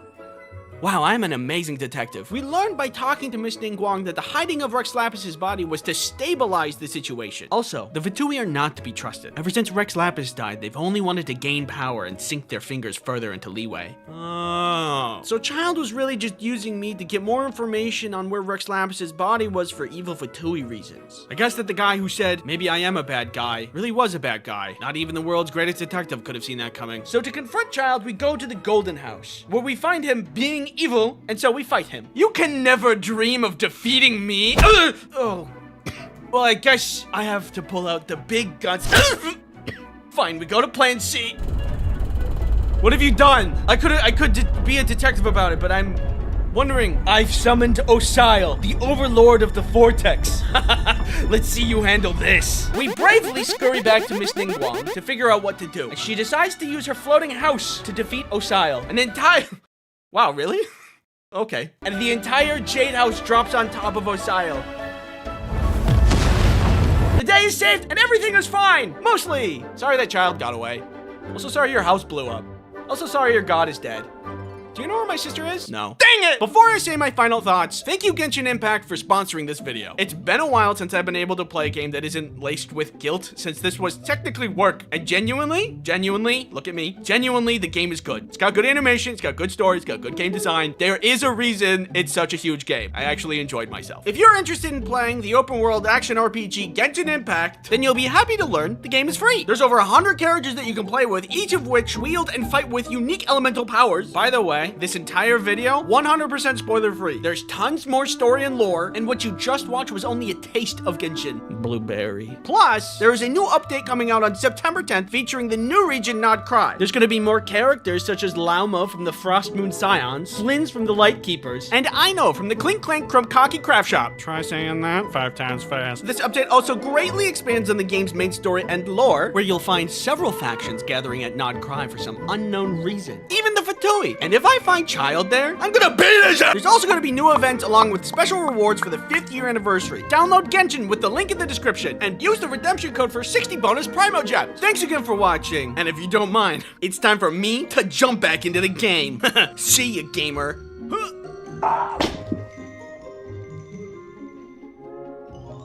So last summer, I kind of became an Italian farmer. Unexpectedly, I am from the city, and I don't really know anything about plants or animals, but this opportunity came about when I was talking to a friend who had another friend who had a farm in Italy. He was looking for people to farm sit while he was away so that his plants and animals don't die while he's gone, which makes sense. My friend just kind of passively was talking about this. I'm like, oh man, that kind of sounds fun. Well, if you want to come, feel free. You just got to get to Italy. This is something I never am going to do. I'm never going to have a farm. I'm never going to invest in my own pigs or cows. In this moment, I knew that I kind of had to say yes because I wanted to know what it's like. Plus, both my parents grew up on a farm, by the way. So I think I have a little farmer DNA in me. It called to me in some kind of way. So I took up the offer and I made my way to Italy. So I get there and here's the farm. The house, which is a large house, is situated here. There's a garage. There are 3 dogs, a bunch of chickens, a trampoline, goats, sheep, some pigs who are separated because of pig drama, a bunch of cats, and 2 roosters. So it was a full farm. There was a lot to do. I didn't know how this was gonna go because, again, as a city guy, the hard work I do is at a desk. Could I handle the work? Well, we got a stack of papers of things to do, which was generally like this. Feed the dogs, but separated, and keep an eye on Bo because he tries to eat others' foods. Feed the pigs, but water down their food into a slop, and keep an eye on the big brother pig because he likes to steal his little brother's food. The kitties need their breakfast, but only fill their food up until the bottom of the bowl is filled because they don't always eat the food from the day before. A cup of feed for the chickens and the roosters, scooch some hay for the sheep, the goats will just eat the grass outside. Then, finally, cut up some veggies from the garden and give it to everybody as a breakfast treat. I think this is really gonna work out because I get really stressed about traveling to places where I don't know the language, but in this situation, I'm on a farm with a great view, so I don't have to worry about stepping on any toes and I can just enjoy the beauty of Italy in the backyard of this small farm. But then I start to hear some yelling. Italian yelling. I look around and see it's their neighbor yelling at me, an old Italian woman. I don't know any Italian. I only speak American. So this made me kind of nervous. Does she think we're intruding in her neighbor's home? Is she gonna call the police? Will I get taken away? And what kind of punishments will they subject me to? Maybe they deport me. I don't know. Oh, what's that? You want me to talk about you some more? Well, only if you pay me, so...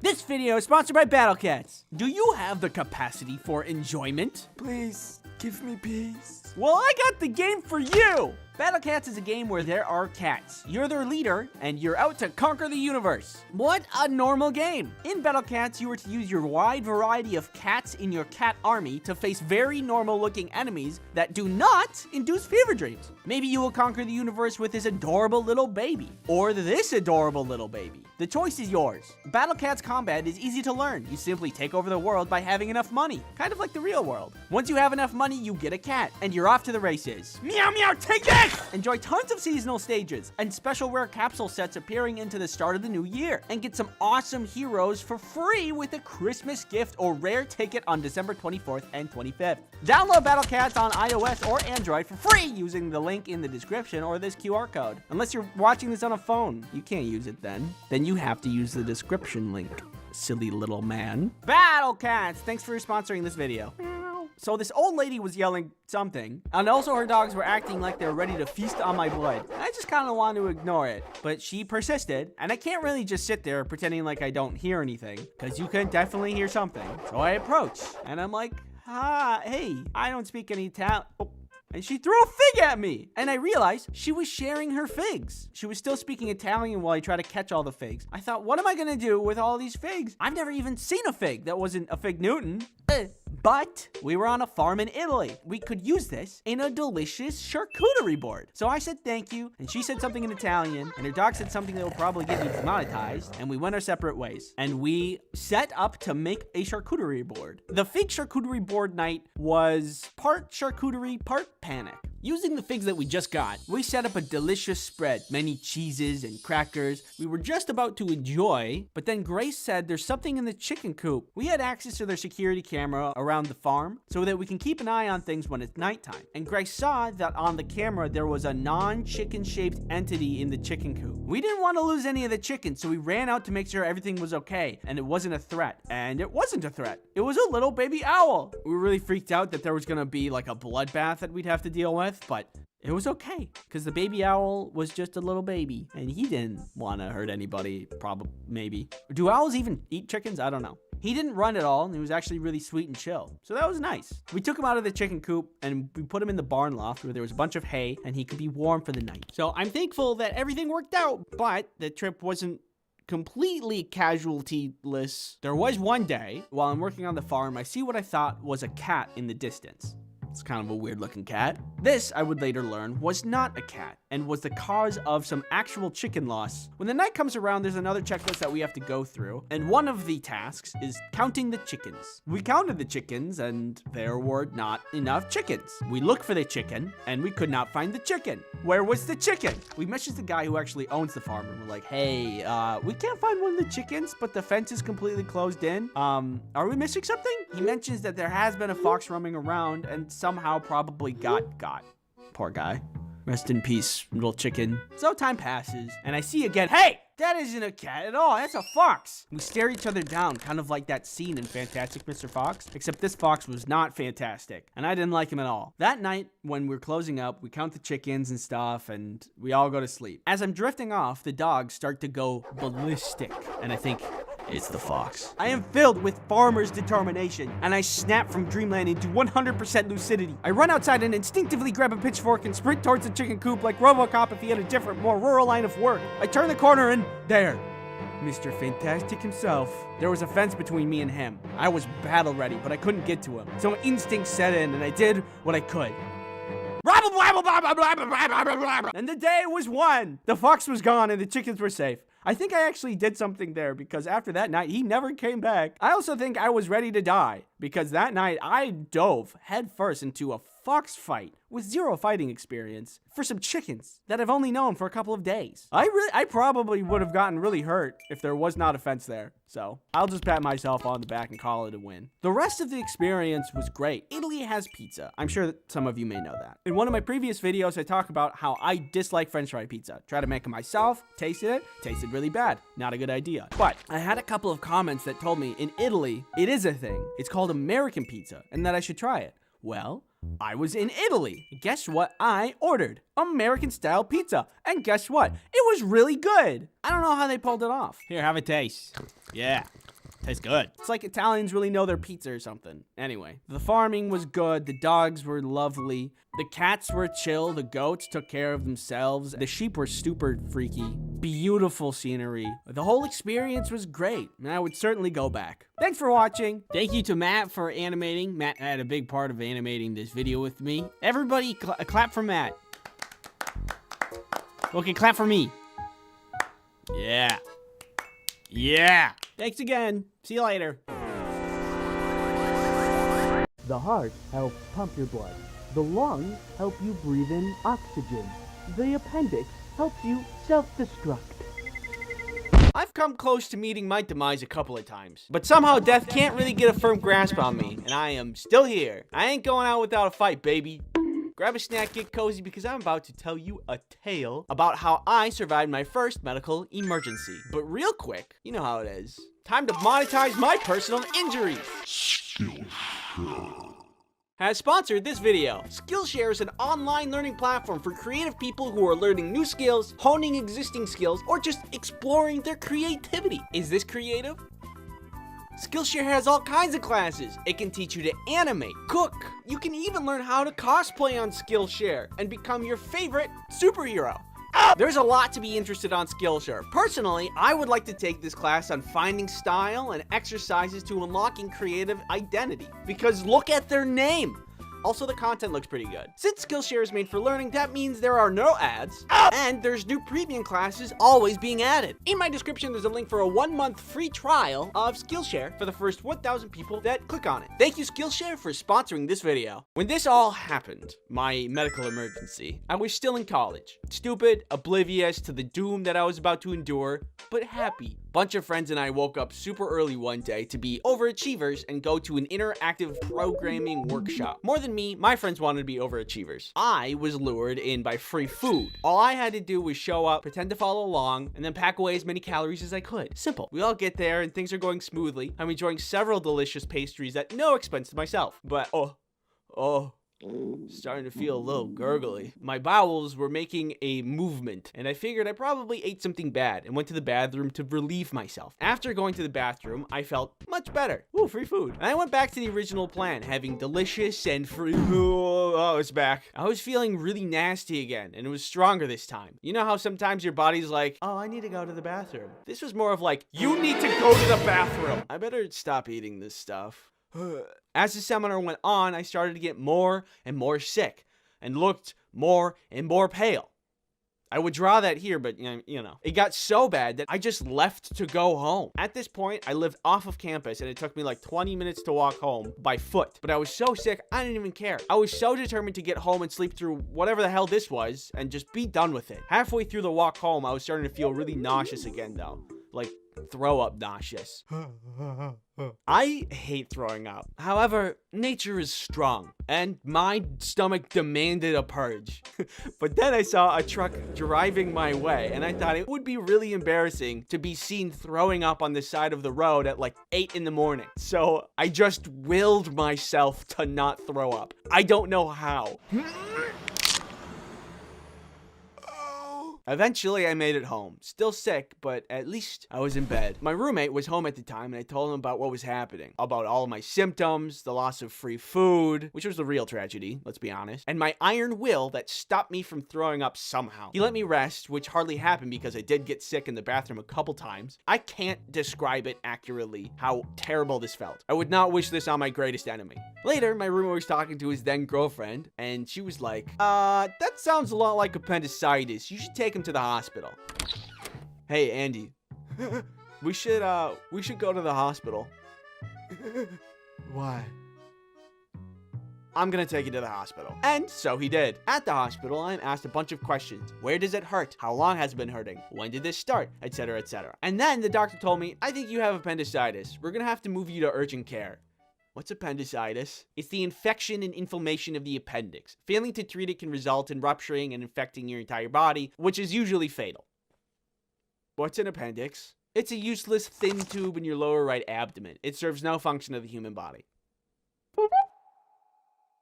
Yeah, so I was going through mountains of pain and suffering because this little tiny part of me that has no purpose was going haywire and could literally explode inside of me and kill me. I was bitter, but I had no other choice. They admitted me to the hospital for emergency surgery. This was not the plan. I was supposed to be pretending to work while enjoying free breakfast, not getting surgery. I've never had a plan go that awry before. Hey guys, let's go get some coffee together. This was certainly not what I had in mind. Despite the increased suffering that's about to happen to me, I think that I was really lucky. If my roommate was out of the house at that point, he might have never known and never been able to bring me to the hospital in the first place. I would have just stayed in bed for the pain to pass, and then my appendix would have exploded. Then I would have gotten a one-way free ticket to the River Styx. So there's like no refunds or... In the hospital, they take me to the scanner room. They needed to look inside of my sweet bod to assess the situation and to see how dire it was. I didn't know how they figured this one out, but I guess that I was too thin and that made the scanning more complex. And the nurse was like, you are much too compact. And I'm like, what does that mean? And she was like, this tube needs to go in your butt. Yeah, my intestines were just too close together, so the scan would be too hard to see. And they needed to pump me full of some kind of liquid to expand my intestines to get a better look and determine if it was actually appendicitis and what the real issue is. I don't know if that makes sense, but that's what they said. Maybe I should have stayed home. I mean, what was I gonna say? No, I'm trying to not die here. So that was a really unfun experience that I'm not gonna animate. After that, they confirmed that the situation was dire. So after the scanning room, I was back in the hospital bed waiting for the next steps when I got a visit from the anesthesiologist. We will call him John. He and the surgeon were talking and I heard them say they needed to pump my stomach for safety. If they put you under for surgery, you need to have your stomach empty, otherwise it can be dangerous. Again, not sure why. All I knew is that I was sick and that these people were just going to try to save me. So everything was go at that point. John then turns to me and says with some kind of twisted joy, oh, you're not gonna like this. Yeah? Well, newsflash, John, I'm not liking any of this. I like free breakfast, not surgery. I didn't sign up for this crap. So this tube has to go in your stomach. To pump the stomach, you have to have a tube pushed down your throat. It's a long piece of plastic that you have to continuously swallow down until it reaches your stomach, and then they can turn it on and get all of this stuff out of your stomach. I don't think you need any convincing when I say that is terrible. Also, you can do it wrong. If you don't position your head correctly, it can hit the back of your throat and make yourself vomit. And guess what I did? I threw up everywhere. On myself, on the nurses, on the surgeon who was trying to help me with the tube. I'm not gonna animate this either, but all I know is that I have a distinct fear of tubes now. What if I don't make it through this? Will I ever see you again? Finally, I was rolled off to surgery and moved to the operating table. Oops, one more touch to the back of the throat for good measure. And that was the last thing I remember. I was out. That anesthesia, it really does the job. And then I woke up. Appendixless. I was cured. I spent the next day healing a little bit. My mom visited. I watched cartoons on TV all day. And I got soup and an icy pop and juice for meals, which seemed like a lot of sugar for a hospital to give someone. But hey, this is America, baby. Sugar is like our aspirin. And I didn't mind. I just went through a lot. My friends who were at the seminar thing collected all my stuff for me so no one would steal it, which again, it's really nice of them. Making this video makes me realize that I'm really lucky to have the people that I have in my life. They look out for me. Thank you for looking out for me. Because if you weren't, nature would probably have taken me by now. If you are feeling nauseous and have pain in your lower right abdomen, see a doctor. If you guys were at my AMA on Discord a while back, thank you very much for stopping by. Turns out it's really hard to answer questions fast, and I didn't get to all of them, but it was really fun. And if you missed it, I announced it on my Twitter and community page, so go there and follow me.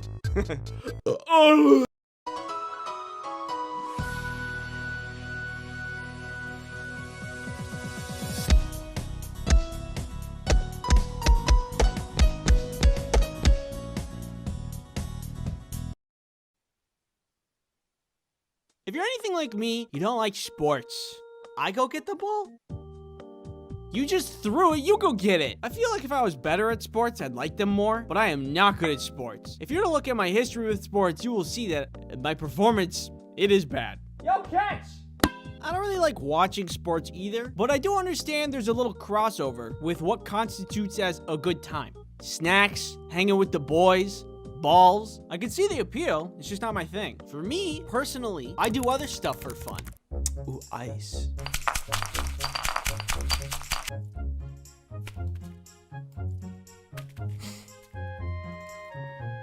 Woo! Give it a good stir. I did it. He likes it. You want a sip? You want a taste? You like it? You like it? Oh yeah? Yeah? You want it? You want it? Go get it. The other thing I like to do for fun is learn things online indiscriminately. Well, there's no easy way to say this, so. I am sponsored by Skillshare. Again, Skillshare is an online learning community for creatives where millions come together to take their next step in their creative journey. Have you looked at my YouTube videos and thought, well, if you'd like to make your own YouTube channel, you can. Learn from the man, the myth, the legend himself, MKBHD. Writing your script, shooting your videos, growing your channel. It's really good. Maybe I should take this class. Skillshare is specifically made for learning, so there's no ads, which is great. And there's new premium classes always being added, which is also great. It's great. Skillshare costs less than $10 a month for an annual subscription. But if you'd like to try it for free, then there's a link in the description that will give you a free trial of premium membership for the first 1,000 people that click on it. Thank you, Skillshare, for sponsoring this video. Okay, so the first sport I ever went out for was basketball. Half court! My parents signed me up through the local YMCA, and every practice session was everybody just throwing basketballs at the hoop for like an hour, and I was really not good at it. In fact, the entire time I played basketball, I never made a single shot, except for one time. We were playing some game against a much better team who continuously scored on us. I hardly ever got the ball because everybody knew that I could not handle that. But in this game, I was in a really advantageous position, and someone tossed the ball to me, and there was my shot. Wide open, and I took it, and I made it. I was so happy for my first score, and then we lost the game. I have made no significant difference on the outcome, and then I got a medal. I do not know how that works out, but it was fun. I got so much dopamine in that moment that it seared a memory into my brain. I can't remember what I had for breakfast, but I'll always remember that moment. I don't know how I feel about giving kids medals for losing. I don't know if it's really good for mental development, but it does feel good. After a certain amount of time, I stopped playing basketball and started playing baseball instead. At this point, I was a little older, and I had marginally improved on my hand-eye coordination. so I could take baseball a little bit more seriously. And this time, I was on a team with my friends, which was awesome. It made playing the game way more fun. There was a snack bar at the place that we played games at, so we could always go and get like Big League Chew, and this is not interesting at all, but the nostalgia I get while looking at this product is palpable. It's potent. It's pungent. Ugh, Big League Chew is so good. Actually, hold on. Amazon. Big League Chew. There it is. I can get a pack of 5 for $8. There's a bucket? But yeah, baseball, I was also very bad at this game. I might have been older. I might have had better hand-eye coordination, but I was still bad at throwing, pitching, hitting. You could just generalize it and say that I was bad at the whole game. And you'd be right. I remember playing this one game where the ball landed right next to me. All I needed to do was pick up the ball and toss it. But while I was trying to pick it up, I wasn't looking at my hands. I was looking at the runner, just rounding the bases. And I kept missing while I was picking it up. So I was just looking at the dude taking all the bases while I was crouching over looking like a dumb idiot. And then I looked down and saw that I was missing it, picked it up and tossed it. But the runner got a home run by the time I threw it. Guess who was mad at me for that one?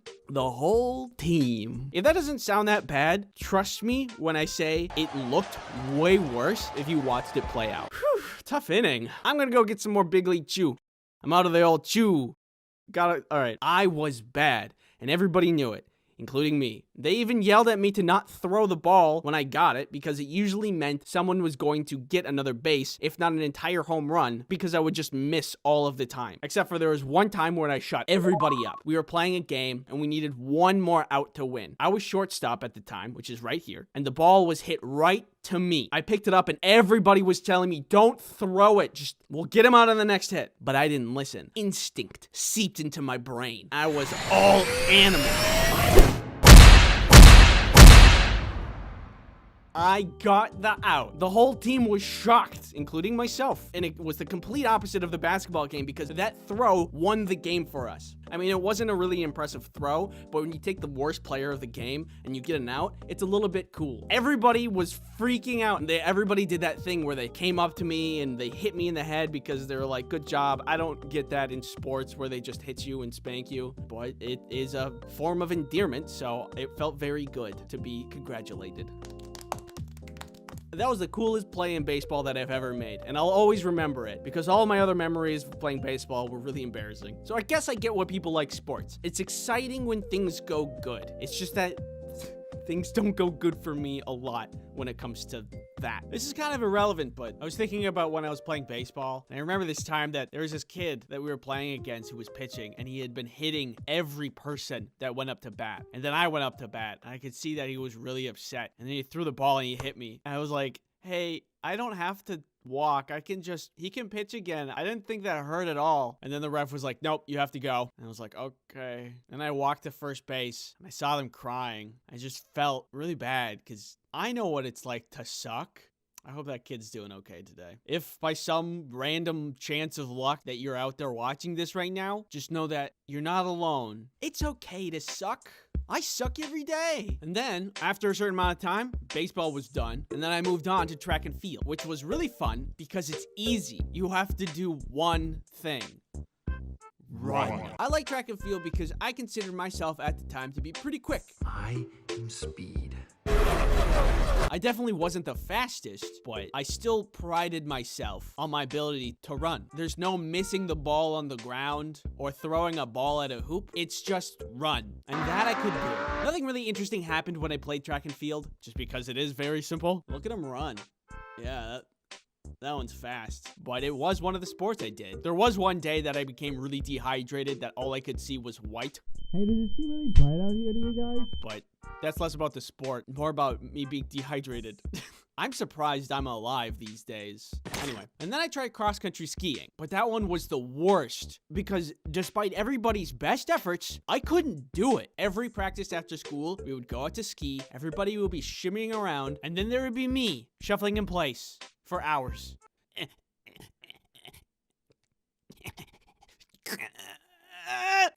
You got this, Andy. Yes, thank you. I don't know what wasn't clicking, but I couldn't do it. After about a month, I ended up quitting. Breaking up with your girlfriend? That's hard. Beating pogo stuck? It's really hard. Cross-country skiing?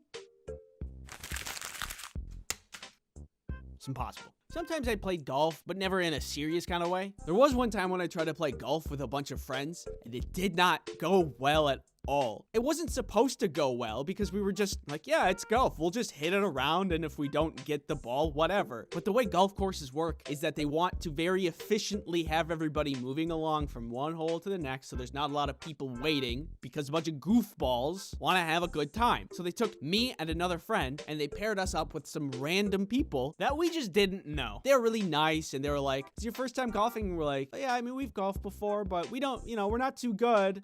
And we proceeded to hit every shot into the rough, and they were being really nice and saying, "Oh, it's okay, you can try again." And eventually they just stopped talking to us because we were so bad. It kind of ruined the vibe. It was really embarrassing to be that bad. But in the end, we met up with our other friends that already finished the course, and we got a couple golf carts and then just raced around in them, which is not allowed. I think it made it worth it. That was a good memory of mine. So I've had my fill of sports. Not my thing. Totally understand why people like it, but I draw a cartoon, not to play sport. Artists don't want to move. They just want to sit and draw. I have carpal tunnel. So that's on playing sports, but watching them, you don't have to be good. You could just watch it, right? Not for me. Oh my God, the amount of things that people have to remember. I'm amazed at people's ability to just know who's who, the rules, how well they've been performing. How do you keep up with all of that information? Oh, Billy Bobby Jimmy Johnny got 3 kickies into the goal just last round. He's been doing pretty good this season.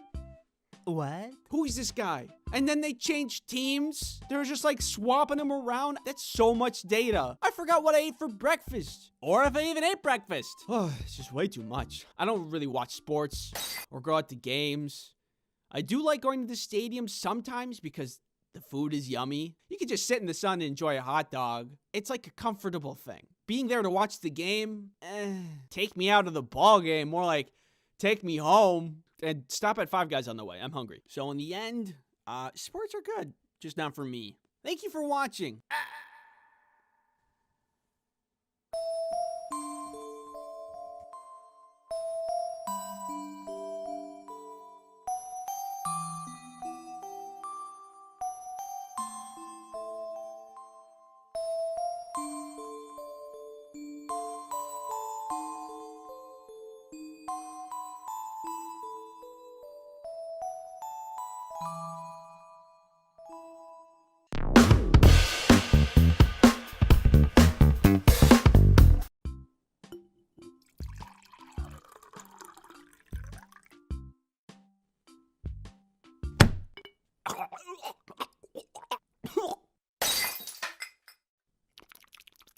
I am not a smart person, and I never have been, and I never will be. But there's a lot of people who say otherwise, and they support me, and they love me. I'd like to make something very clear to everyone who loves and supports me. Get out of here! Get away from my house! I know what I'm talking about when I'm calling myself stupid or dumb. This isn't a self-deprecating thing or a self-hate thing. It's just like one of those facts of life. Earth is round, sun is bright, I got square brain. Remember the hurt video I did and there was like a bunch of math at the beginning? I wrote the script for that video, recorded the audio for that video, edited that audio, and then listened to the audio while I was animating over the audio. And it wasn't until somebody told me in the comments that I realized that my math is bad. And I got square brain. How did I get through school? Barely. Every time I have a misunderstanding where there really shouldn't be any misunderstanding, I've been writing it down and putting it in this list. And now I have a list of all of the times I was being dumb. So now my stupidity is quantifiable. Look, you can see that's how many times. Too many. Let's take a trip down idiot lane. Let's look at a couple of these. Pay-per-view is not pay-per-view. I learned this one about a year ago. I was looking at some paper and thought to myself, paper sounds a lot like pay-per-view. Pay-per-view. Pay-per-view.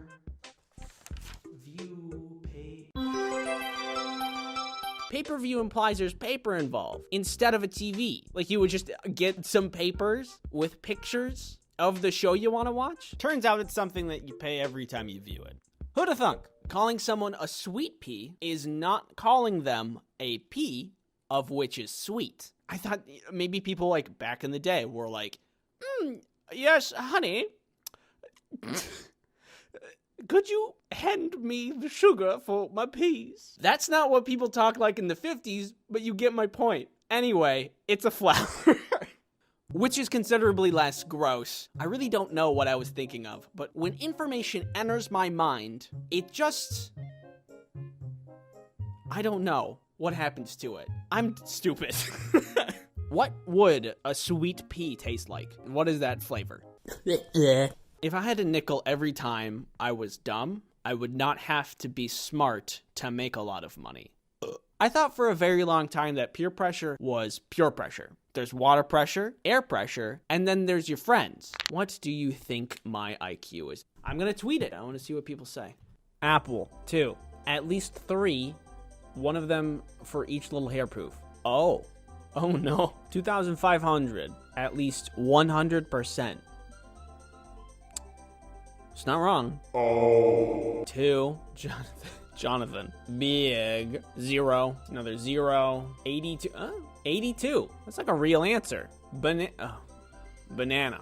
No. 149. That's a lot. A billion. 120 something? That's another real answer. Out of this world. Big. Fruit. Gummy. God. Peanut. Pants. Pancakes. Guys, it's supposed to be a number. Are you guys hungry? Potato. Taking a deuce is taking a number 2 because deuce is 2 in Spanish. Maybe German. Deuce. I spelled it wrong. Wait a second. It's English. Wait, it's English. What? It's just English. Deuce is English. What? Mushrooms are called toadstools because it's like a stool for a toad. Honestly, you could have called it anything and it would have accepted it. Oh, what's that? It's called salt mask bird. Amazing. I'm accepting that as fact. In conclusion, I'm not got the smart. There are a lot of other people in this world that are really, really good at retaining information. A lot better than I. But I'm good at other things, like this little dance. Silver lining, now I know all of these things, and my intelligence has been improving, if only a little, over time, which isn't always the case for everybody. Thanks for watching. I love seeing you watch my videos. Thank you for watching. 911? Yeah, he's back. If you haven't seen the video I've done with Noodle yet, we did a collab, and you should check it out if you haven't seen it yet. It's a fun time. And you know what else is a fun time? Noodle and I are also going to be streaming a little Bob Ross action Friday. Editor's note, by Friday, I mean literally today, 3:30 CST. Also, you can follow along with us, and then we're going to check out everybody's paintings afterwards. So if you're into that, come on by. So come check that out too. If you want a notification for when that happens, the bell icon does that. I think that's everything.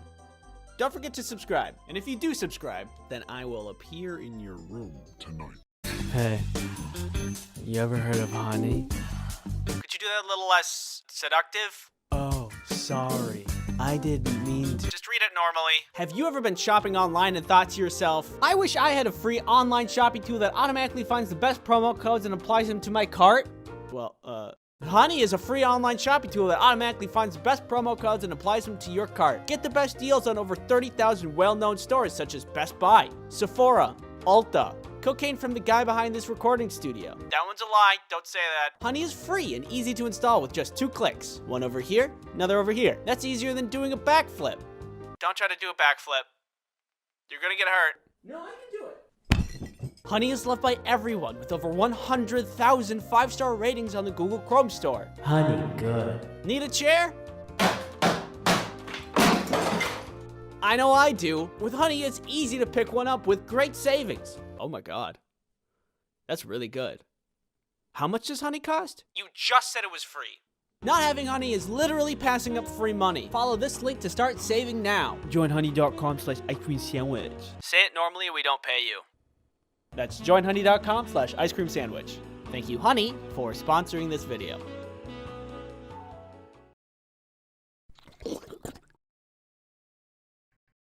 You ever been on an obstacle course that's full of mud? Well, if you need anything to do on the weekend, I rank that 10 out of 10 on this ranking system I just made up. It's actually really fun. Kelly and I just went last week, and it is fun. Rewind 6 months ago. Kelly and I are talking. She's like, let's do a mud run. And I said, yeah, even though this isn't something I would normally want to do, because I don't like messy things. Like Nickelodeon slime. Yeah! Woo! I love this. I love this. I'm having fun and loving this. It's so fun. But I did it anyway. Turns out doing stuff out of your comfort zone is fun. Because now look at me. I'm like a salesman at your doorstep trying to sell you mud runs. Mud. If you've never been in a mud run, this is what it's like. Apparently there's two kinds of mud runs. One that's competitive and people actually try to win. And the one that I went to, which is for casuals. You just go at your own pace. You could just walk. You could just sit in the mud. You could leave and go home. See you later. After the race starts, you see a lot of your run-of-the-mill obstacles. A wall, you gotta get over that. Monkey bars, muddy pool of water full of mud and water, and pee-pee. And there was also a tire flip, but this one was on a hill, so it made flipping the tire really hard and dangerous. But it's a mud run. There's lawless land over here. It's lawless. It's without law. Kelly and I at this point were having a lot of fun, but thank God that this was a casual mud run because I could not do any of the upper body strength things. Like monkey bars. I could never do those when I was a kid. And that translated into now where I still couldn't do them. And it ruined my arms. I think I completed about one of the obstacles.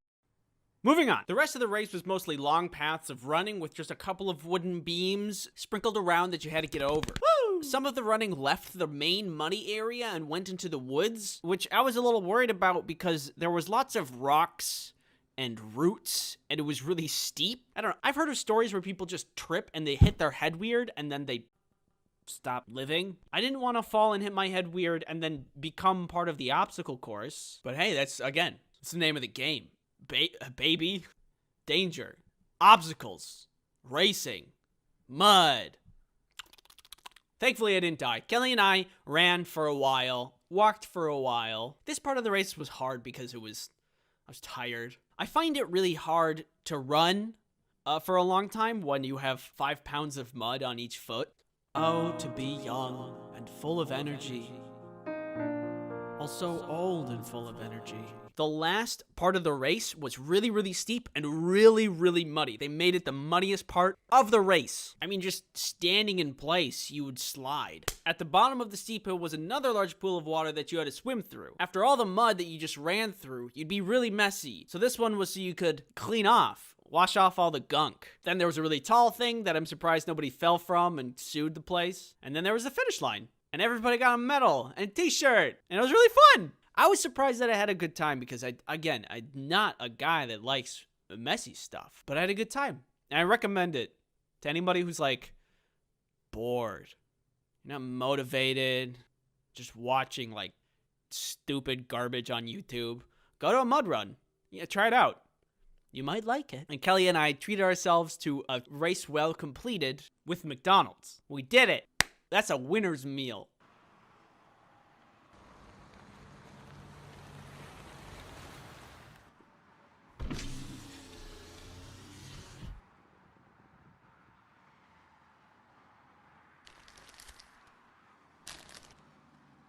Is that a mud run? Okay. Last time I did something that was really out of my character was dance ensemble. I don't like being on stage, and I can't dance, but I did it. And I had a lot of fun. And then I did it again. If I were to take anything away from this, just try things that you don't want to do, and it'll be fun. It'll be fun! I have a little bit of news to tell you.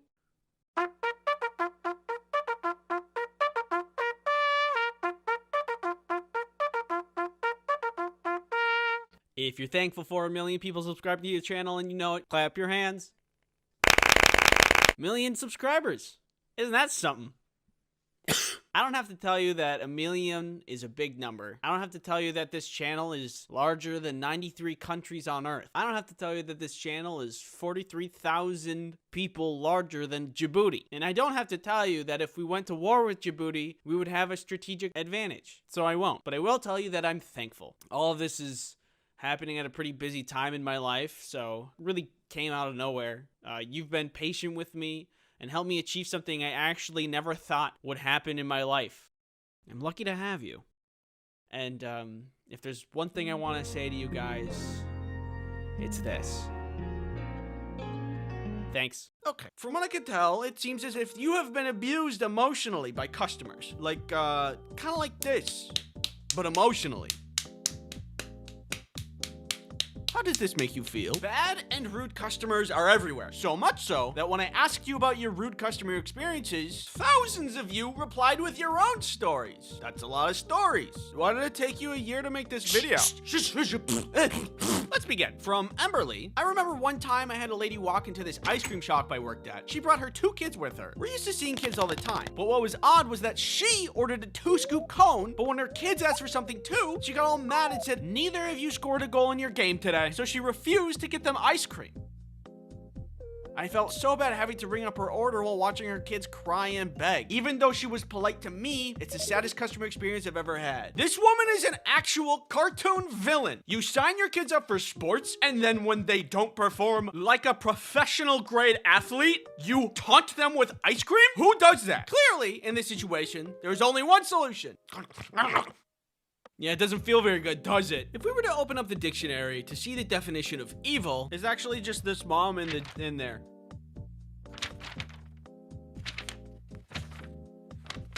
This dictionary is crazy. I know the person telling this story is simply an employee with no corporate power, but if I was the manager of that store, I would have something to say. Actually, moms who punish their kids by going to ice cream stores and getting ice cream for themselves but not their kids, but they bring their kids anyway so they can make them feel bad, they have to get their ice cream with spiders. It's just company policy. Sorry, it's company policy. There's nothing I can do. Have a nice day. Enjoy your spiders. For that, Mom, I have a book recommendation. It's called How to Be a Good Parent. And I think it has some profound insight. Some pretty good insight. Anyway, that mom sucks. I'm sorry you had to witness that. And I'm also sorry you have to witness this. Witness what? Why are you looking at me like that? What's happening? What's going on? This video is sponsored by Incogni! No, spare me! Let me introduce to you a data broker. They follow you and collect your information and then turn around and sell it. Your address is 5492. Hey! This is all for the purpose of profiting off of your data so ads can be served to you. Hey, you should buy some corn dogs! Hey, you should get stuffed! How did they know? Well, this is where Incogni comes in. There is a way to get data brokers to stop tracking you. But it is super convoluted and takes a lot of time and energy. You have to find the brokers that are taking your data, send removal requests, and then follow up with them to see if they're complying and take action if they aren't, which is a whole nother thing. And then there might be new brokers that take their place. So you have to do it all over again. Well, Incogni takes care of all of that. Incogni data professionals will find, request, and track all of that on your behalf so that you can finally get some well-deserved rest that you need. I know I need some rest.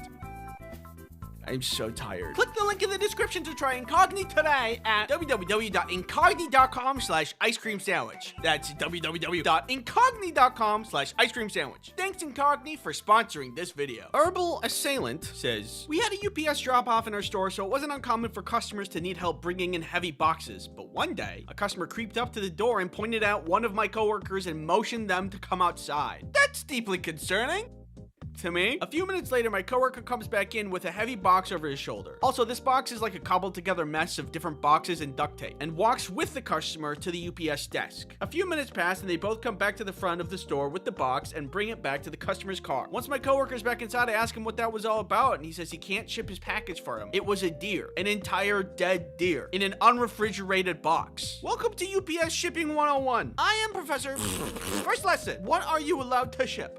Does the explosive go in the allowed or not allowed category? Not allowed category. Correct. Yes. Good job. Does the mysterious unlabeled pathogen go in the allowed or not allowed category? Not allowed. That is correct. Does the dead unrefrigerated deer go into the allowed or not allowed category?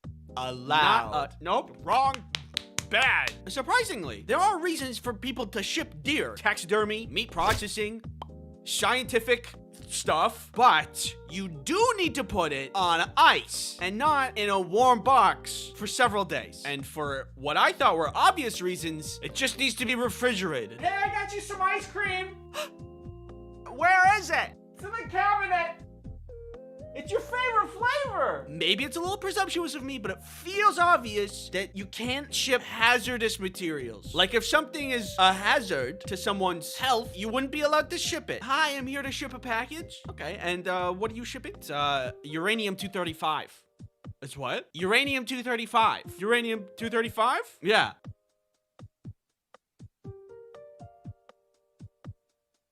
Cal Johnson says, once had a customer tell me with absolute confidence that I wasn't allowed to buy things from the store that I worked at. You're not allowed to buy these items here. You're an employee and that's unfair to the customers. I deserve priority. I think deserve is doing a lot of heavy lifting there. Sorry, buddy. Sometimes other people exist and want to buy things. That's just the way the cookie crumbles. Buddy, if there's one thing that makes me mad, it's people that make up rules to benefit themselves and they don't even have the authority to make the rules. Like that one lady who told people that they can't be on the beach near her house. It's not even your property. What, do you also get mad when people drive near your house? Other people exist. And if you want to know other things that make me mad, I made a video on it. So that's, you can put that in your back pocket for when you're looking for something to do. Oh, a wallet. Hey. Anyway, that guy sucks and he doesn't deserve things just because he wants it. Sorry, I had to go through that. Pat. Ravage Fallout says, I worked at an amusement park for many, many years as a supervisor. The one that I remember most is being yelled at because her child that was very clearly not tall enough for the ride and was fine with it was not allowed on. She was full force screaming and yelling too. This woman's mother even apologized to me. It baffles me that even today, some people don't understand that safety measures are implemented for your safety. I get it. It's a crazy concept. If the supervisor was like, yeah, I don't care about safety measures, go on through, then your kid might not make it to the end. That's just crazy. Imagine you could get all the things you wanted in life from screaming. What kind of world would that be? One large popcorn, please. Okay, then your total comes to $20.50. All right. I imagine screaming as a currency, it would be an interesting economy. Auction houses would be a lot different, I think. I think the moral of the story is,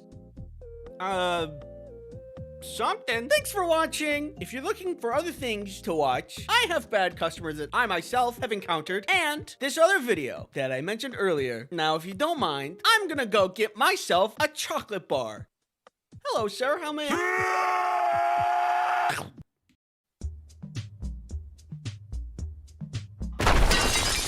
Get on the ground!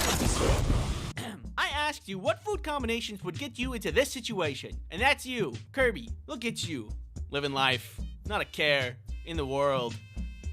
What's your secret? And many replies later, I have enough evidence to put you all away for 30 to life. So let's begin. Banana slices in cereal with milk. The milk gets rid of the banana aftertaste.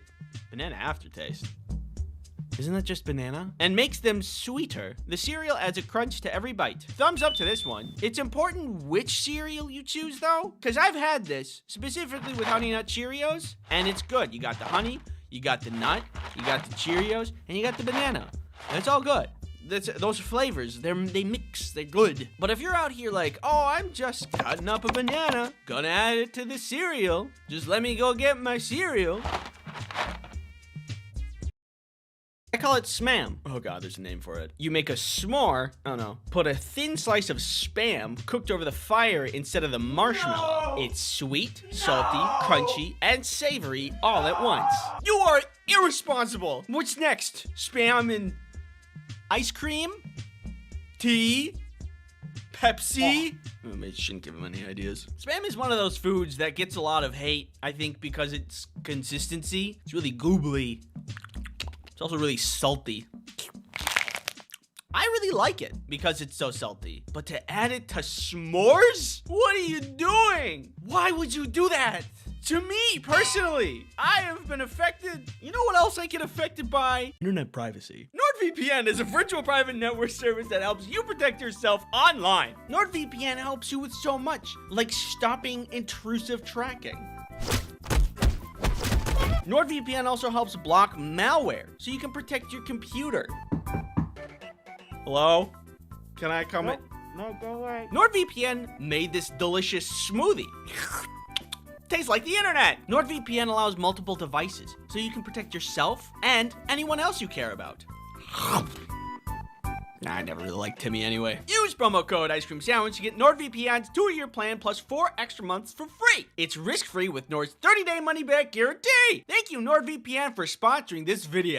Peeps Pepsi slaps an ungodly amount. Peeps and Pepsi. Peepsy. Yes, it is real. Yeah, I saw this the other day. So I was at the store getting groceries and such, you know, stacking up on the essentials, and I saw a yellow bright box for a 12-pack of soda with a Pepsi logo. I thought that was weird. I looked closer. It was Peeps flavored Pepsi. I thought, there's no way this is gonna taste good. So I bought one, and I'm gonna taste it. I need to be right back. I gotta go get it. All right, here we go. This is blind taste test. It smells like Peeps. That's so weird.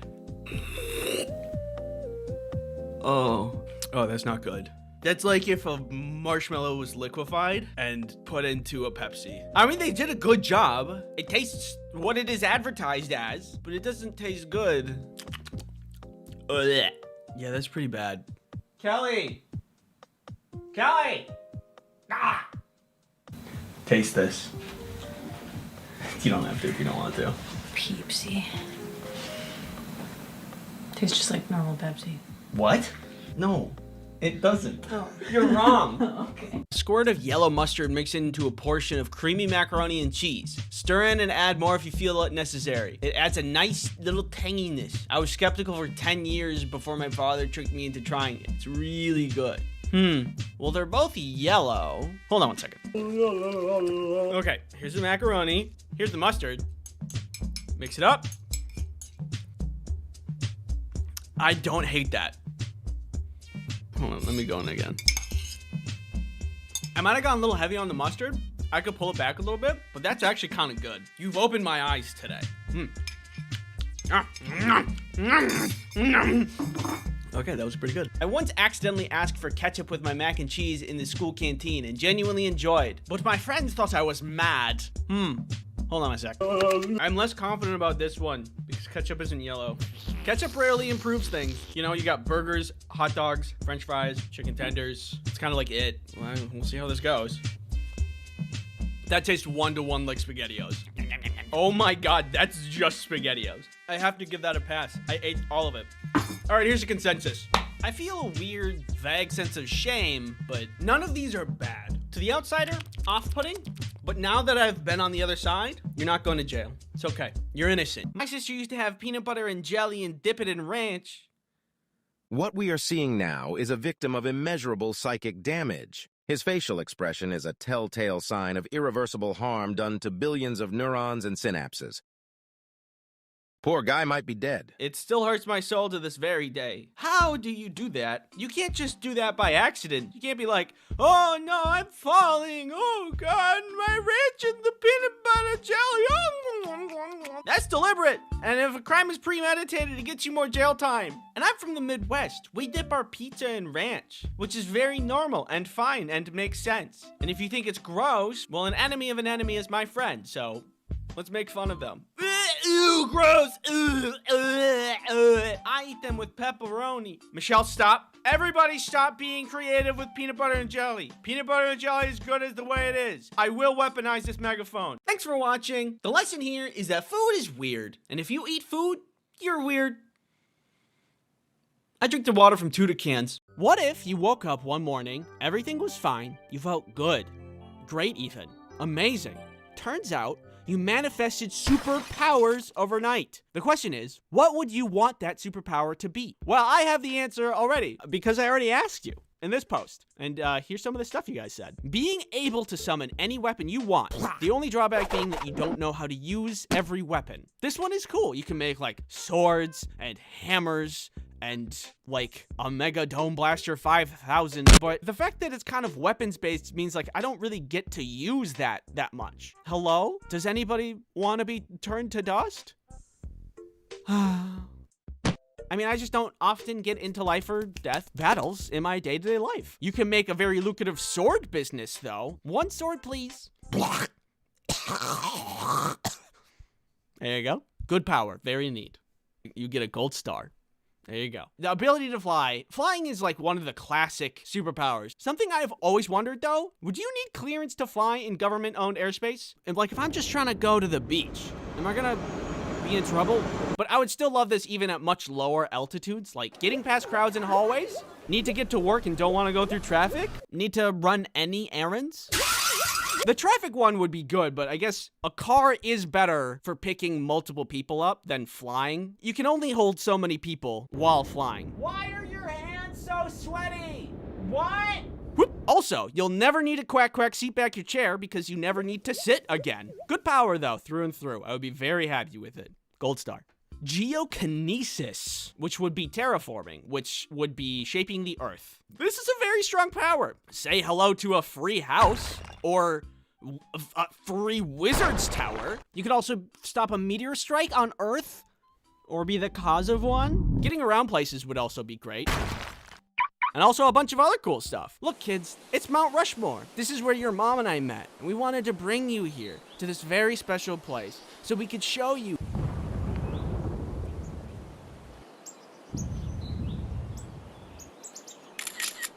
Very good power, gold star. Next up, the superpower to bear with me. This video is sponsored by Keeps. Are you in need of an affordable hair loss treatment subscription service? No, I think I'm actually doing pretty good. Keeps is an affordable hair loss treatment subscription service that helps men keep their hair. Keeps is convenient and can be delivered right to your door instead of needing to go to the store. My chemicals! Keeps has a 24/7 care and support network of advisors and specialists to help you with any hair goals you may have. In addition to hair loss treatment, Keeps has a thickening shampoo and conditioner that makes your hair robust, powerful, and will demand respect. Keeps has everything your hair needs delivered right to your door with a subscription service that will remind you when you need refills to continue your hair domination goals. Hair loss stops with Keeps. Get 50% off your first order. Go to keeps.com/ice cream sandwich or click the link in the description, keeps.com/ice cream sandwich. Self-cloning. This is also very good. Need to clean a whole house? Need some errands done? How about cloning yourself until every minute task is done by one person? You could also travel anywhere you want at crazy speeds. Point yourself at the direction your destination is. Then clone yourself. Then both of you clone. And then all of you clone. And then you fall over. The only thing is that you might not survive the landing. Actually, wait. If this one works by Naruto rules, then that's really good. You could clone yourself a ton. All of your clones study different parts of things, and then when you recombine, all of the knowledge combines too. You could become like a super mega brain genius in like the span of an afternoon. And I think we could all think of someone who could really make use of that. Is it you? No. What? No. I'm the one who made the video. Why would I? What? What the heck? That doesn't even make sense. I'm the one who made this video. How does it even make sense? Thanks for watching. Sorry I was gone for a long time. More stuff coming for the channel, coming down the pipeline. I hope your New Year's was good, and I hope you have a nice day. Thanks again for watching. See ya. Ooh, I love public transit. It's so easy. Here comes a bus right now. Hello. Hi, where are we going? We're going to space. How's that even possible? I'm not entirely sure. When are we gonna get there? We're here right now.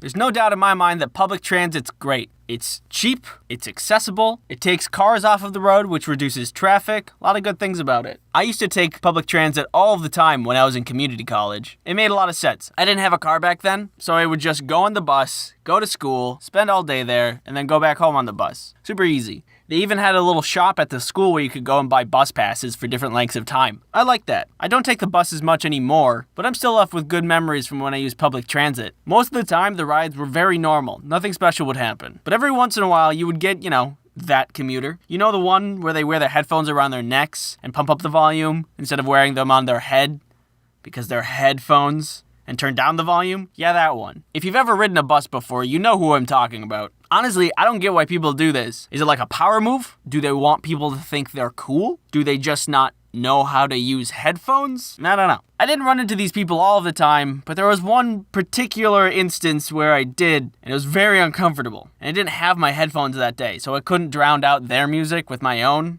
I just had to kind of deal with it. I'm pretty recluse, very shy, so I just kind of dealt with it. Really not the end of the world, but I noticed there was another lady who couldn't really deal with it as well. She kept shooting glances over at the guy, like her eyes were gonna make him stop. Like, stop it. Stop it, eyes. Those don't exist. It didn't work. Eventually, she mustered up enough courage to get him to stop by telling him to stop. But at that point, she had built up so much frustration that it came out really stern and very aggressive. Like, would you turn that down, please? He actually did turn it down, but he must have been embarrassed about it or something, because after she had told him to turn it down, he immediately turned to me and started smack-talking her to me. No, don't do that. I get that you're embarrassed, or at least you're frustrated with the woman for so aggressively telling you to do something so simple, but don't pull me into it like we're homies, like we're buddies. Remember, I'm shy. I don't confront my problems. I just deal with it. Experiencing some concerning emotions? Bottle it up. That's not gonna be a problem later. Put that on the shelf. Problem solved. I was nearing my bus stop at this time, so I didn't want to start anything up, so I just kind of agreed with him, like,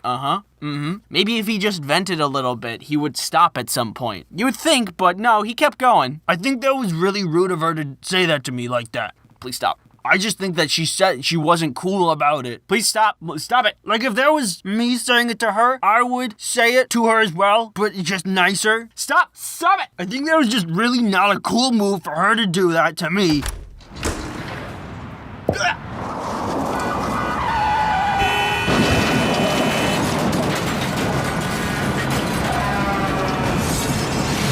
Eventually, my stop came and I just left. I just got up and went, never to speak of that awkward situation again, until I said it in this video. But that doesn't count. Buses aren't the only form of public transportation. I've experienced trains too. I went to France a couple years ago for a study abroad trip. That was a pretty cool experience. Wherever we needed to go in Paris, we would just take the metro and boom, you're there. You want to go to lunch? Metro. You want to go to the bar? Metro. You want to go to class? No.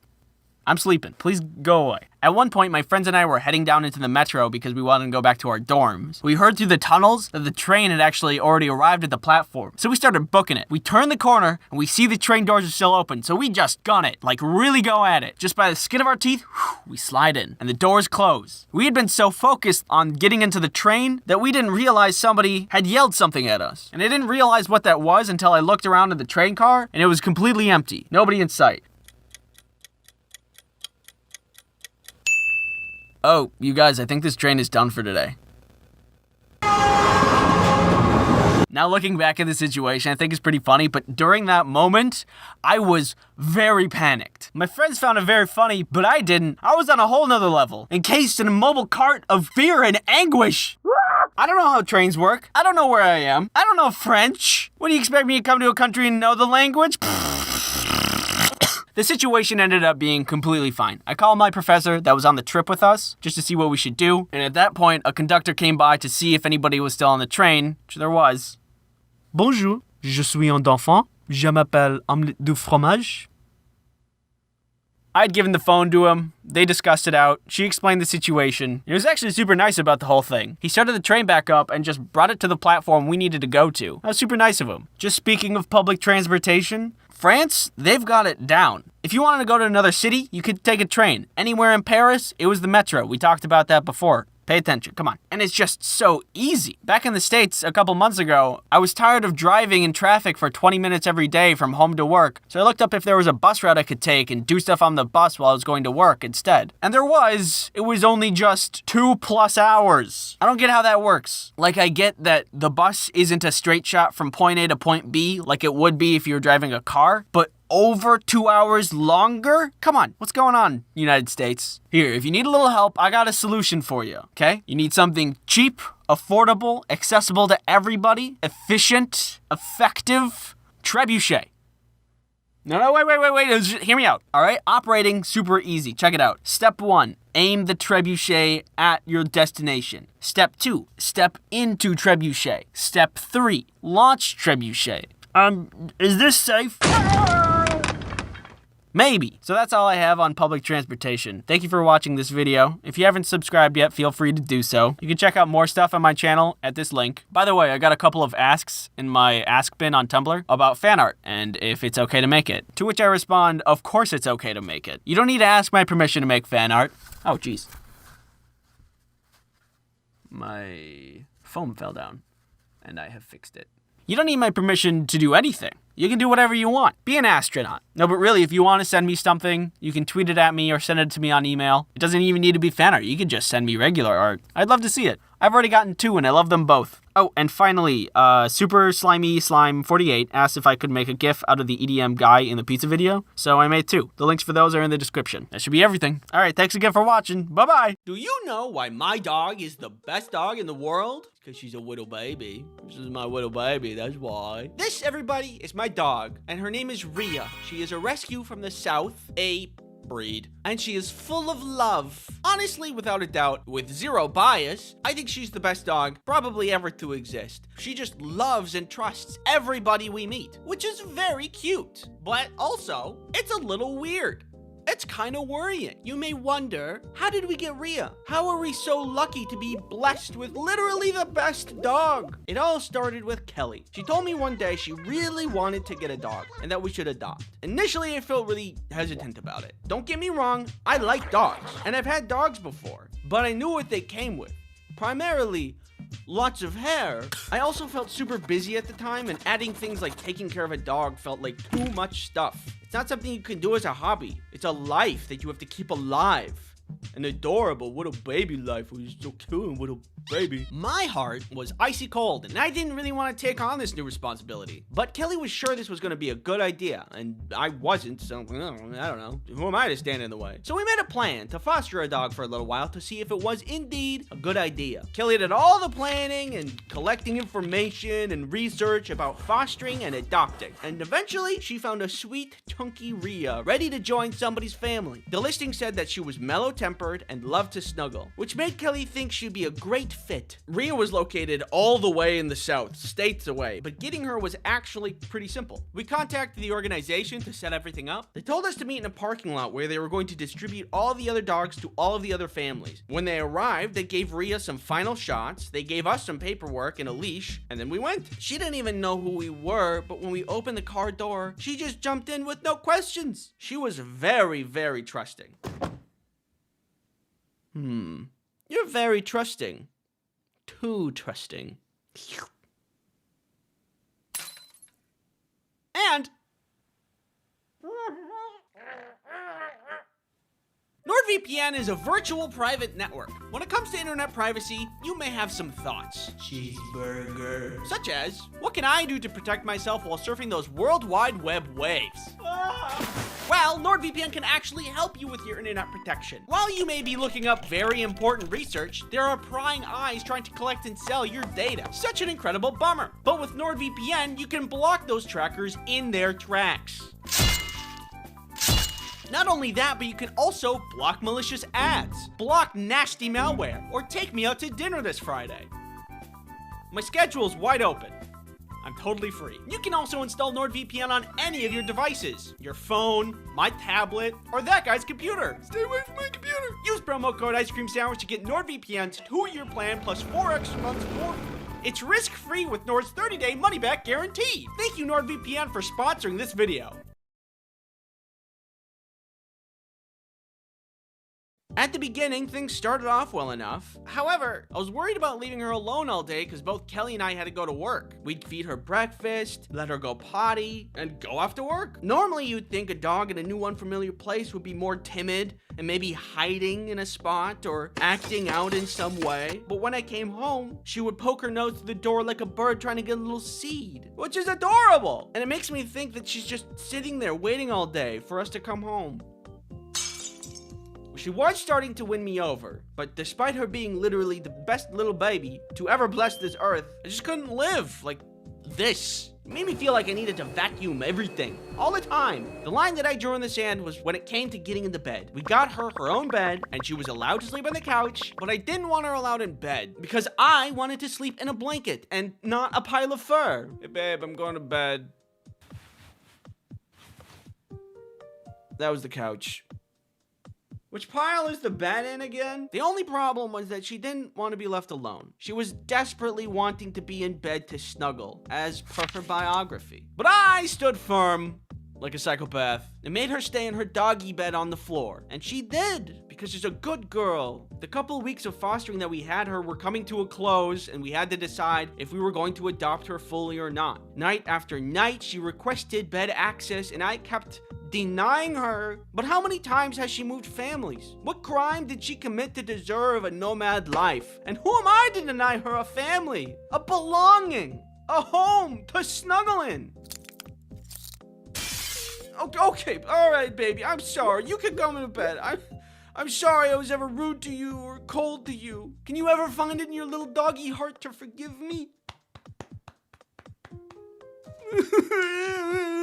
Obviously, you know this. We ended up adopting her as a full-time puppy. We were happy with the decision. She was happy with the decision. If time machines existed and I could go back in time and meet myself when I didn't want to adopt, there would be consequences. Ultimately, Rhea has been an amazing dog, and all I can be is thankful. Thankful to Rhea and thankful to Kelly for finding our perfect puppy baby. I have something. Listen. I have something to say. I'm listening. If you still wanted some clothing merch, we're not going to be restocking, so check out the store if you're interested in getting any of that. Thank you everybody for the support, and thank you for watching. Yes! Run. Hi. No. Balls. I hit you and spank you. Is this safe? I go to see what it is. We can hang out, but I will not stop farting. Unstable. Well, what are you gonna do with that there, Brock? Give you a little kiss. No! I should just put you with the rest of them. I will appear in your room tonight. I do not like to die. Not a fan. In fact, I love not dying. As you may be able to tell from my beautiful, youthful, lifelike state. But that isn't to say that I haven't had my moments of close calls. One time when I was in college, I was trying to plug something into the outlet under my table. I didn't want to fully get out of my chair and get on my hands and knees just to plug something in. So I just tried to reach the outlet and plug it in without looking. I know, you don't need to say anything, but I kept missing the plug that I wasn't looking at. So I used my finger to try to find the outlet and then guide the plug towards the outlet. And I was just thinking that I would take my finger away before I got too close, but I shocked myself with an actual outlet in real life. This is something I did, and I lived, and I'm thankful for that, but I am self-aware enough to say that is not my brightest moment. That could have been it for me. I never imagined myself going out that way, I'm gonna be honest. I always thought when I die, it would be cool and probably impressive somehow. Like sacrificing myself to save Earth from an asteroid. This is for you, Earth. Yeah, he blew up the wrong one. But it turns out I'm highly likely to die in a fork in outlet related death, which is kind of disappointing, but also pretty in character of me. An outlet? You died from touching an outlet? Yeah. Yes. All right, come on. I guess I'm not really upset that this is the way that I am. I'm just thankful I've walked away from most things unscathed, or at least moderately scathed. Sometimes things are just an accident though, like this one time involving a microwave. This video is sponsored by NordVPN. You're someone that's on the internet. How did you know? Wait, seriously? On the internet, there are bad things, such as people who want your data. Give me that. Well, you can use NordVPN to protect yourself while you're online. Also, NordVPN is multifunctional, so you can use it as an ad blocker. This is all well and good, but what good is any of this if you can't use it on multiple devices? Hey, oh.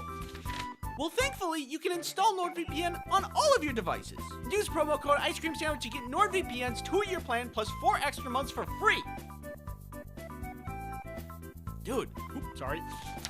It's risk-free with Nord's 30-day money-back guarantee. Thank you, NordVPN, for sponsoring this video. So, the microwave event. It was just some random night that I was at home and I wanted some candy. But my parents are crazy and like to freeze their candy. Like if you wanted a Three Musketeers, it would be in the freezer. You know the delicious candy bar known for its fluffy and chocolatey center? Well, yeah, they like that solid.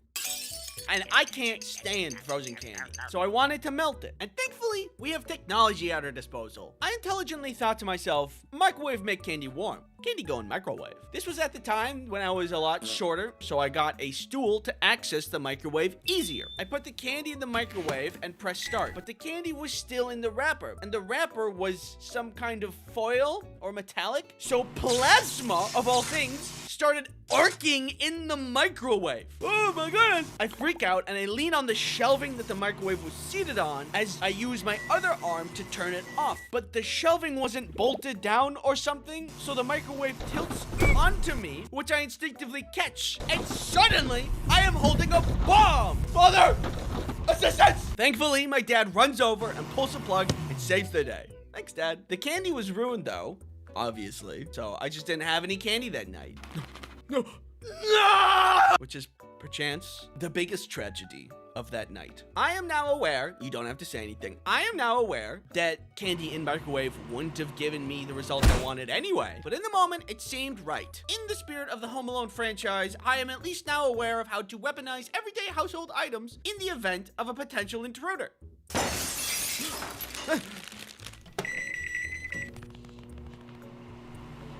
Yeah, come here. Stand over there. No, wait, where are you going?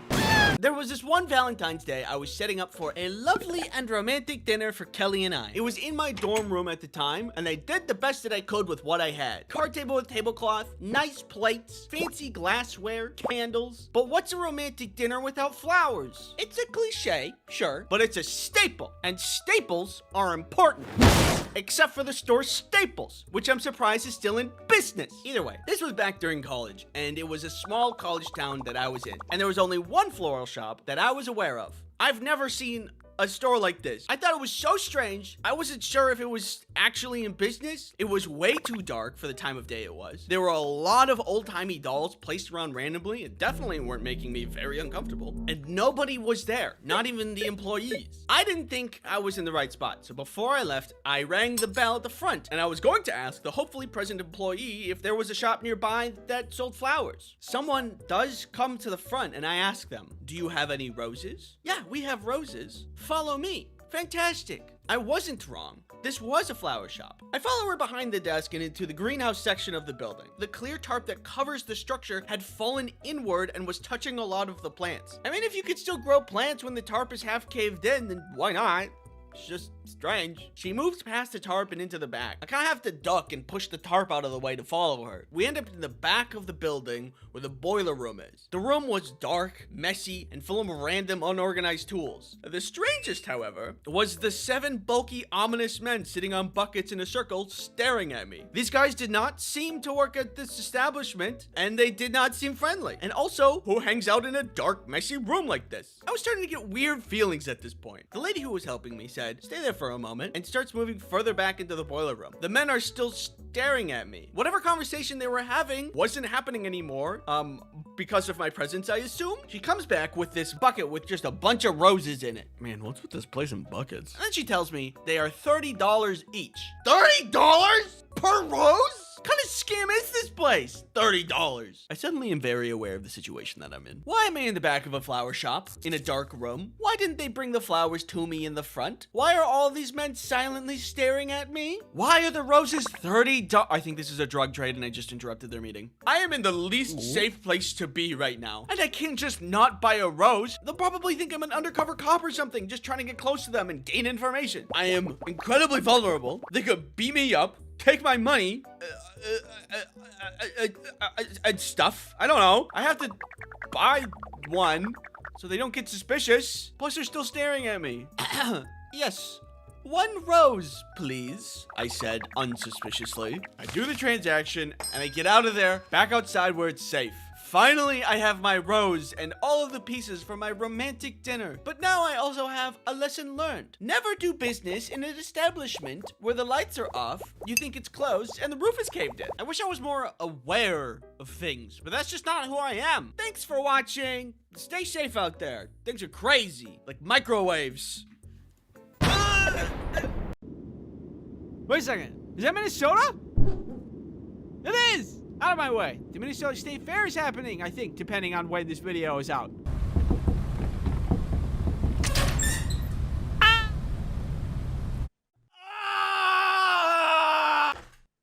Welcome to Minnesota, the land of 10,000 lakes. Here in Minnesota, we got Valley Fair, Hot Dish, Mall of America, Goose, the Boundary Waters, me, Hey. Snow, 3M. One time, Jaden got stuck here. Hey. Loons, lakes, and of course, the best state fair in all of the land. The Minnesota State Fair is about to happen, and that means delicious food and cute animals and butter people. Obviously, if you're gonna go to the state fair, definitely, absolutely, please wear a mask. Especially since there's going to be a lot of people there, because Minnesota has the biggest state fair in the entire United States. Texas, for some reason, holds that title, as we can see on Wikipedia, but that's a lie. In reality, Minnesota has the biggest state fair. I don't know how Texas got that title. I mean, I get the meme. Everything's biggest in Texas. They're considered the biggest state fair because they're longer, which doesn't make any sense. That's like saying Timmy got the most Easter eggs on the Easter egg hunt because he got twice the amount of time. That's like cheating. And that's time, everybody. Stop hunting. Time's up. Timmy, though, you can keep going if you want. After you're done, we can count all the eggs to see who's the winner. State fair? More like state unfair. I love food at the state fair. There are some really good foods, and there are some foods that make you feel like, and I want to go through some of those with you. But first, this video is sponsored by Skillshare. Skillshare is an online learning platform for creative people who are learning new skills, honing existing skills, or just exploring their creativity. Skillshare has something for everyone. Look, back in the day, if you wanted to learn about woodburning art, you'd have to go to the library, and who's even literate these days? I know I'm not. Now you can just go online and take a class on woodburning without even leaving your home. It's amazing! Personally, I would like to take this class about indoor gardening by Ekta Chaudhary, because as it stands, I exist in an endless white void. And I think it could use a little decoration. Skillshare is made for learning, so that means there are no ads, and there's always new premium classes being added. In the description, there's a link for a 1-month free trial of Skillshare for the first 1,000 people that click on it. Thank you, Skillshare, for sponsoring this video. The state fair has lots of delicious things to admire. You got corn dogs, corn, fries, cheese curds, cookies, milk, butter people. But you can't eat those. I find that my favorite food is the normal food. There is, on the other end of the spectrum, not normal food. The normal food, like the cookies from Sweet Martha's Cookies, is one of the reasons the Minnesota State Fair is the best state fair. You can get an entire bucket of cookies. After the cookies, you gotta go to the milk stand for obvious reasons. The cheese curds are beautiful, gorgeous pieces of art. You can get an entire bucket of fries at the fry stand, which is amazing. The best things at the state fair seem to come in buckets, I guess. Another reason people come to the state fair is the non-conventional foods that people come to try. One year, I was with my cousin and we tried the fabled Snickers candy bar on a stick, deep fried. I don't even know why I bought one, and I don't remember enjoying it. But I also don't remember disliking it. I ate it, and it tasted like if everything was a flavor, kind of like how chicken is a weirdly universal flavor. That's what I imagined this flavor was. Universal. I don't know, like, how do you explain that? Thank God I was young at the time when I ate it, so my body could take such a beating. I imagine anybody over the age of 80 would have had heart palpitations just by smelling the booth selling those things.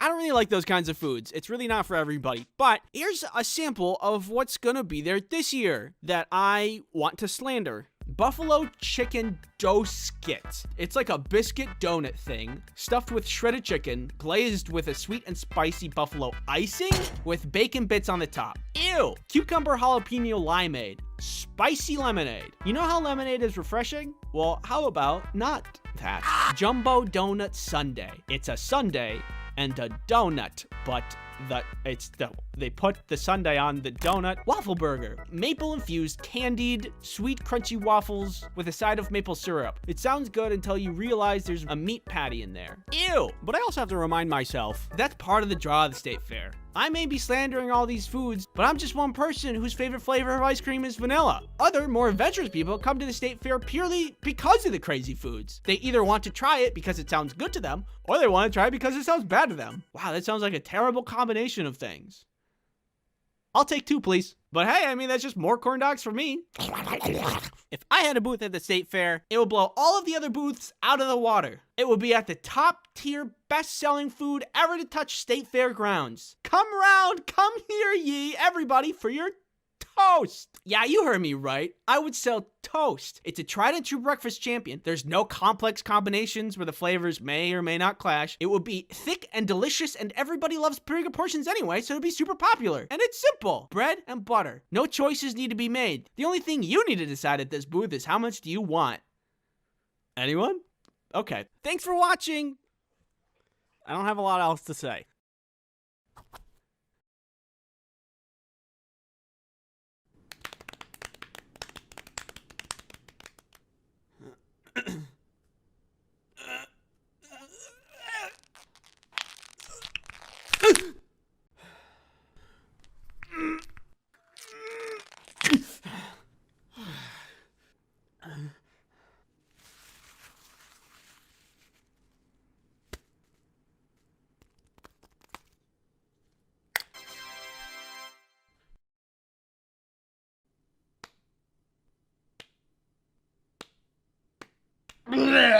Like most kids growing up, I had a lot of help on my Halloween costumes. And I'm coming to realize that any costume that I wore and was good was made by my mom. You got the cowboy, a classic. Clown, another classic. An eldritch blood god from a different dimension named Daniel. Another classic. But also, like most kids growing up, the time came when I wanted to make my own costume. I felt like it was my turn to take the wheel, and I wanted to build my costume, top to bottom. I wanted to earn my trick-or-treating candy. So naturally, I dressed up as a cardboard box. There were a lot of Halloweens that I took part in, and there were a lot of doors that I trick-or-treated at. And through all of those years, I think that my box costume takes the cake for worst costume. Like ever. That's a real thing I did. I found a box, I put it on, and I thought I was a genius. I think I was trying to be funny, but there was zero effort in that costume. Nothing witty done. No references to anything. Oh, what are you? I'm a box. Oh, like Minecraft? Nope, just a box. Candy, please. Do you think that this kind of costume deserves candy? I mean, you are legally required to give me candy. Candy, please. He's right, Jennifer. Give him the candy. Yeah, I'm disappointed too. Needless to say, I think I wasted my trick-or-treat years. If I could go back, I think I would do a lot of things differently. Like, I have ideas now, better than just, you know, a box. For example, I thought of this costume the other day. So everybody now knows of the video game sensation Fortnite, and that costume is probably going to be all over the streets. It's not hard. You have the vest, maybe a little blue glitter liquid in a jar, grab some cardboard for a gun, bing, bang, boom, there you go. But imagine welding together some kind of crane type operation that you can wheel around. And you clamp the kid onto this with some string and a crank, and you crank him up. And when you arrive at the trick-or-treater house, somebody goes up, rings the bell, and you lower them down. And they hold a parachute above their head like they're parachuting down in the game. Huh? Huh? Pretty slick, right? Like, stuff like that I would like to do. That would be crazy impressive. Like, if you came to my place in that as a costume, I would just give you the rest of the candy that I have. Sorry, I just gave all my candy to that other kid. Do you see his costume? Anyway. Do you guys want this empty bowl? I suppose I still have opportunities to dress up all fancy. Like, I still go to Halloween parties. I don't know. It also feels like a lot of work, so... maybe I'll just dress up as a box or something. I'm so lazy with Halloween. My whole life, my mom made all of the good costumes and also the decorations. The spookiest thing that I have around here is this half-dead plant. I should really water that. Yeah, I gotta... I have to step in my game, I think. For the sake of all things spooky, in the name of all the costumes made for me, and to make up for all the costumes that I made, I need to properly celebrate Halloween. I need to save Halloween. And I know exactly how I'm gonna do it.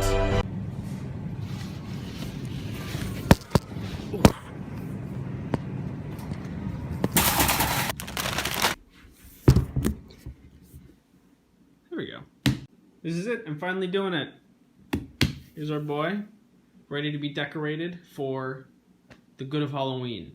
I've seen this done a million times before, so I think that I know what I'm doing. And we can get started right away.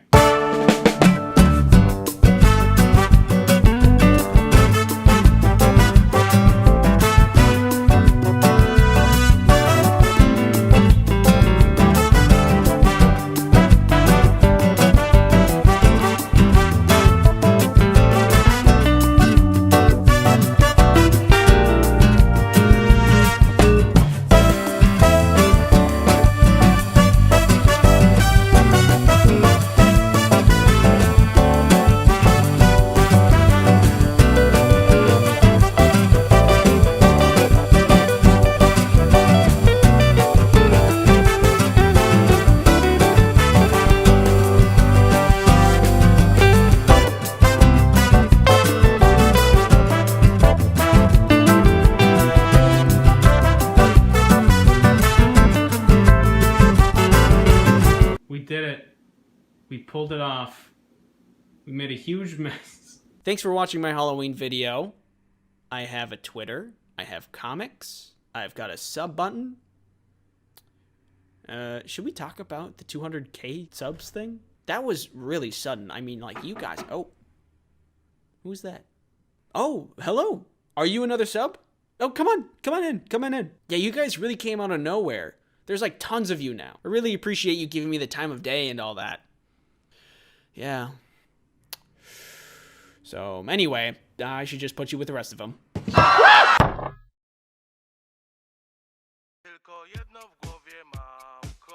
how you doing? So, before we start, I just want to say that...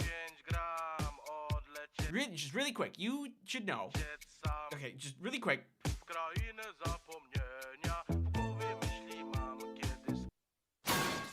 It's good for you to know that what I'm going to say in this video is not to deter you or convince you of ADHD medication. This is just my experience, of which started out really good, but then quickly declined into stinky, icky bad. So the last video, I figured out that I had ADHD because I had symptoms. Symptoms such as often has trouble holding attention on tasks, often does not seem to listen when spoken to directly, or is often easily distracted. You know, stuff like that. So what was the solution? Drug. In America, medication doesn't come cheap, so this wasn't like a just whatever decision. This sprouted from some real need. To the surprise of no one, ADHD brain isn't very productive. My thoughts either do not complete or just overlap with one another, and that's very annoying. It's a lot of chaos, and it can be really frustrating when I'm trying to focus. Hey guys, what is 2 plus 2? I don't know, probably 2? I think it could be 4. Who even made math? Yeah, it's probably just another 2. There's already 2's in there. Probably another 2, I bet. When will this be useful to know? Like, what am I gonna do with my life anyway? Like, what will the future hold? What is something that I need to worry about? Guys! What do you imagine it sounds like when we play 8 different trumpets randomly at the same time? Well, I wonder when we can find out. This happens when I'm talking to other people, and I could, like, forget their name. It happened in school and work, and I'm sure it's a big reason as to why I had to retake classes in high school. And honestly, I just want my hands on the wheel for once. And I was told that meds could be a way to achieve that. Have you guys gotten any work done at all? Where's the guy in charge here? Oh my god. There's tons of medications to choose from. You got Adderall, Vyvanse, Ritalin, Concerta, and many others. For my first medication, I used Adderall. We started out really low, about 5 milligrams of Adderall. So, what does Adderall feel like? It takes a little bit to kick in, but when it does, I gain this strange ability. Just the ability to be able to. So you see, a lot of my unmedicated days goes like this. I will think of a thing to do, task A, but then my brain is like, yo, wait, there's this other thing you should do first because it's probably gonna take like no time at all. And then that happens a couple times, and then I start on the least important task, get like halfway through it, take a break, forget about all of the other tasks, and then get distracted by anything else within my field of view, which if I'm online is infinity. Then the day is done, and I've made a laughably small amount of progress. When Adderall was introduced into my system, I was like, I should do task A. And then I did task A. The loop was gone. There was no sensation. It was just ability. So the meds were good for a while until they weren't. For good reason. But firstly, I'd like to thank you for willingly sitting down to listen to my sponsor, NordVPN. You're all comfortable? You want anything? Snacks? Water? You're good? Great. NordVPN is a virtual private network service that helps you protect yourself online. The internet is filled with infinite knowledge, but also people who want to track your data at every turn. NordVPN can help you stop that intrusive tracking. Hey there, what's your phone number? I want to sell it. NordVPN also blocks malware so you can protect your computer. I'm gonna click on this. You can also use NordVPN on so many devices. Your computer, your phone, your butt. No, not your butt. Well, that kind of seems like an oversight, but whatever. Use promo code Ice Cream Sandwich to get a discount deal, plus 1 bonus month included. It's risk-free with Nord's 30-day money-back guarantee. Thank you, NordVPN, for sponsoring this video. So Adderall was good for a while until I started to realize that it wasn't doing what I wanted it to. I was able to do things, but I started to notice that it was only touchable and physical tasks. Like one day, I took my Adderall, started to get to work, and then I realized that I was just vacuuming, doing dishes, and cleaning up other general messes around the house because I could physically fix that stuff. But if I needed to sit and think about things, it was really hard. See, the ability to do a thing was gained, but I never got the ability to focus. And that was the core of my problem. So out goes the Adderall. So I talked to a friend who also has ADHD about this problem. After some chatting, he mentioned he was taking Vyvanse, which is supposed to work differently than other meds for ADHD. It's a slower burn, and that can help in different ways for different people. Specifically for him, it helps him a lot with focus, which is what I wanted. Yeah, Adderall is great, but also you're effectively taking meth. Huh. You might want to talk to your psych about Vyvanse if you're looking for something more mellow. Considering my goals and my general aversion to meth, that seemed like a good idea. So I did bring up the idea of Vyvanse to my psych, and we decided to give it a go. Vyvanse felt way different than Adderall. When I took it, there was absolutely more focus. Like, way too much focus. So it comes around the first day of me trying out my new medication. It takes about an hour to kick in, so when I first tried it, nothing happened for a while, but then it hit. And when it did, I was watching a show about space flight, and it became very easy to follow along. Instead of consuming multiple forms of media at once, I was keenly aware and focused on this space documentary. But that focus plus curiosity about spaceflight led me into learning and researching the science of rocket flight and orbital mechanics. Cool.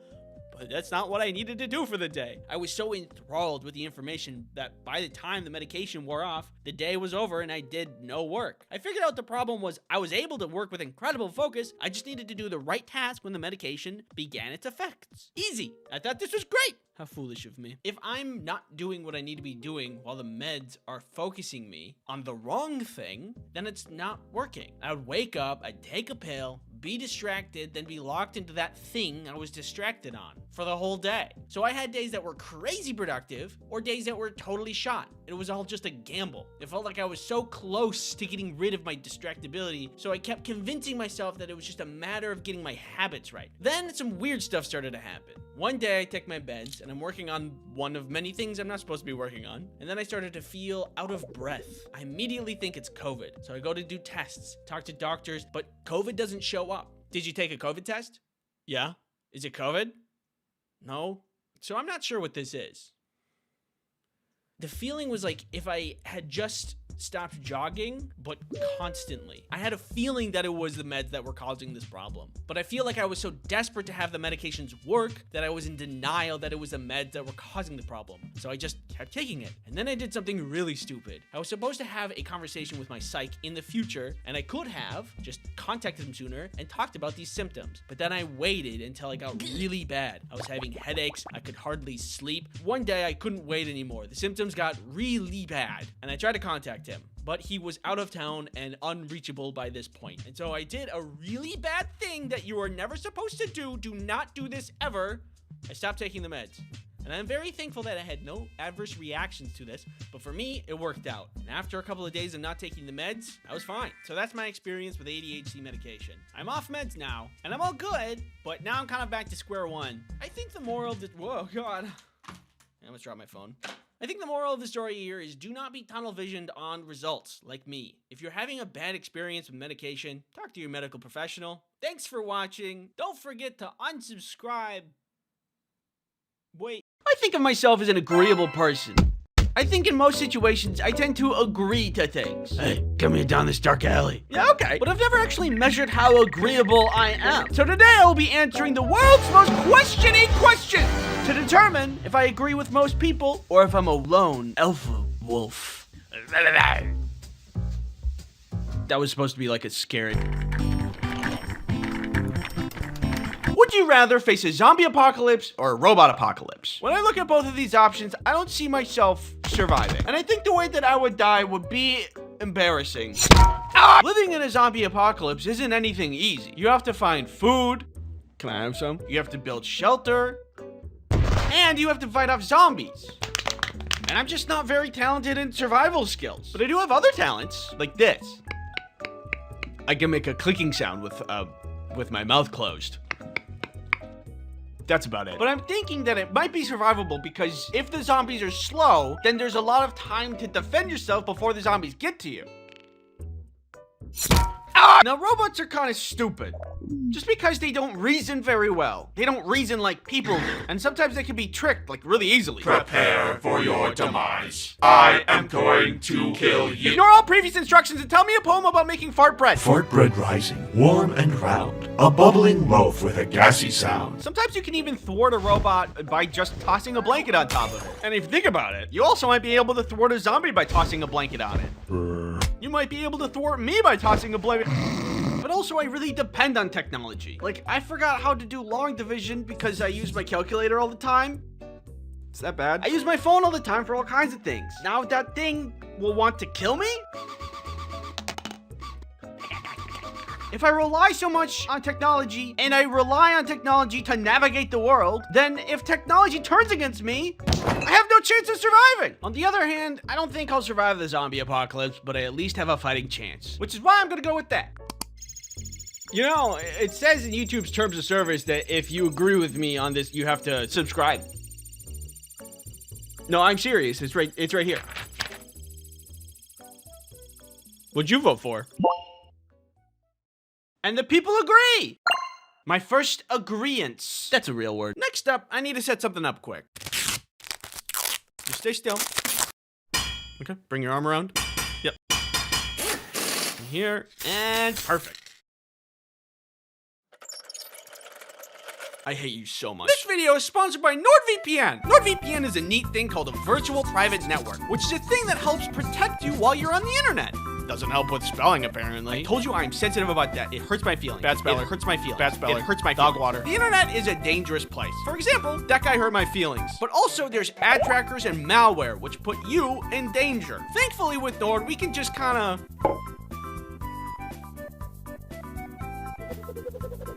Oh, and the piano represents NordVPN. Also, did you know that you can use NordVPN on all of your devices? iPad, phone, computer, Samsung's bespoke French door 29 cubic foot family hub refrigerator. That one's real. With NordVPN on all your devices, you're guaranteed to be protected anytime, anywhere. My tomatoes are finally safe. Use promo code Ice Cream Sandwich to get NordVPN's 2-year plan plus 4 additional months for free. It's risk-free with Nord's 30-day money-back guarantee. Thank you, Nord. Thank you NordVPN for sponsoring this video. Would you rather have the ability to time travel to any point in the past, or have the ability to teleport to any location instantly? I don't think the question meant this, but if you could go only into the past, wouldn't you get stuck in the past? Whoa, guys, look, I'm in the Carboniferous period, 300 million years ago. Uh-oh. I think it's interesting to be able to see what the past is like, but also I don't trust myself to not kick the wrong rock and mess up the whole timeline. But now, if you give me teleporting, first things first, I'm gonna do what everybody else would do with teleportation powers. Figure out what's going on at Area 51.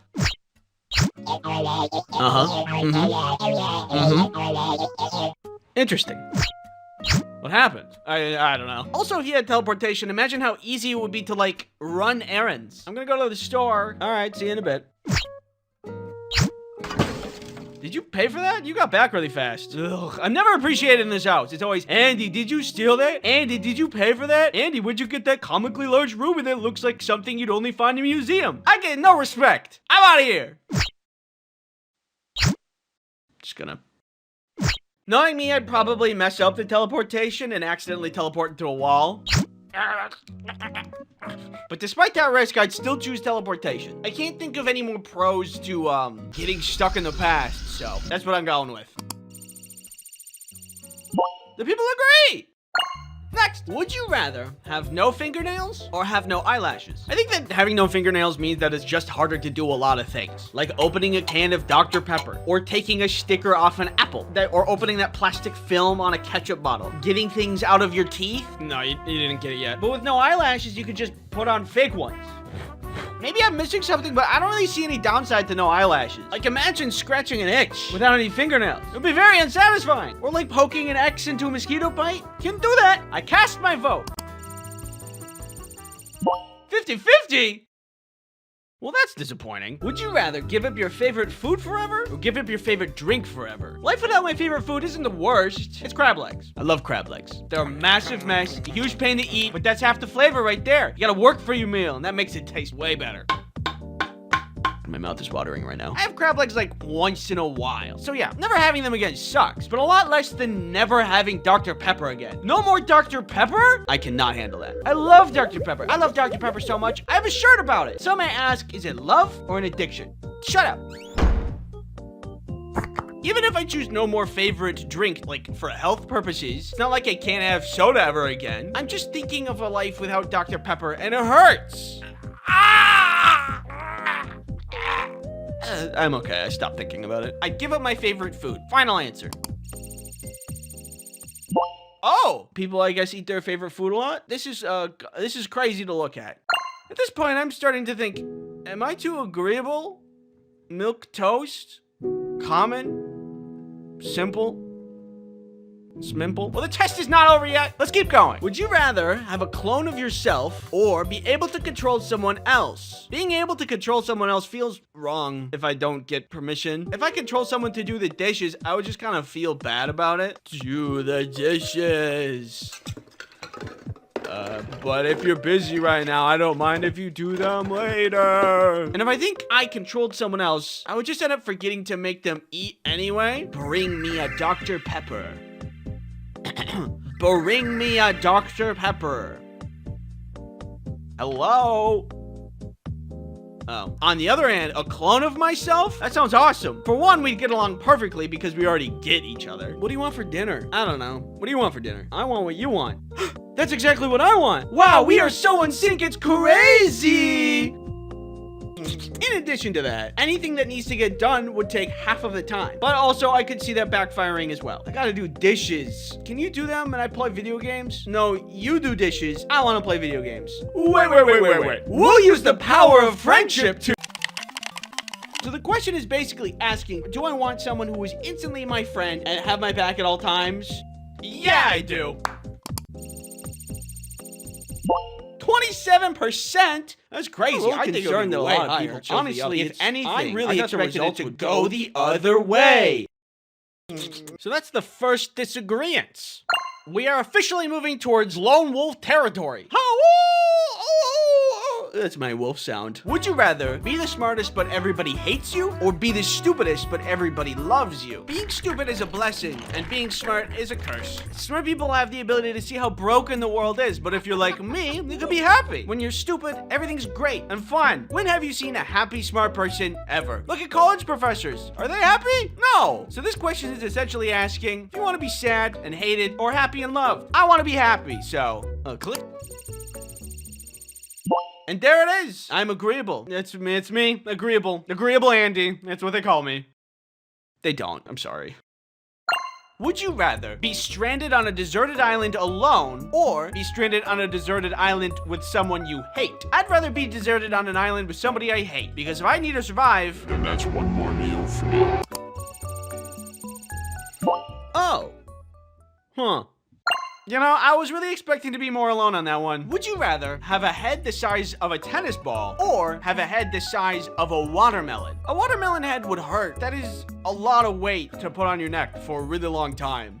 Your neck isn't meant for that much weight. Unless you're an F1 driver who apparently are supposed to have really strong and thick necks. Look at this guy. Look at that neck. But I don't race in F1, so my neck isn't strong enough for a big head. A tennis ball head is just gonna be better. You have zero neck strain, plus it's just funny. Look at this. That's funny. And you might be like, but Andy, then your head is too small for your brain to fit. I'll be fine. Don't worry about me. Not to mention, I could excel at MMA or boxing. I'm a small target. Nobody could hit me. I'd be champion. And the champion is Andy! I'm going with small head. 83%? I'd pray for your necks. Would you rather have all your dreams granted but have a 10% chance of instant death, or be forever cursed with very mild inconveniences? Well, I don't know. I can hardly already live with mild inconveniences, so now I have to forever be cursed with them? Imagine every time you walked upstairs, you trip a little bit. Or whenever you're filling a cup, you spill a little bit. It's death by 1,000 cuts. I simply do not have the willpower to go on. But I do have the willpower to put it all on the line. Let's roll those numbers, baby! Wait, I changed my mind! It also seems everybody else would risk it all. My head hurts. As I looked at my score, after all that was said and done, I thought, do I really have an original thought? Am I agreeable? Or just a people pleaser? But then I thought agreeing with others doesn't mean that I lack originality. It means that I value connection and shared understanding. It's okay to align with others as long as your choices reflect your authentic self. Thanks for watching. This video is 2025 is gonna be jam-packed this year. Stick around for another video. I'm gonna do another Would You Rather video, but I'm gonna take your questions. You can send me those questions on the community page. Remember to subscribe. Now I will become fourth dimensional.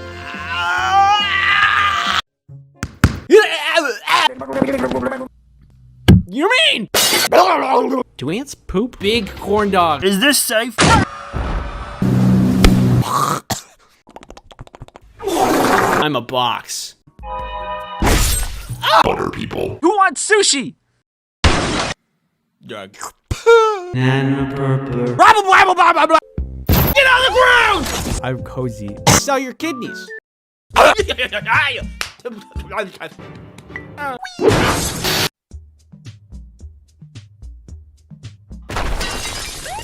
the ground! I asked you what food combinations would get you into this situation. And that's you, Kirby. Look at you. Living life. Not a care in the world. What's your secret? And many replies later, I have enough evidence to put you all away for 30 to life. So let's begin. Banana slices in cereal with milk. The milk gets rid of the banana aftertaste. Banana aftertaste? Isn't that just banana? And makes them sweeter. The cereal adds a crunch to every bite. Thumbs up to this one. It's important which cereal you choose though, because I've had this, specifically with Honey Nut Cheerios, and it's good. You got the honey, you got the nut, you got the Cheerios, and you got the banana. It's all good. Those flavors, they mix, they're good. But if you're out here like, oh, I'm just cutting up a banana, gonna add it to the cereal, just let me go get my cereal. I call it Smam. Oh god, there's a name for it. You make a s'more, oh no, put a thin slice of Spam cooked over the fire instead of the marshmallow. No! It's sweet, salty, crunchy, and savory all at once. You are irresponsible. What's next? Spam and ice cream? Tea? Pepsi. I shouldn't give him any ideas. Spam is one of those foods that gets a lot of hate, I think, because it's consistency. It's really googly. It's also really salty. I really like it because it's so salty. But to add it to s'mores? What are you doing? Why would you do that? To me, personally, I have been affected. You know what else I get affected by? Internet privacy. NordVPN is a virtual private network service that helps you protect yourself online. NordVPN helps you with so much, like stopping intrusive tracking. NordVPN also helps block malware, so you can protect your computer. Hello? Can I come in? No, go away. NordVPN made this delicious smoothie. Tastes like the internet. NordVPN allows multiple devices, so you can protect yourself and anyone else you care about.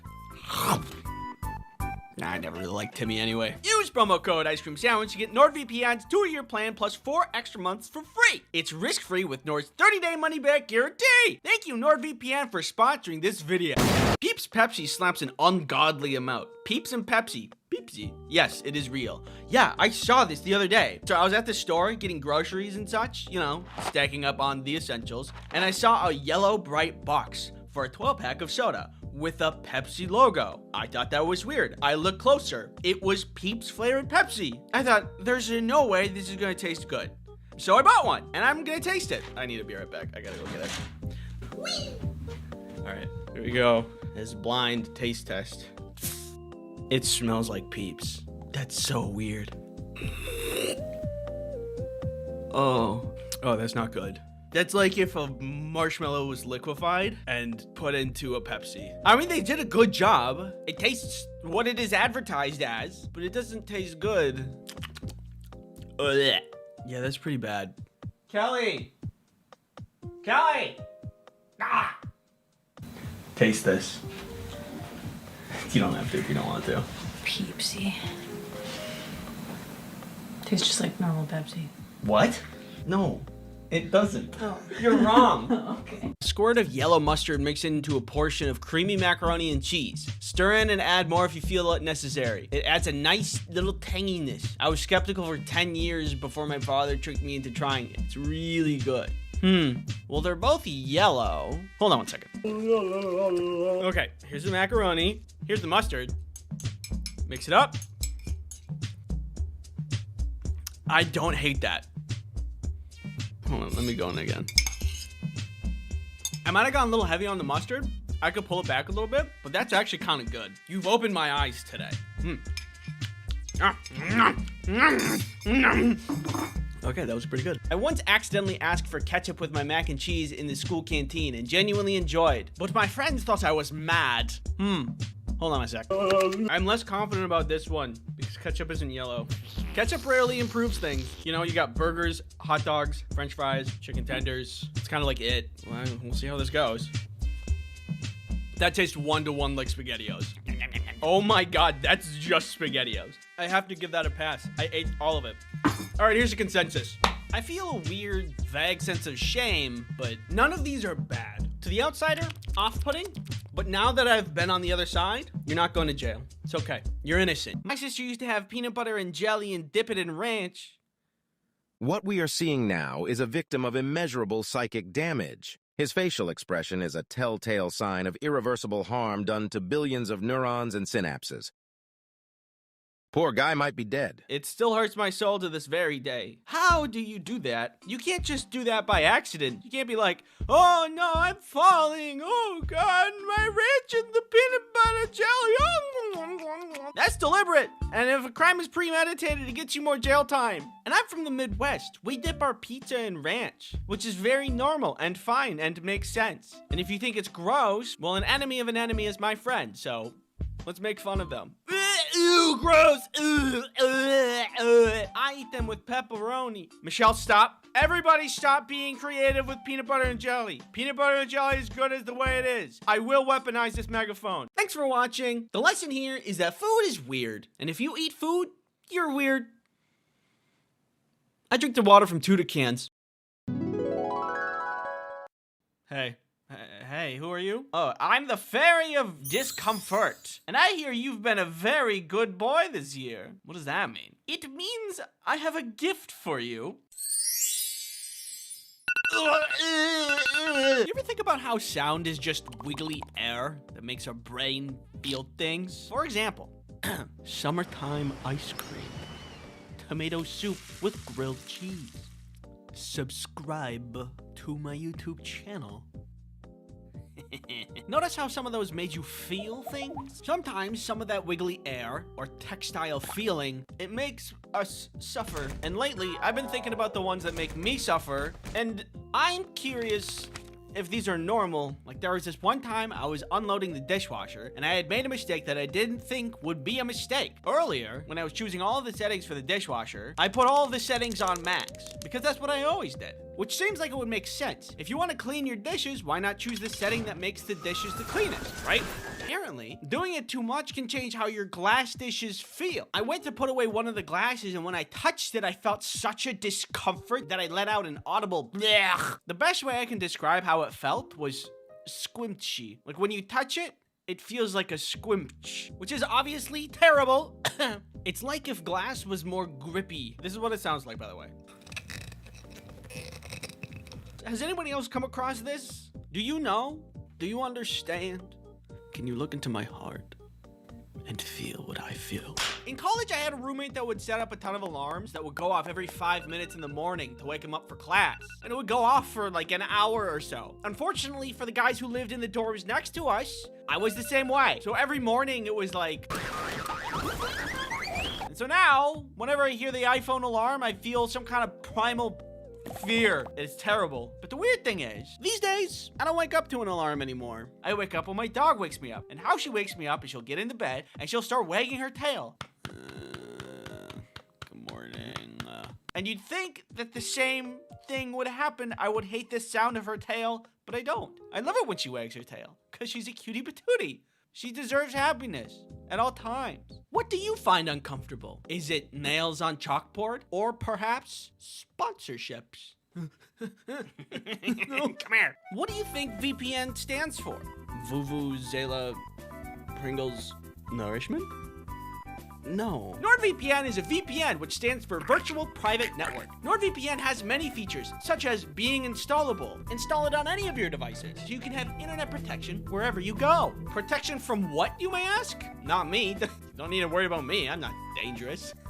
NordVPN protects you from things like malicious ads, malware, intrusive tracking, all things that are more dangerous than me. Use promo code Ice Cream Sandwich to get NordVPN's 2-year plan plus 4 extra months for free. It's risk-free with Nord's 30-day money-back guarantee. Thanks NordVPN for sponsoring this video. I hate hair. If it's doing anything except for being on a head, terrible. In food, ugh. On my desk, in my face, but the worst is when it's being pulled off a comb. Do you know that sound? Content warning, I'm about to play that sound. I think there should be some kind of invention that combs your hair without needing to comb your hair, so that we won't have to have this horrible sound in our ears ever. Or everybody could just go bald, and that would probably just solve a ton of problems. Maybe you can figure out why I hate this one. I don't know, but you know socks?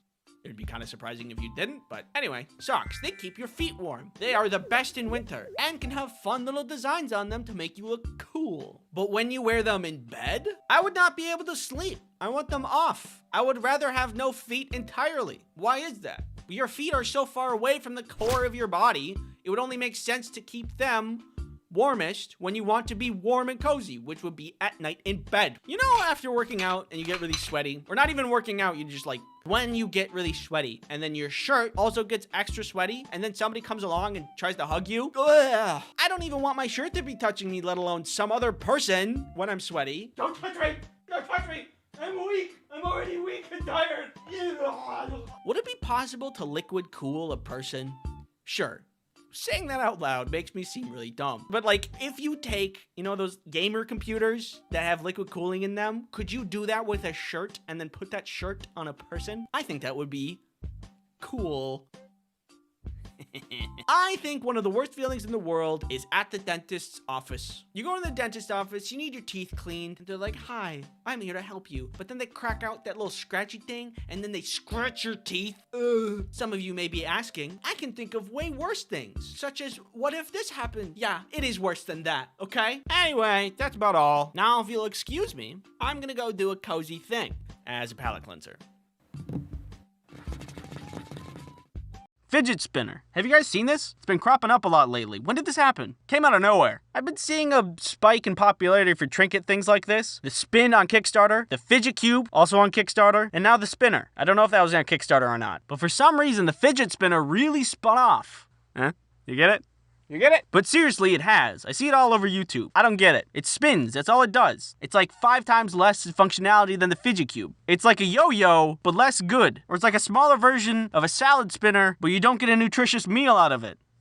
Eat healthy. I mean, what's so special about it? Can it cure my unending sadness? Apparently, along with all of these other claims about why it's great, I don't buy it. Anyway, I went out and bought it. I want to test it out. Personally, I don't have my hopes up. It spins. I get it. I've used a yo-yo. Guys, remember those wristbands that had, you know, neo magnets in them or whatever? They balanced your mind? Yeah, remember that? I feel like this is going to end up being something similar. High claims, minimal output.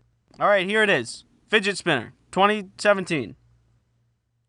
10 out of 10.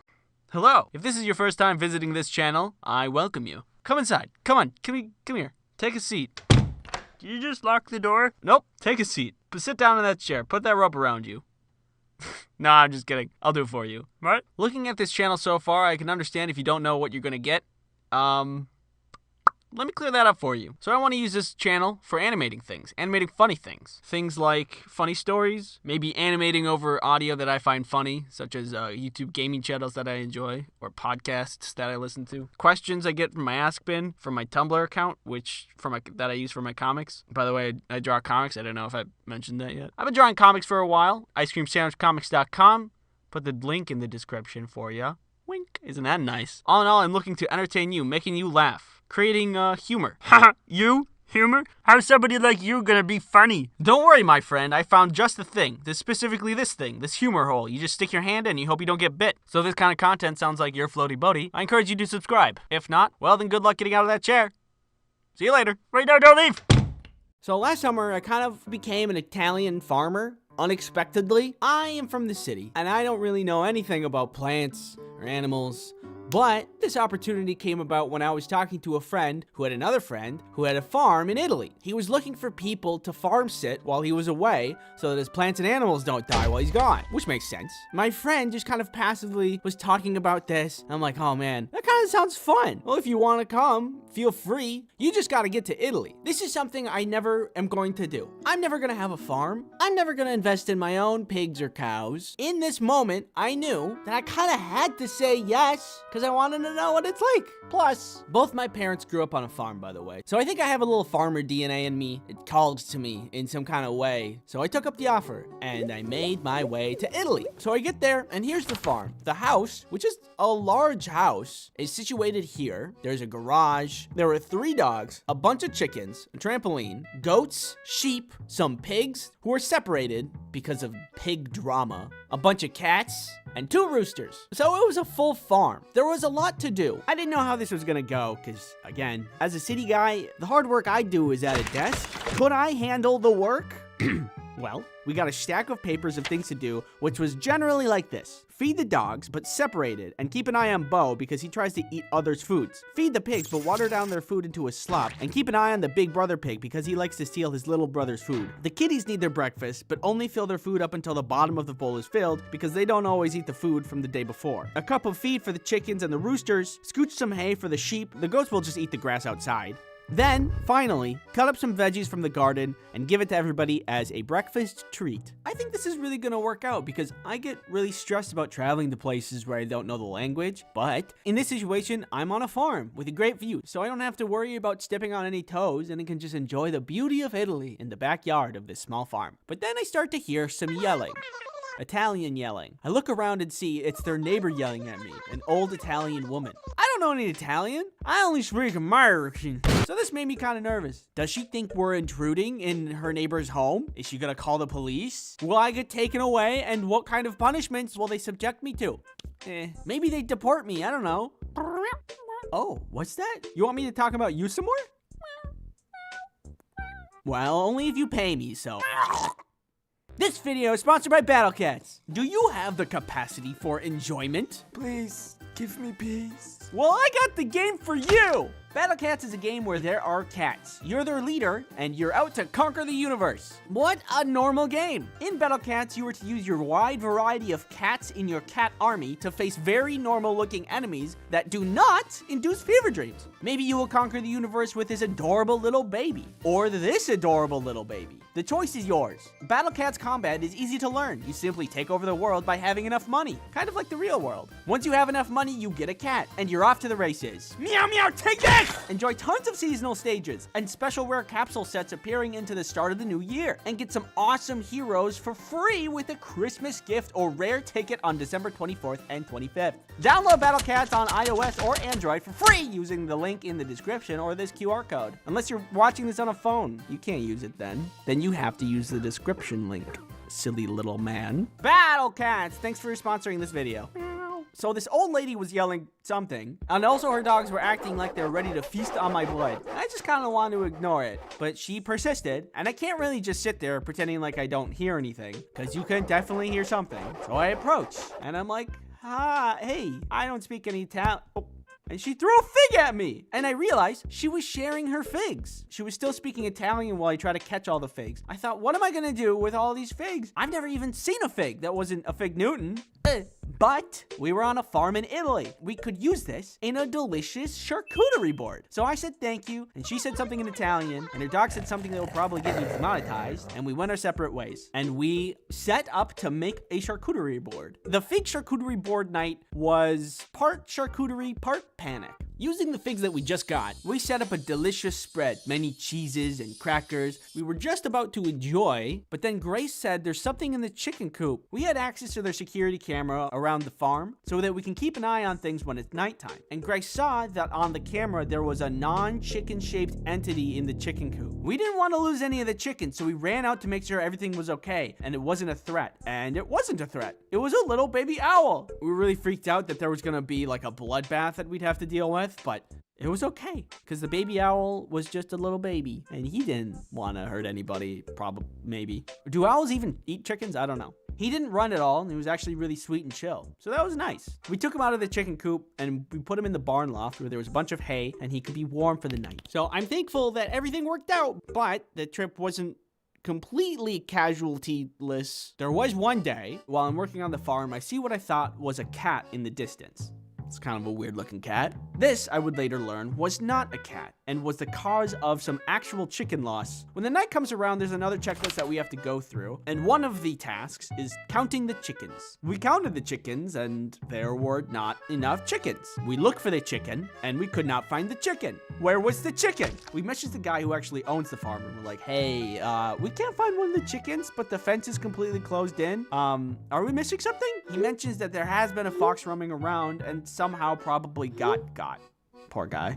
Rest in peace, little chicken. So time passes, and I see again, hey! That isn't a cat at all, that's a fox! We stare each other down, kind of like that scene in Fantastic Mr. Fox, except this fox was not fantastic, and I didn't like him at all. That night, when we're closing up, we count the chickens and stuff, and we all go to sleep. As I'm drifting off, the dogs start to go ballistic, and I think, it's the fox. I am filled with farmer's determination, and I snap from dreamland into 100% lucidity. I run outside and instinctively grab a pitchfork and sprint towards the chicken coop like RoboCop if he had a different, more rural line of work. I turn the corner and there, Mr. Fantastic himself. There was a fence between me and him. I was battle ready, but I couldn't get to him. So my instinct set in, and I did what I could. And the day was won. The fox was gone, and the chickens were safe. I think I actually did something there because after that night, he never came back. I also think I was ready to die because that night I dove headfirst into a fox fight with zero fighting experience for some chickens that I've only known for a couple of days. I probably would have gotten really hurt if there was not a fence there. So I'll just pat myself on the back and call it a win. The rest of the experience was great. Italy has pizza. I'm sure that some of you may know that. In one of my previous videos, I talk about how I dislike French fry pizza. Try to make it myself, tasted really bad. Not a good idea. But I had a couple of comments that told me in Italy, it is a thing. It's called American pizza and that I should try it. Well, I was in Italy. Guess what I ordered? American style pizza. And guess what? It was really good. I don't know how they pulled it off. Here, have a taste. Yeah, tastes good. It's like Italians really know their pizza or something. Anyway, the farming was good. The dogs were lovely. The cats were chill. The goats took care of themselves. The sheep were super freaky. Beautiful scenery. The whole experience was great, and I would certainly go back. Thanks for watching. Thank you to Matt for animating. Matt had a big part of animating this video with me. Everybody clap for Matt. Okay, clap for me. Yeah. Yeah. Thanks again. See you later.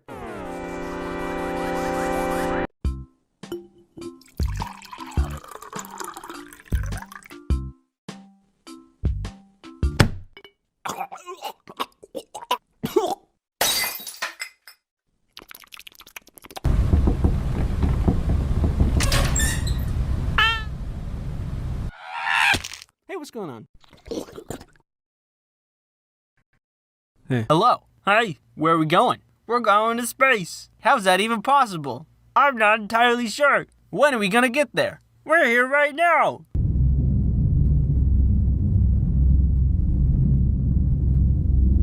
Have you ever watched my channel and thought, this guy's kind of weird? One last time, as per the contract, I must advise you to acquire products. Huh? Huh? Pretty slick, right? That makes your hair strong and robust. Pizza that you ordered. Flowers from your secret Valentine. Me. Witch, back! Back, you witch! What? It's just a card? Oh, here it comes, here it comes.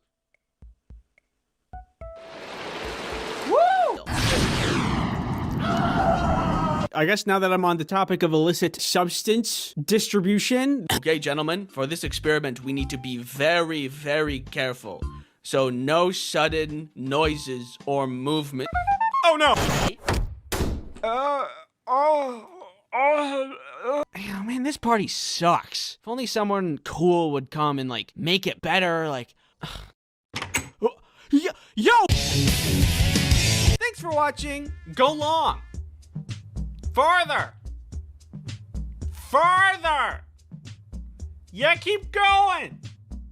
Yeah, a little more.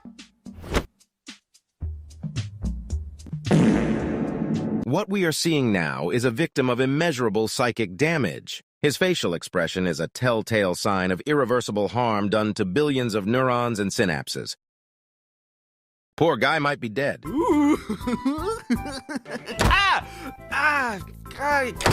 Just get inside and I pull this lever and... Well, plan B. Help me!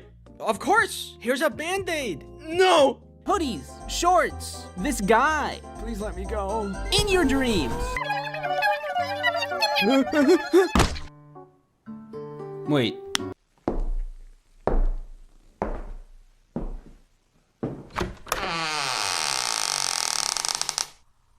Hey, don't touch those. I need those for the video. You are to sit here and watch and accept all my opinions as fact. Stop. Can I come up there? No. Please? My chemicals! Hey, buddy! What do you think about dodgeball? Well, I think that... What is it? What is that? What do you say? You don't know what that is? What is specifically define a premonition dream? Well, hey there, little guy. What you got there, buddy? Broccoli? Well, what are you gonna do with that there broccoli? I don't buy it. Anyway, I went out and bought it. Depression-powered car. Whee! Any back alley that I'm currently occupying. You pressed the right bumper again. Pizza. Does anybody else think that's crazy? Or am I crazy? I am crazy. And... NordVPN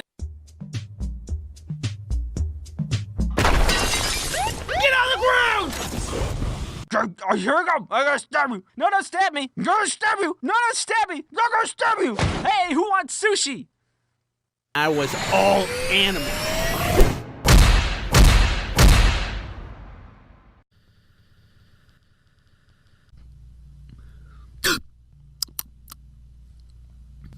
Come inside. Come on. Come here. Take a seat. Did you just lock the door? Nope. Keeps is a subscription service. Keeps delivers hair loss treatment to your door. Keeps does not make you explode. That was unrelated. Annexing Toronto, which is generally how junior high school science classes go. Well, NordVPN's got you covered there, because then you can put on... What?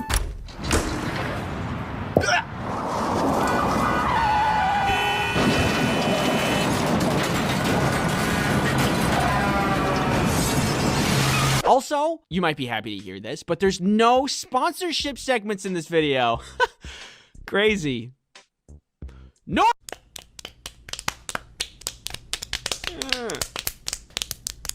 Stop. War Thunder! Look, kids, it's Mount Rushmore. This is where your mom and I met, and we wanted to bring you here to this very special place so we could show you.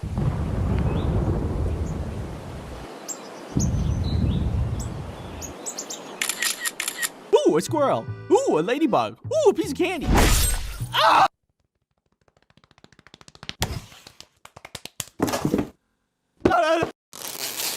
So, what was the solution? Doug. Floor, wall, roof, window, door. What do you imagine it sounds like when we play 8 different trumpets randomly at the same time? Well, I wonder what we can find out.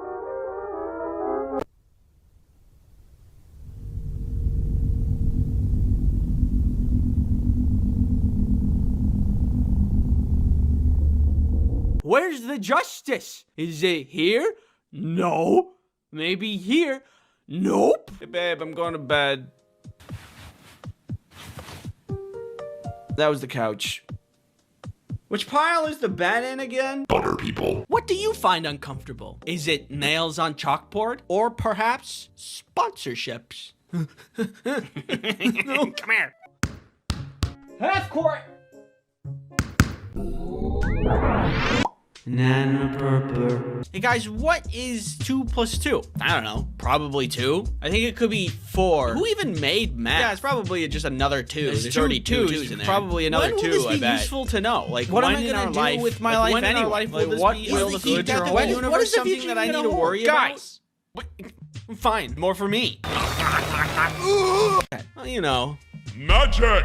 The first stop is the revolving door. The revolving door is a mechanical marvel with its beautiful presentation combined with spinny door go spinny wee wee wee that helps you protect yourself online.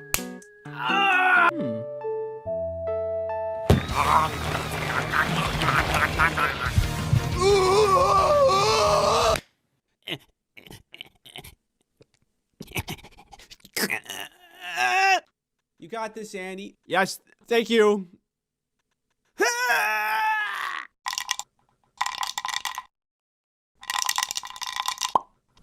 I can fly and my dad is Santa. Oh.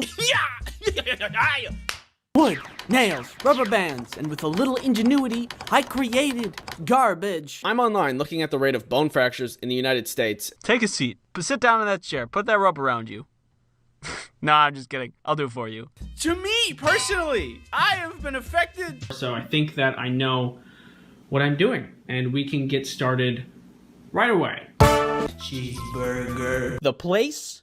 Basement. VPNs are a great way to achieve that. But all the smart people got together and were like, nah, I'm doing it anyway. Here's some advice. If you want to ship drugs, maybe you could, like, you know, like you could do, like, make them into cool sunglasses.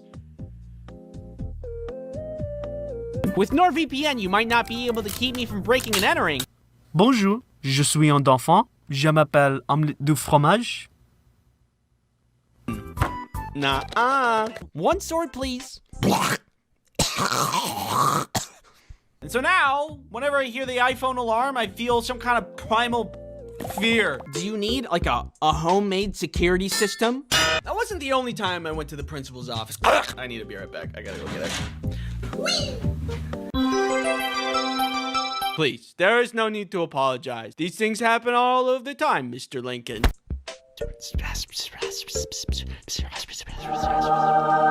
And there are some foods that make you feel like, Hey, buddy. Sponsorship.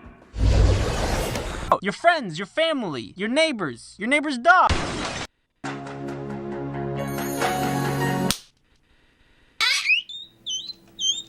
Let's go check it out. It'll make all of your dreams come true. Come on, you're gonna love it. I said come on. But there's only one way to find out. Please, give me peace. Well, I got the game for you. hey baby, it's just me, Tony. How you doing, Tony? How you doing? Good to see you, Tony. Good to see you. What's going on up here? Tony's here. Tony's here. Hey, Tony, how you doing? Good to see you. Tony's good to see you. Hey, what's going on up here? Tony's here. Hey, Tony, I haven't seen you forever, Tony.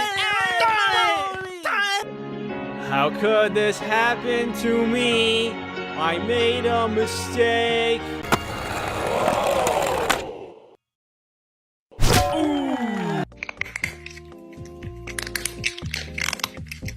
Unstable. Yeah. So, anyway, I should just put you with the rest of them. Right. And I wanted to have some blast. It's the worst thing possible. I knew it! You know how lemonade is refreshing? Well, how about not that? Because now birds can eat them.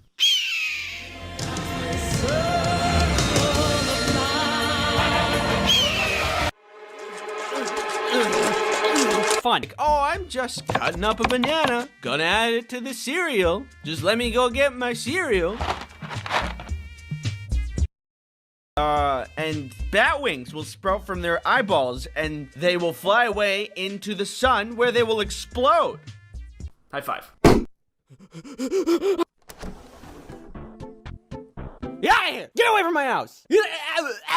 But I didn't care, because I didn't have to cut open a frog. I'm not gonna touch that now. It's too big. No, that's not a good idea. I have a family. A demon for nature. My mom and dad was. Yeah! Well, they're both yellow. Hold on one second. You need something cheap, affordable, accessible to everybody, efficient, effective. Trebuchet. Oh, guys, stop!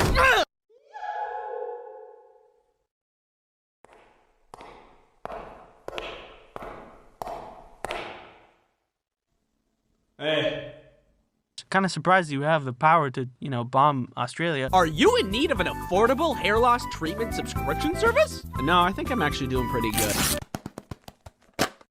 I could be melting from the inside out. Some girl gets hit in the head with a food trend. And of course, last but not least, who could forget?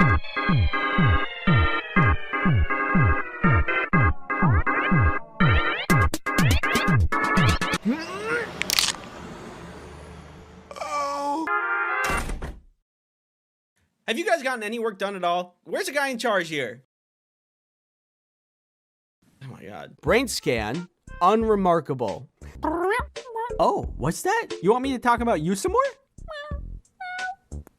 Well, only if you pay me, so. Kelly's bag actually bursts open. Oh god! Hi.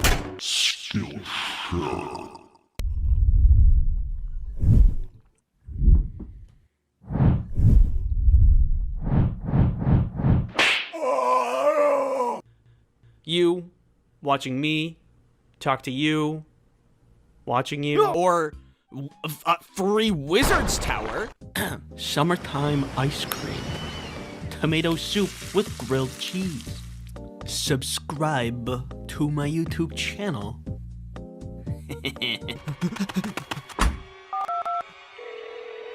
Hello?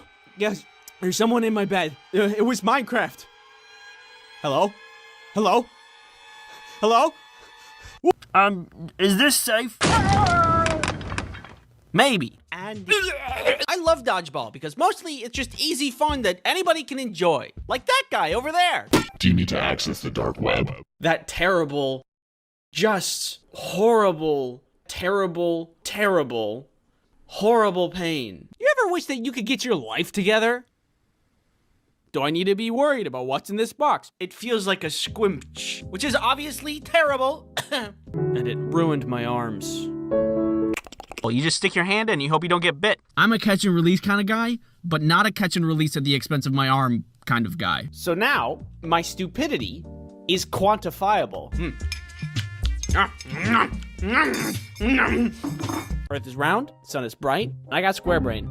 Lots of hair. I want to sleep. You regularly make new friends. I love you, Pizza. You can do anything you can set your mind to. I love you. Not me now, but when I was younger. Goose. A hat that produces more hats, which in turn produce more hats that can produce more hats. And if you can't, then you die. So we're on the plane, it takes off, do a deal with the devil. Woohoo! That guy was weird. And while doing that, you're also responsible for dodging all of these spike balls. Oh, isn't this frustrating? Don't you hate it that it looks like this? Yes, I do hate it. God. And I'm just sitting here, why didn't we start with that? You got the cowboy, a classic. Clown, another classic. An eldritch blood god from a different dimension named Daniel. Another classic. Do you have cows in your house? Do you need some ultra fresh milk? Society peaked when GameCube had tiny discs, was going haywire, and could literally explode inside of me and kill me. Uh-oh. You mean? Like, way too much focus. This one feels sticky. Forgetting to drink water for an entire day might be a sign of something, and not just be a goofy little thing that I do sometimes. You weren't supposed to do that. Oh, I'm gonna wait a week for you. Kinda. Nobody really wanted to eat pizza because what they really craved was violence. Don't leave me here. My house. My dog. Anyway. Oh.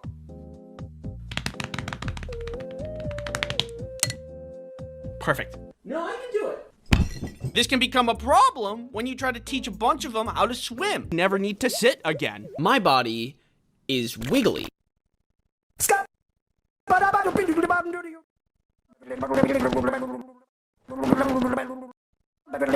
You mean?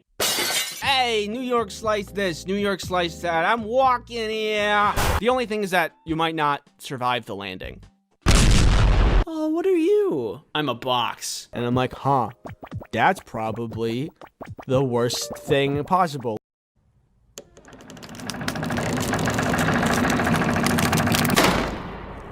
Pig drama.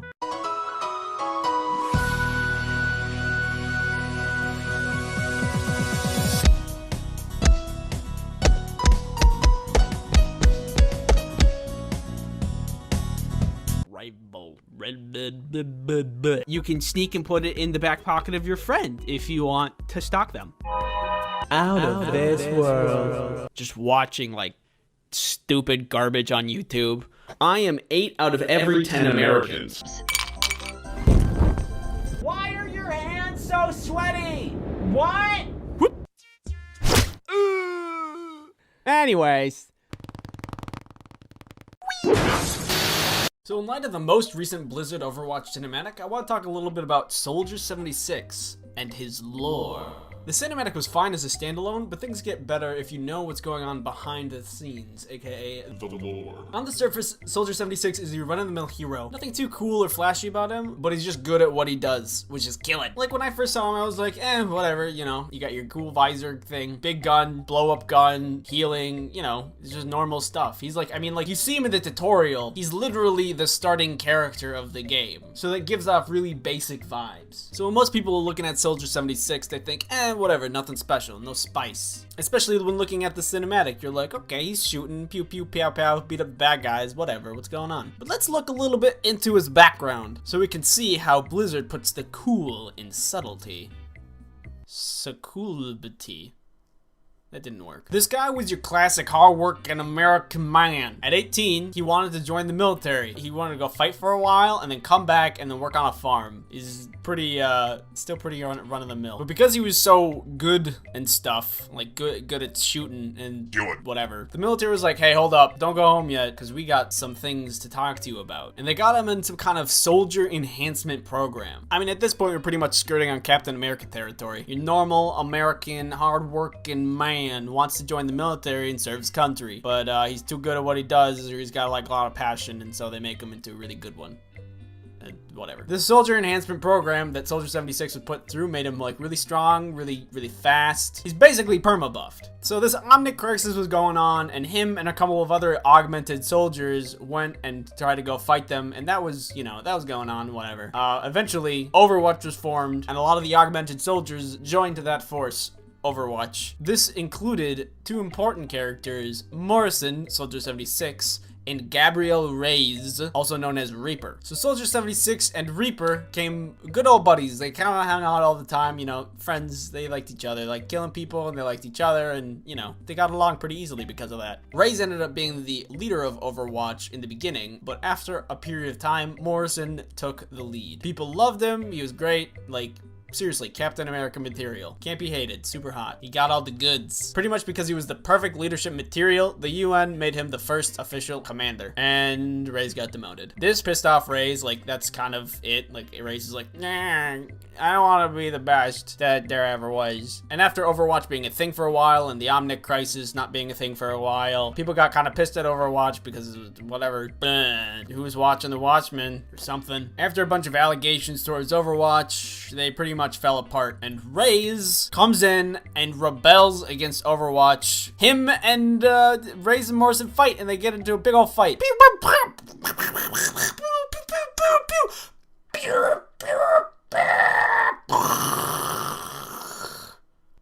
Oh no, I broke one. So long story short, the Overwatch facilities blew up and everybody thought they were dead. Specifically, Morrison, Soldier 76. But you see, Morrison's body was never recovered from the scene. So everybody thought he was dead, but really, he just ran away. So like a couple of years later, things are going down. A couple of crappy corporations like Comcast and stuff are getting attacked by somebody called Soldier 76. Nobody really knows the real name of this Soldier 76, but we know, dear viewer and I, we know what's going on. It's Morrison. It's been Morrison all along, acting as some kind of vigilante against the bad peeps of the world to help out the good peeps. Or it's like something personal. I actually don't know that much. So people who ran into this dude were like, gosh, he's so fast, he's so strong. It's like he was trained in the military or something. And then like the military did some science experiments on him, and that was really that was like, that could have made him really strong or something. Kind of like Captain America, but it was for another guy in a video game. Suspicious. Hey, did we ever find that body of that Morrison guy? So this part of the story is like pretty cool, you know. His lore is kind of interesting. He's got like this background where he interacts with other Overwatch characters, and he's like the leader and stuff, and he's like, everybody loves him. Basically, seriously, Captain America. But the point isn't that the lore alone is cool. The point is that when you're considering the lore while looking at other things relating to Soldier 76. For example, in the cinematic, he's like, oh, it's hard to kick old habits. When he saves that little girl, it's because he's like, because he used to be a good guy, and now he's like a vigilante that only punishes the good, I mean bad, but does nothing for the good. But he still can't shake that habit because he's like, used to be a really good guy, so, you know, that's actually pretty cool. In the cinematic, if you were just watching it without knowing the lore, you'd be like, oh, it's just Soldier 76, he's beating up some bad guys. But now, you're like, oh, he's beating up bad guys because vigilante, because he thought he was dead, and now he's like working on his own, and you know, these guys. It's really cool. And she's like, oh, hey, you're one of those heroes, aren't you? And he's like, not anymore. But now you're like, oh, hey, I know why. I know why. It's like super cool. I love that they did that. Like, Blizzard could have been super obvious about it and just did his lore, but in video cinematic format. But instead, they told this story that hinted towards his lore. It was still entertaining for anybody who didn't know the lore, but it was extra juicy for people who did. And it's not only the cinematic, it's in-game stuff too. Like, here's a specific favorite one of mine. When McCree kills Soldier 76 in the game, he says, "Thought I saw a ghost." Because he used to be, like, dead, or people thought. And that, like, gives it so much more meaning. I think the sniper, Black Widow, like, when she kills him, Soldier 76, she's like, "All legends must fall." Because he's like, yeah, you know, I mean, you get it. Or, like, when May kills him, like, May kills Soldier 76, she's like, amazing. Because May is the best, and nobody should question that. Anyway, that about sums up everything. Soldier 76, neat guy, but way better when you know the lore. I hope Blizzard continues to expand on the lore of this game, because it's really, really cool and very interesting. I'm super into it. Really looking forward to more of their stuff. I hope you cuties like this video. I'm working on another video right now. I hope to get that one out like next week-ish. See you then. Peace.